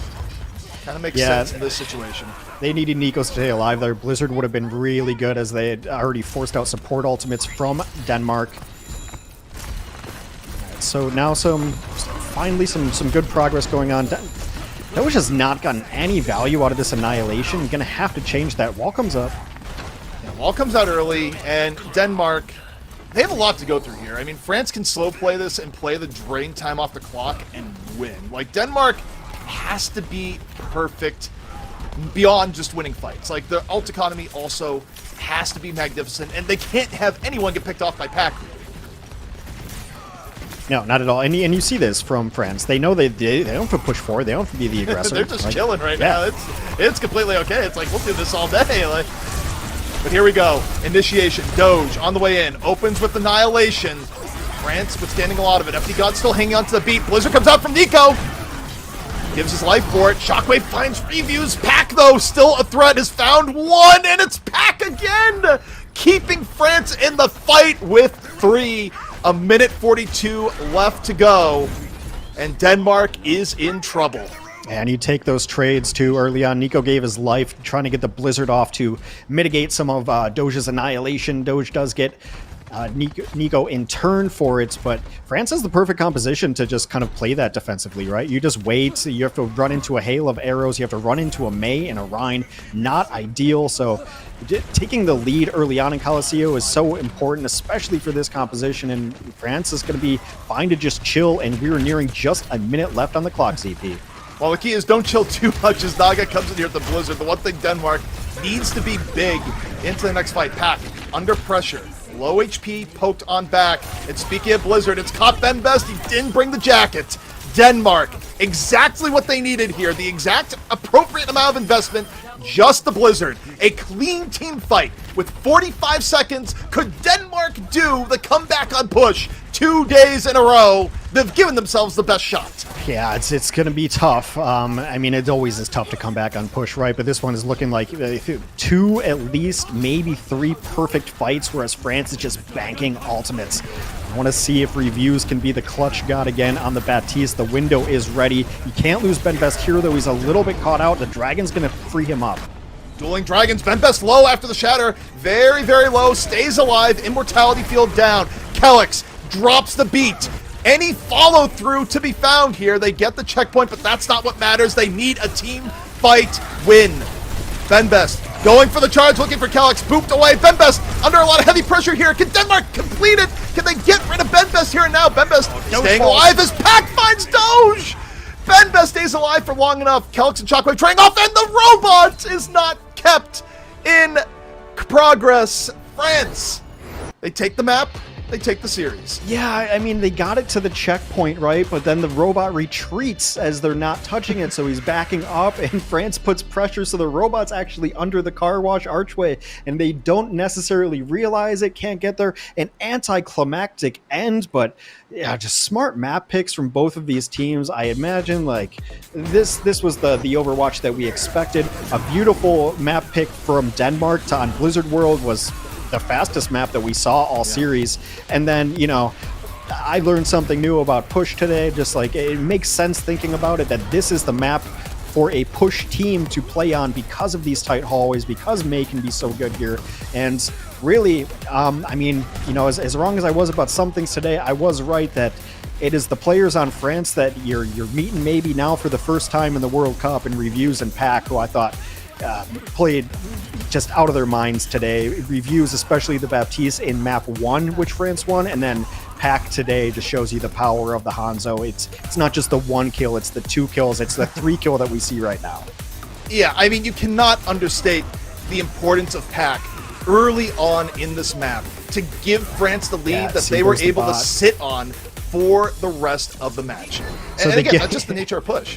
Yeah. I mean, you saw at the very end in our replays there, you saw like the bot gets the checkpoint and you hear the noise and you feel pretty good. But then all of a sudden, since Denmark is a little bit over here, France is holding the point, the bot starts creeping away from it, and it's the robot you have to stick with, not the little block he's pushing there. So you saw desperately at the end, Naga tried to get to the robot, but a little too far away, about as close as it gets. These are the cream of the crop, but France remains undefeated on the tournament so far. They did drop a map, but not a match yet. 4-0. Well, France showing us why they're one of the favorites in all of the Overwatch World Cup. But we're not done quite yet today. We're going to take a quick break, and when we come back, we should have an interview.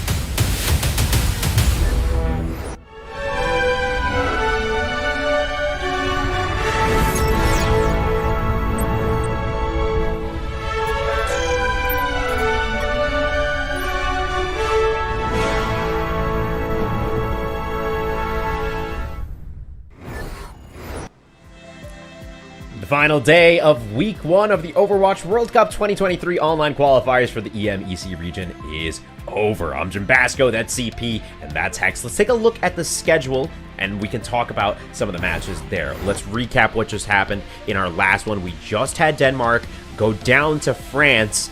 France extremely dominant in that last one. Italy over Spain. Portugal and Belgium went head-to-head, but Belgium came out on top. And, of course, the rest of the scores throughout the day are on your screen there. We will, of course, be back on Thursday with week 2 of the action. But, Hex, ZP, talk to me. What happened in this France versus Denmark match that made it look so close until it just really wasn't anymore? I mean, I think you see the value of the format with the map picks. Like, it really did shine through today. Like, that Blizzard world, like, the shortest possible Blizzard world because Denmark just had it figured out. Also, like, just the kind of map RNG in the first stage, like, really favored end up being like Rush towards the end to play Village. Like, we knew immediately, like, playing this brawl Rush style is going to favor them. And also even in Coliseum, where me and ZP were just so enamored with Shax because he's great, but like, you know, a Tracer can be good on Esperanza, even on New Queen Street. Not so much on Coliseum, where it is kind of enclosed and you do want the May and you do want to brawl a little bit. So definitely you saw the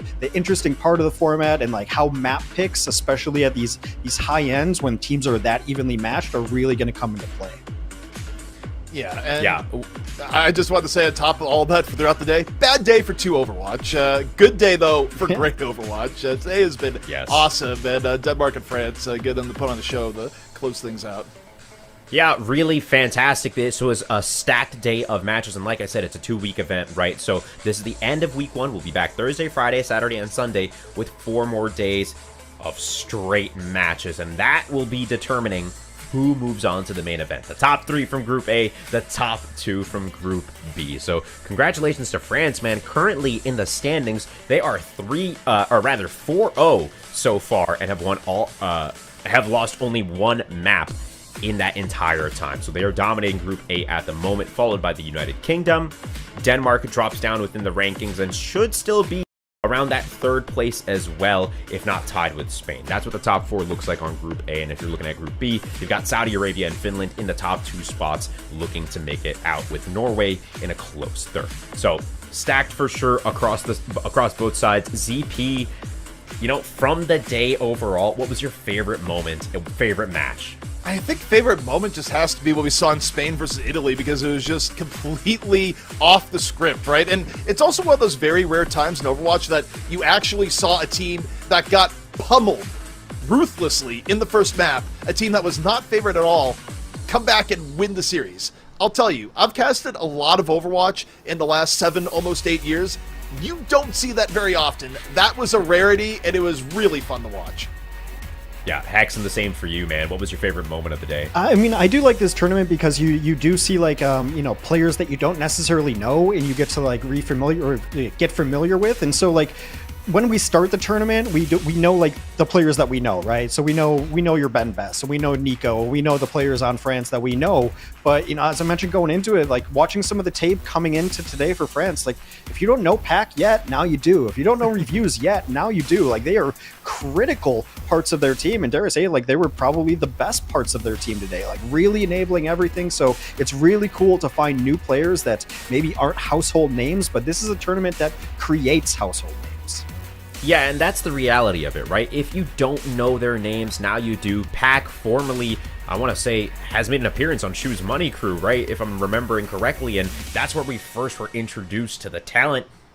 That scouting ability from, you know, smaller tier 2 and smaller tier 3 teams, that's really the story here, right? That path to pro is being completed before our very eyes, and he's making a name for himself on the global stage. So it's always good to watch. Of course, like we mentioned, some teams living up to the high expectations we have for them, and some teams disappointing. Spain was interesting in this matchup, though. I gotta, you know, like you mentioned, ZP, a little different from what we had imagined entering into this matchup, right? Spain on fire in the past couple of days, taking it over Netherlands, taking it over Belgium, and in their interviews looking super energized. But that Italy match, like you mentioned, doesn't happen so frequently. Yeah, definitely not. And again, it just comes down to the fact that I think it was a matchup thing, and You know, maybe on some level, Spain went in there, it's like, this will be an easy day. Not so much. Nothing is ever something you should take for granted, especially in a tournament where every match matters as much as the Overwatch World Cup. So, well, I mean, it's two cool sides of a coin, right? Because at one point, like, you love a team that can like nail a composition and just like do it perfectly, and that's what Spain had done so far. Is Tracer, Sombra, or Winston. They were just crushing it with them. However, when a team counters you and you don't have the versatility to switch off of it and it figures out something else that works, then like you just get hard countered by like the Reaper guy. Like you just got hard countered by Reaper guy. And so they kind of try to switch it up. Like they do have a really good comp and it works really well until it doesn't, right? And so like that's why I think you see the top teams have the versatility where we're going into matches where like, oh, they made 3 substitutions, they made this, they're running a different comp on offense than they are on defense. So for those mid-level teams like Spain, like, yeah, it's good that you're really good at this one thing, but the top teams who are getting out of group are teams that are going to be good at a lot of things. That's where versatility and Overwatch go hand in hand. Yeah, and naturally the conversation when you're talking about adapting and versatility leads you to Saudi Arabia, right? Dominating Group B right now. We've seen Yazan on Pharah, but also pull out the Sojourn and the Echo should it need be. So, you know, in terms of the meta settling in a place that maybe is, you know, leads us to one meta composition, that has been really hard to determine over the course of this tournament, right? We've seen teams find success with so many different compositions here, ZP. So in your opinion, where do you think we're gonna land once this whole thing shakes out? I mean, we're gonna land everywhere and anywhere, right? Because as we've talked about a lot on broadcast, it's that Overwatch World Cup is kind of a mix of some teams will be playing meta, but you don't always have the biggest depth of players to choose from at an elite level for your team. So the idea of comfort picks really comes into its own in any tournament like this. And when you have players like, you were mentioning Saudi Arabia, players like Yazan that are really, really good on Pharah, that's a comfort pick. You're going to try and lean into that a little bit more. And there's multiple examples of that across the various teams we've seen in terms of things that teams are a little bit comfortable on, to the point that they will prefer it over other more meta options. And that's just one of the unique flavors of the Overwatch World Cup that you don't usually see in the more refined competitions like Contenders or the Overwatch League. Yeah, I'd have to agree, honestly. And looking at the standings as well for Group A and Group B, I don't think any of the teams here are not able to make it, but if I'm not mistaken, Iceland in Group B with an 0-4 record on their name, I think that officially takes them out of contention for making it even next week. You know, should all the matches go their way, I don't think they're mathematically able to sit at the top of this range. Should everything go their way. I mean, so it's possible, Jimmy, but you know, I've been doing this long enough to know I don't do math. That is for other people on air to tell me they are eliminated, they are not eliminated. Everyone's in it until I'm told otherwise. This is true, you know, and that's just my hunch at this point. But of course, things are shaking out in pretty much the way we've expected, right? There's been so many veteran players, and like you said, ZP, it's just so awesome that the World Cup offers us a format where we can see players that may not just get the shine that they deserve to get a global stage, really, at that. So with that said, we are efforting to make sure that interview with a French player is happening, and should it not, of course, we heard from Get Amazed yesterday, so it was awesome to hear about their boot camp and preparation leading up to these weeks of competition. So looking at next week, just briefly, you know, day 5 leads us with tons of competition. We'll start that first half of the day with a couple of Group A matches, namely 3 of them, and end the day with 4 more Group B matches. Norway and Saudi Arabia being one that I'm looking at will be a banger for sure, and it looks like we've got that interview ready. So ZP, Hex, I'll join you back in just a second, but we've got Ben Best from the French team. Let's hop on with them.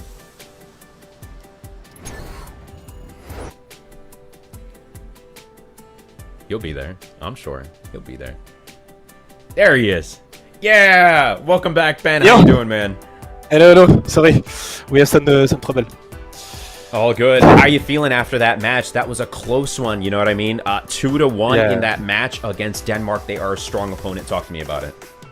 Yeah, it was pretty. We are pretty happy about it, and it was. We all know that would be the most difficult match in the group stage, and we prepare it a lot during the scrims and during the warm up. So yeah, we expected to be that hard, but we managed to do it. So we're happy. Yeah, that's awesome, man. Talk to me about the format, right, and how the map selection may have helped you in your preparation here. Did that come into play? Like, how did it feel going from, obviously, different mode to different mode, and what is your team's comfort here?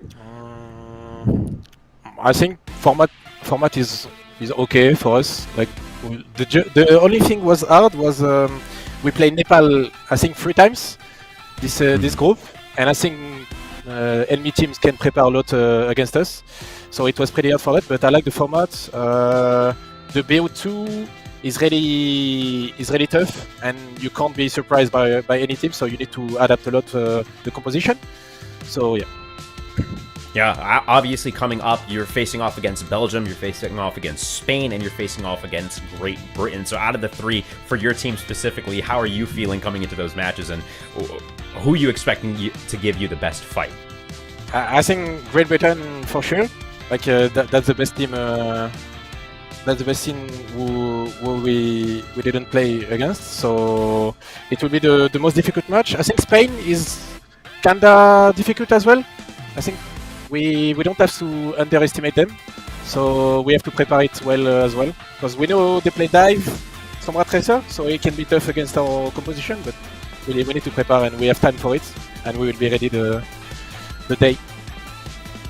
Absolutely. Okay, you're ending week 1 at the top of Group A, man. That's got to feel good. So for your French fans, what is your message? You can obviously say it in French if you prefer. Yeah, I will say it in French. Bah, merci beaucoup les gars, merci pour le soutien, ça fait vraiment plaisir. Je passe pas la meilleure année Washington, mais vraiment la World Cup me fait extrêmement du bien. Je suis très content de voir tout le soutien récemment, donc merci beaucoup et on espère gagner la phase de groupe invaincu. Bisous.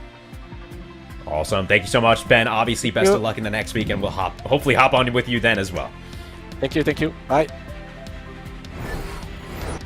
All right, TP and Hex, you heard the man himself. This team is prepared, and they're not going to give anyone, even Spain, even teams that may seem lesser, they're got to be prepared for all of those all the way, right, CP?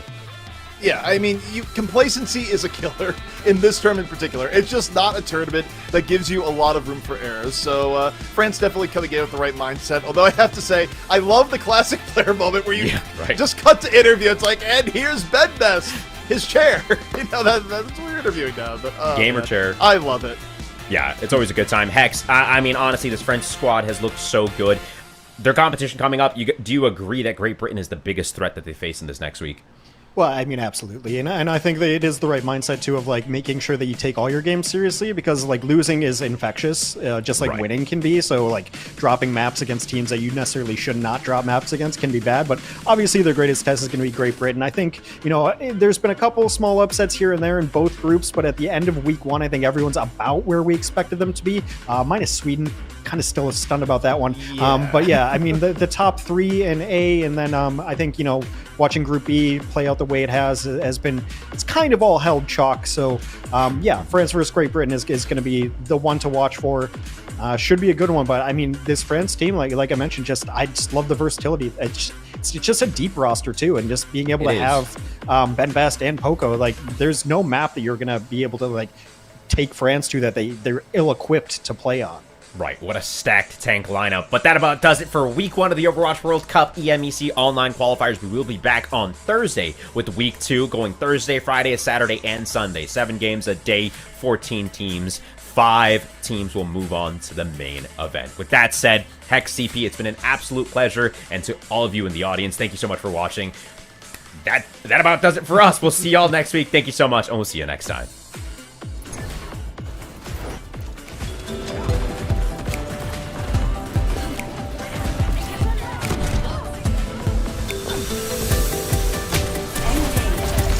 Overwatch.